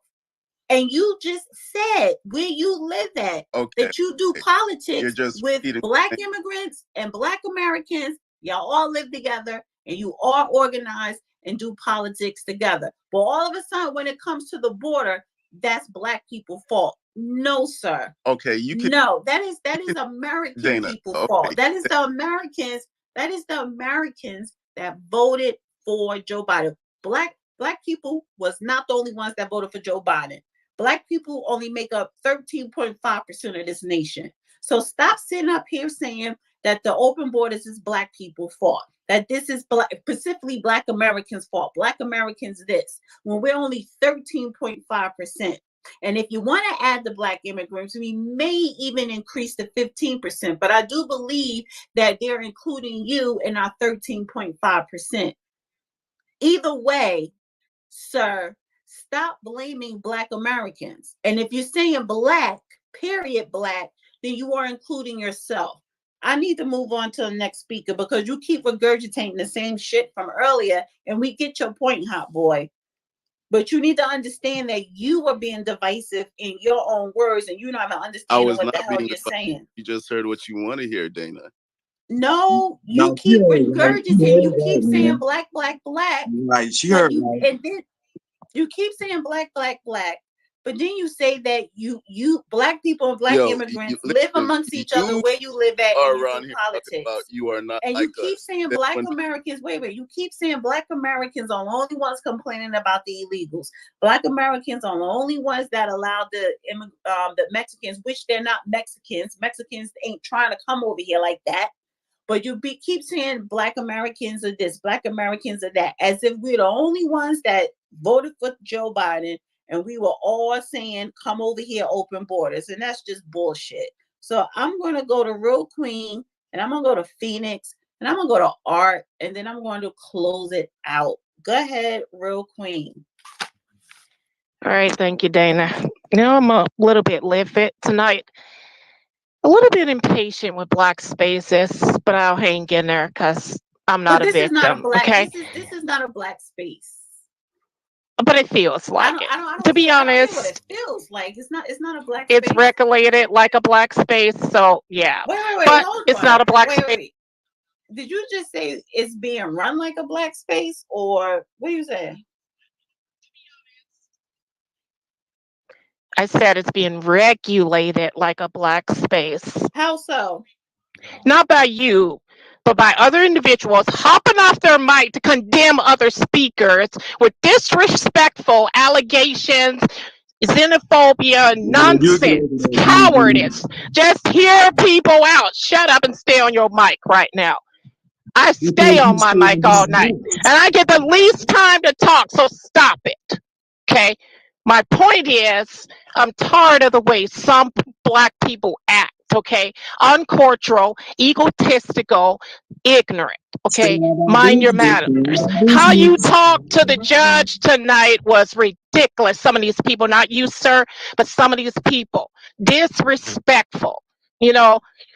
My point here is, I had a guy call me an op before I came on. What he was doing was trying to muddy the waters, using the leftist slanderous tactic. Could you shut up for a minute, sir, respectfully? Using a leftist color revolution tactic to get people to turn against, well, I got something for you, sir. How many black spaces or businesses have you donated to? Have you built with, sir, instead of bombing your gums and running your damn mouth? Zero, I can tell you off the bat. When you talk that way, sir, you're telling the world you're a coward. You spend your time running from situations that are honestly nothing. You know what I mean? Stop running and face the world head on. I can't hear you anyway because your mic is muffled. Can you tell your words? I can't hear you. You're muffled, sir. And you're not talking right now. I am. So the reality is, you are a coward. You don't build. You run your damn mouth. That's what you run. That's what you lead. And in a room among men, black men, I don't say this to be disparaging or evil, I say it out of love, would be the worst. You would finish last in a room among men. You would finish last because you're emotional, you're cowards, and you're weak. And you're weak. Okay? So don't try to come for me calling me an op when you're the op of poverty mindset, loser, and a coward. Look here, I kept telling you to talk about mess. So I cannot hear you. Professor, You might want to drop down. with your mic, Professor, but it is muffled, Professor.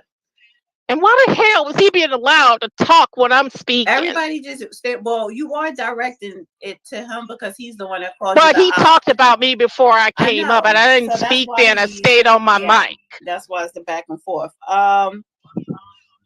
But it shouldn't be a back and forth, honestly. I stayed on my mic when he judged me. When he misjudged me, I stayed on my mic. I didn't talk. See, this is the problem right now. The emotionalism run amok. But I'm not angry, honestly. I overstand the issue, the time, and what must be done. For nearly 200 years, y'all, listening to the sound of my voice, Democrats have ran and destroyed Black Americans in their cities. Now, I hear a lot of talk about Tulsa, Wall Street, Black communities. Well, look it up. Okay, because Tulsa, Oklahoma was named by a red Native American, not a black man. Archie Yaola named that town. Okay, what's the purpose of this? We've never built a black community. Why? We're too enamored with white people. That's why we integrated into white America. Listen, my job here is to be the counterspin and the counterweight. I'm not trying to be some agent or an op. I'm here out of love. Okay. When I honestly could be sleeping now, doing something different, but I'm sacrificing the time to wake people up. Well, please go to sleep. And I could just leave the space, but I said, that would be cowardice. I don't play victim and run and cut and run. I boss up. And I will continue to come for your throat with the truth until you stand up like a man in America. And I'll land there. These nuts. All you gotta do. So well, first of all, we're not going to be talking about the nuts, but we're not doing that. We're not doing that. And FYI, I would take Real Queen over Hot Boy any damn day. So, but I will say this. Hold on, Dana. I will say this. I respect Hot Boy. Okay, I'm not with all that fake crap and gaslighting against black immigrants. Because FBA and ADOS is bullshit. Well, no, to be honest. Your ass for a second, Real Queen. See, you were doing kind of good. I don't disrespect Hot Boy. However, the last time Hot Boy you were in this space, you did call me a bitch. So, and you didn't come up here, and not once did you even apologize, even though I let your ass come back up here and speak a long time in this space. But I don't forget.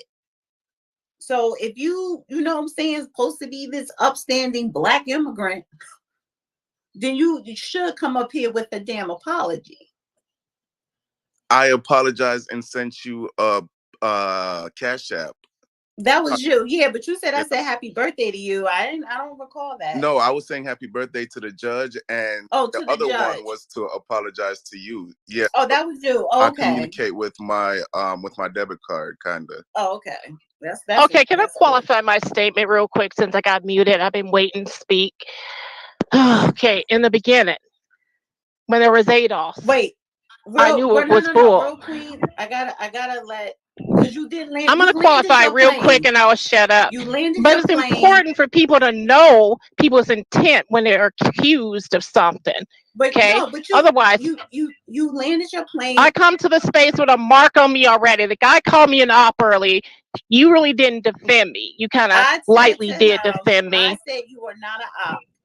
And this is why people have these misconceptions.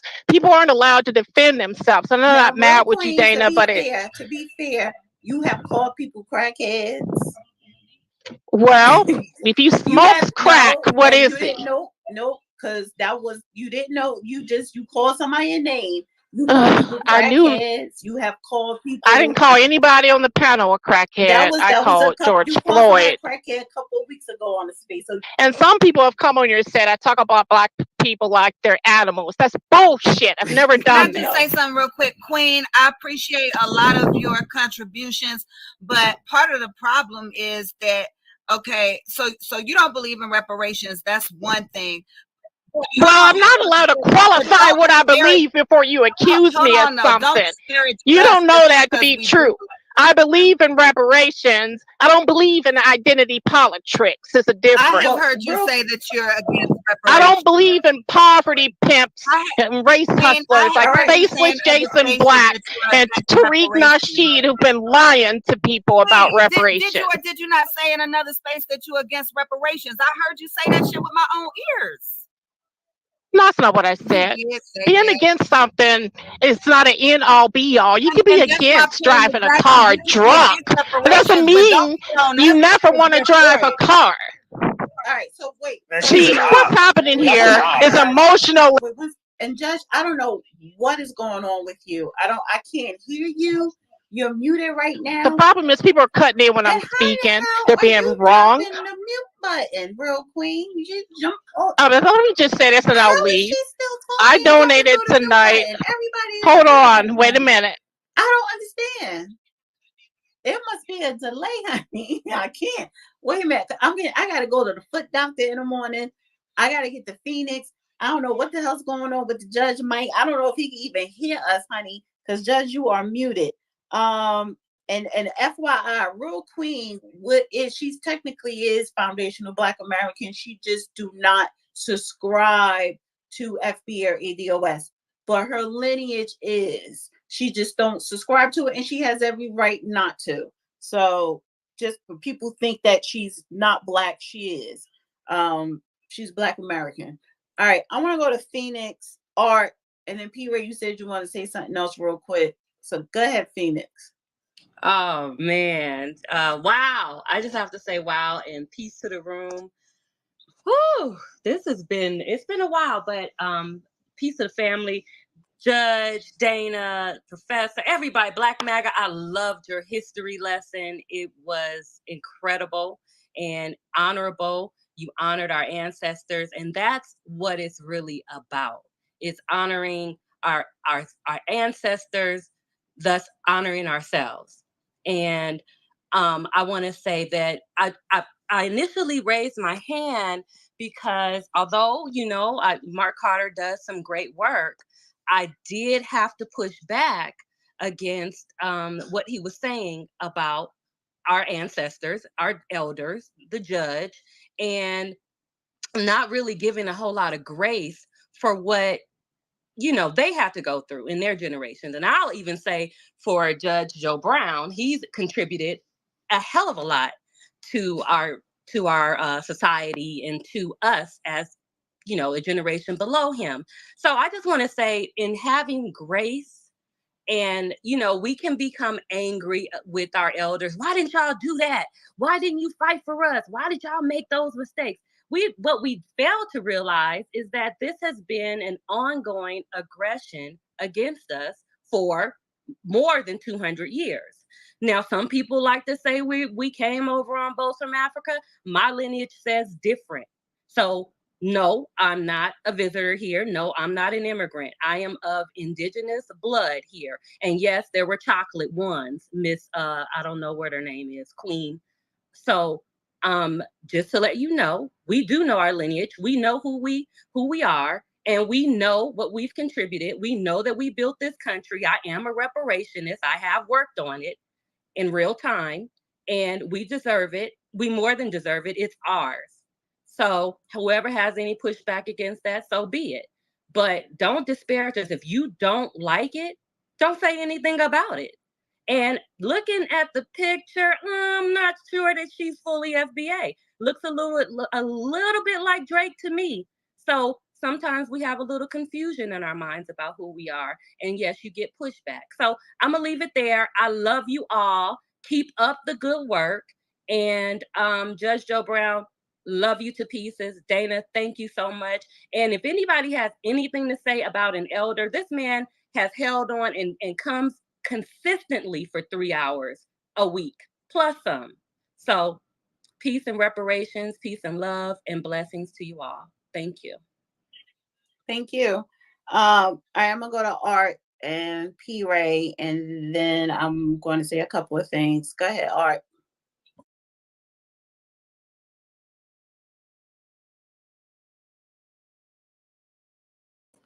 Art, unmute. Can you hear me? Can you guys hear me? Can anybody hear me? Yes, Okay. we can hear you. So Art can't hear. All right. It's late and I don't got time for all that. Judge, can you hear? Because you're muted. Let me read the super chats. I want to say, see, people. I hear you. Okay, people have a problem with Real Queen and what she says, and that's fine. But have the conversation. I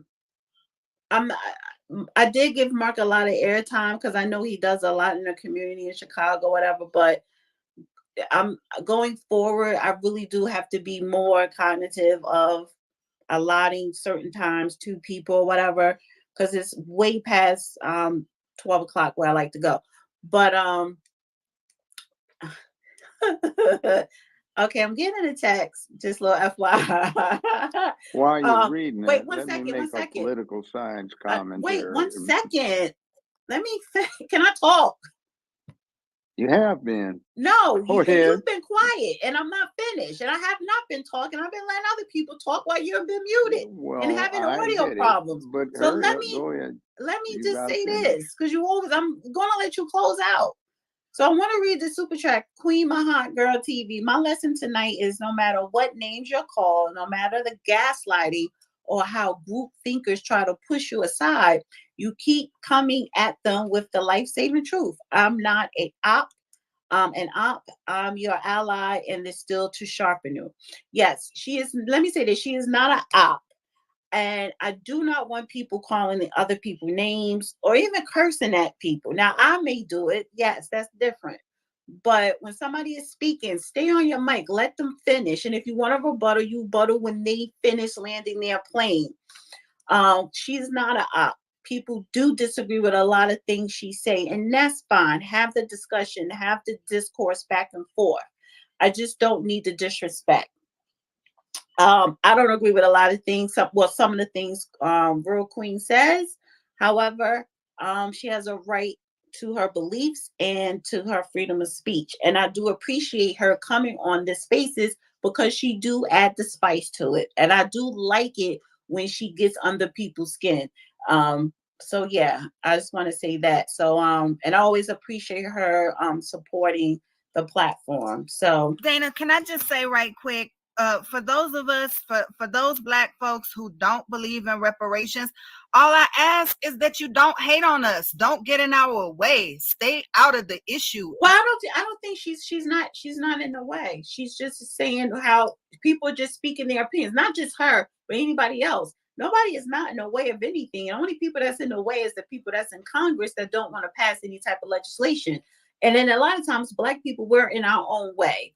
But we don't need the negative rhetoric surrounding the issue of reparations either. It's unproductive and it's not helpful. I get what you're saying, Barrett. I get what you're saying, Black MAGA.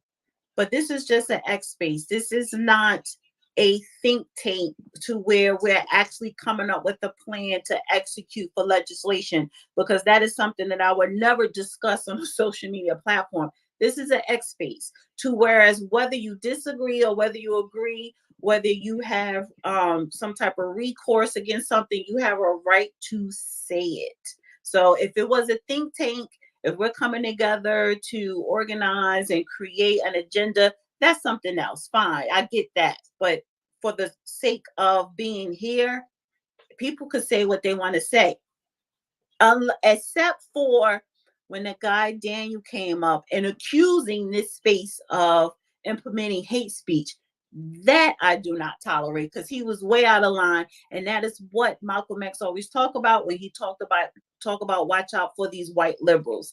Real quick, I want to say thank you to James Peters. He sent in a super sticker and he sent in another super chat saying, I love this. We need Dr. Claude Anderson on the show, please.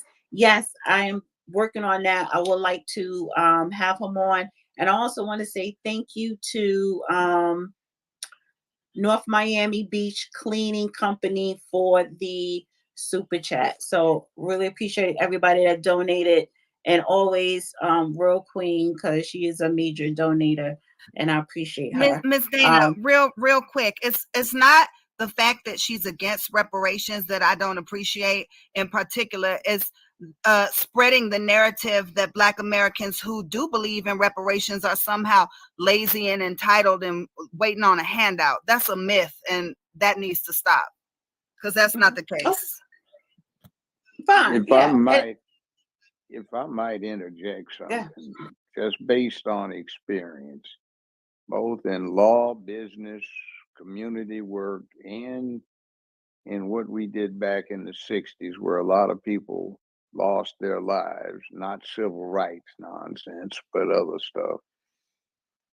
You get further when you encourage free and open debate, not when you try to restrict it to what is comfortable. It is usually better if you have your own process of thought provoked by disturbing counter positions. So that's actually a good thing. We don't want to cut down on what's heard. A lot of times when somebody is being critical, it is a good thing because it encourages people to think more deeply about their position. You're right, I will Judge, offer, and that is the theory of dialectical intelligence, and I subscribe to that as well. yeah, dialectic All I was materialism. saying Now, was at first y'all was well, like, you're we got to not stop on the Trump. mic. Then y'all Get was back like, on we got it. to stop immigrants. I'll block you, so help me, and you'll never get back on here.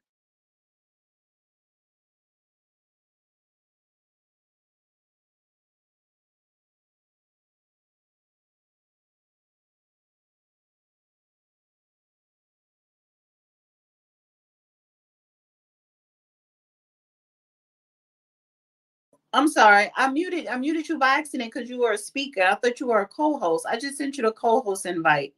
Sorry about that. Judge, unmute. Well, you muted what I was saying. I know, I'm saying no. I'm the I boss thought here right now. I'm talking, so I don't thought you were a interrupt me. co-host. I sent you the co-host invite. No explanation needed. I'm talking about the gentleman that couldn't stay on his mic. Now, bottom line is this. As I've said before, and I'll say it one last time, I am for reparations. I'm also for and occasionally put money in when the stakes are high into the big lottery, but I don't depend on it. I have a perspective in that this is the third time reparations has been a hot issue in my lifetime. And I know what happened the last two times. It would be great, beautiful if we got it in an appropriate form, but I would suggest that we devote less time to it because we have elected people, namely the Black Caucus, to tend to this matter, but the treasonous son of a bitches have gotten every other damn thing in mind but us. And I would call attention to the fact that damn near every member of the Congressional Black Caucus, except 4 or 5, is also a joint and more enthusiastic member of the Freedom Caucus. If you don't know what that is the LGBTQIA plus Rainbow Cult Caucus. As a matter of fact, the chairperson of the Reparations Committee for the Freedom Caucus, the Rainbow Caucus, and the Black Caucus is the same person. He is male, he's white, he's gay, and he's Jewish, and he's the congressman from the 9th District of Tennessee, Steve Cohen. Now, that ought to tell you something, and I'm not disparaging Jews. I'm simply saying that it is a fraud that we're getting run on us because, as I have also said in my determination of the legalities and the possible avenues to getting it, it will depend upon an enablement and appropriations act of Congress to make any meaningful thrust toward getting reparations. And that's not likely to happen with our representatives as they are currently constituted. Now, I'll pass the mic. We ain't passing none. I'm about to close out. P. Ray, 30 seconds real quick.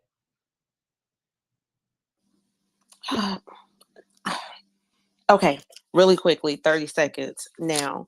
I just want to say to that Mason conversation, there's also a lot of conversation around Black people who belong to the Divine Nine. And I just want to let everybody in this space know that when we have chapter meetings, we do not sit around and plot on the demise of Negroes. We are not keeping notes in a notebook about how we're going to try to sabotage our people. The only people who are pushing that lie are people who do not have access to those spaces, and they only try to diminish them because they themselves feel diminished. It is very disrespectful when people say that, because those are the people in the community that are doing the work. You also have to understand that the way that the political structure is, at least in my city, people are forced into the Democratic Party, and they are forced into the Democratic Party through employment and access. And the people who are not existing at that level do not understand that. And it's very easy for them to talk about them and diminish them and disrespect them. So that needs to stop, especially coming from people who actively hurt and harmed the community. Because while those people were doing what they got reformed from, it was those people who chose to come back to their communities who tried to keep it afloat. So I think that we should respect everybody. If we're not calling people jailbirds and all kind of stuff, please don't disrespect the educated Negro, because we're doing our best to do what we have to do, and it's not our fault that this stuff happened. May I ask you a question? What is the Divine Nine? It's the National Panhellenic Council. What? I thought there are only 8. Yeah, the judge. No, they added IOTAs. My daddy said that too. Include that. Oh, you so funny because you old school. Yes. Yeah, see, that's what I mean. 100 No, years. see. When did they come along? When did this 9th entity come into play? I think they added them in the 90s because my daddy says grade 8 too.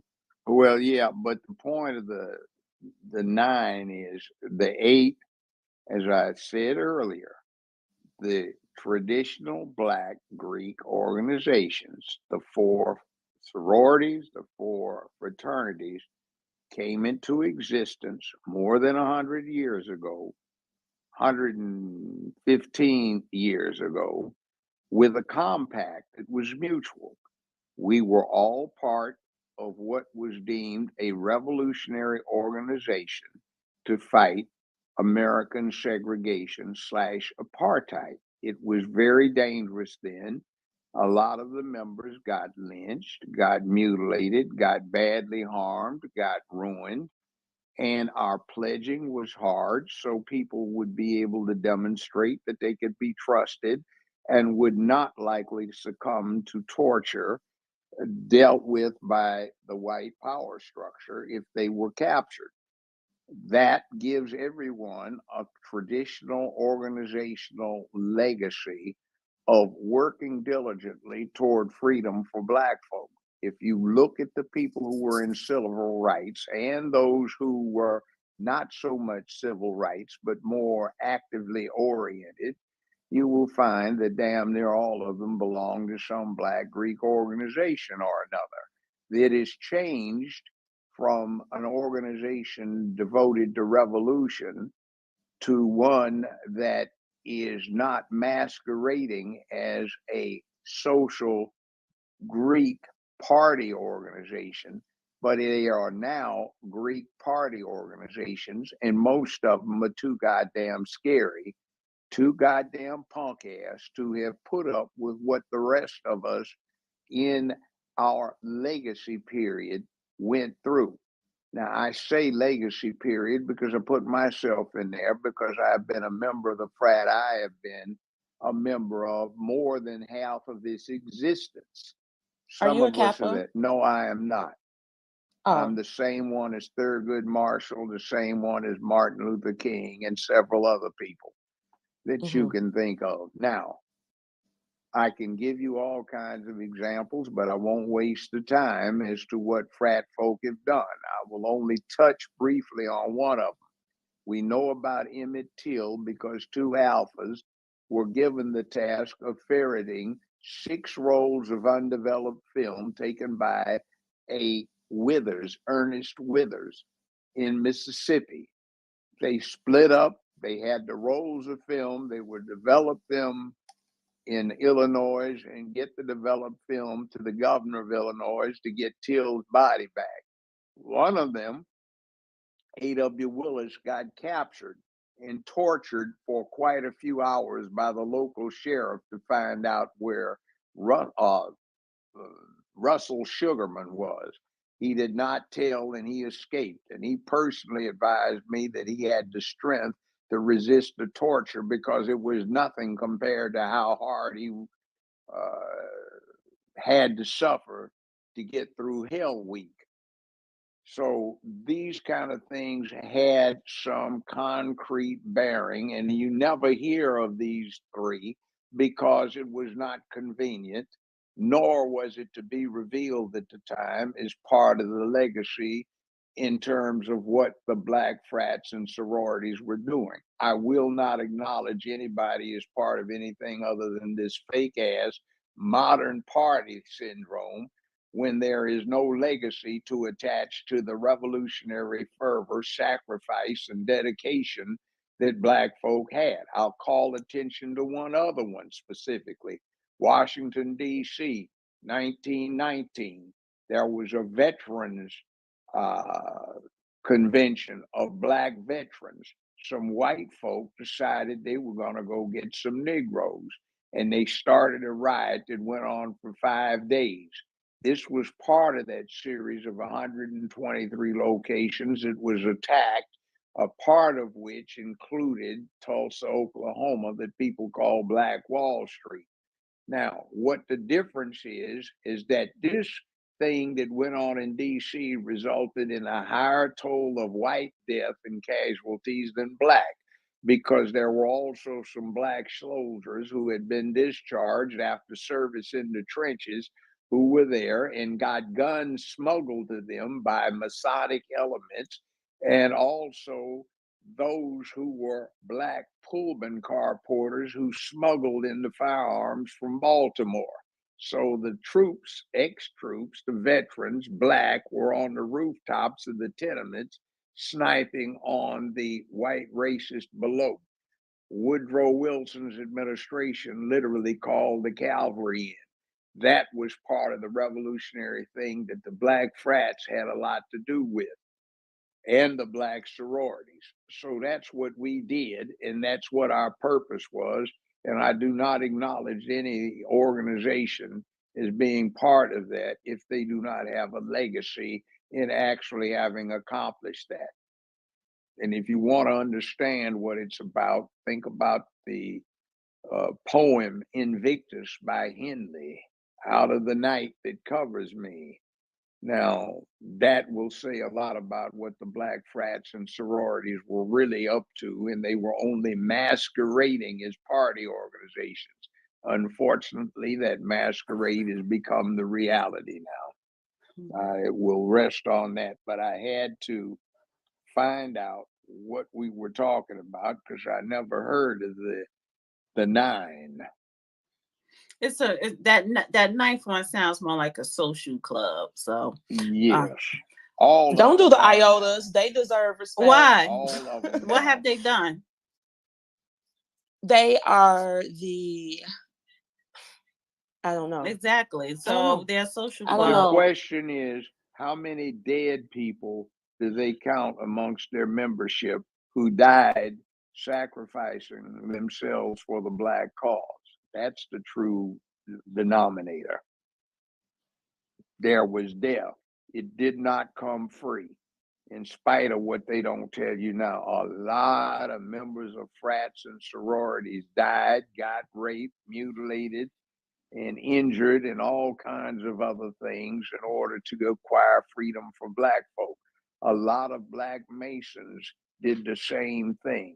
It was an underground movement, and that's why you don't hear a hell of a lot about it, because it was secret, because it was lethally dangerous to not be secret.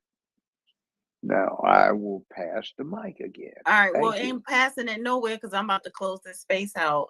It's way too long. 4 hours and 42 minutes. Honey, this is supposed to just be 3 hours, and we way over. So everybody, thank you so much that came up to speak. Except for that fucking Daniel. I'm still tight over that.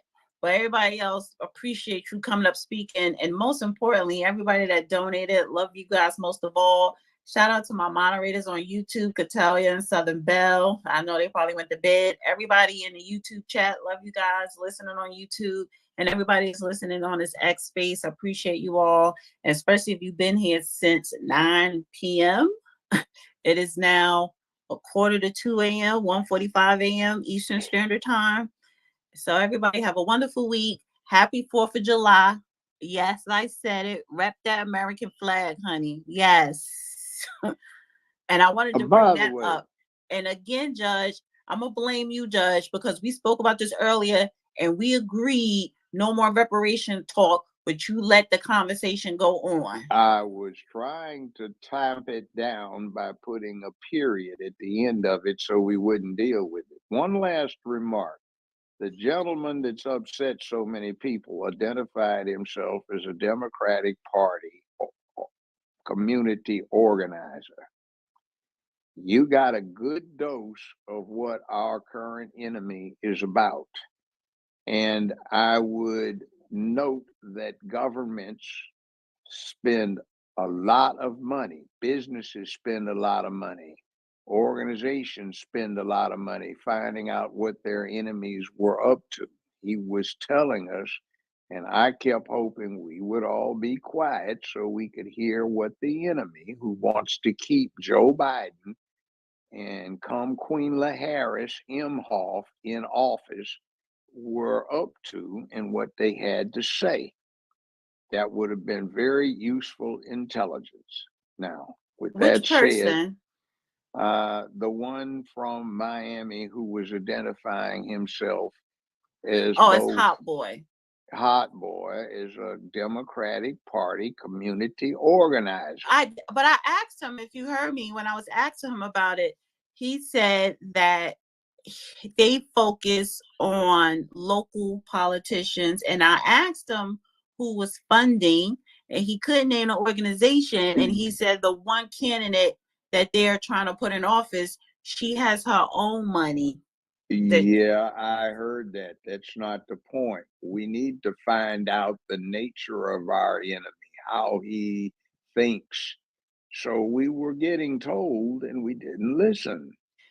Well, that's the thing. That's why let we have the but this, CIA, let me interject KGB. that. Let me interject this about him because he did speak, and I was asking him questions, specific questions. What I was picking up is some of the stuff he was saying was BS. Of course it was. Because all of the above. Yeah. So let him talk, and he's not going to answer negative specific questions to his cause, but in the process of what else he says, you may learn a lot about what's on his mind and how he thinks. You learn how the enemy thinks, and you can predict what they're going to do. You don't Right. Just like I necessarily try predicted to that ask guy them. Daniel when he was coming up. Yes, The one but we listened to him, and he's talked consistently with his expectations. He was a troll. Right. So, all right. Now, that said, enough lessons for tonight. It's 12:48. I'm an old man. I'll be getting all the rest for the rest of eternity. So I'm not too anxious to give it up, and I don't mind devoting hours. But the rest of you need your sleep so you can get to work in the morning. I know that's right, because you paid your dues. Now, I'm not going to be asleep for the next 3 or 4 hours because I have some reading to do, some studying. Yeah. Now, which other people should be doing, but yeah. But that's why we have those who do, shall we say, the social engineering. We have the bad ones and the good ones and the indifferent ones, and there's something about the ones that engage in it that if they don't have a nefarious purpose, it's just because they find doing what they do interesting. Before I forget, Judge Joe Brown's birthday is Friday, July the 5th. I meant to say it earlier. So Thank you. Yeah, so everybody say happy birthday to the judge. You're supposed to get me that Cash App. So I will have it for Thursday's show because we are doing a show Thursday on 4th of July. It's going to be an earlier show. And the theme is his birthday. And I do want people to donate to his Cash App on Thursday. because that will be his present from you guys. And I want everybody to wish him a happy birthday. So his birthday is this week, Friday. He is not no elderly. Please stop calling this man a damn elderly. He will whoop people ass as if he's 25. Matter of fact, the Dr. Clifford Stewart commemorative martial arts symposium, which will be in Los Angeles in a month or two, I will be conducting a class there on certain types of fighting. So yeah, look up the Clifford Stewart Memorial Gathering if you're in the martial arts and you are high enough in your skill set, you might be right. The allowed judge to is come. skilled when it comes to that, and he's also skilled with the steel. So he ain't that type of elderly. I don't even call him no damn elderly. So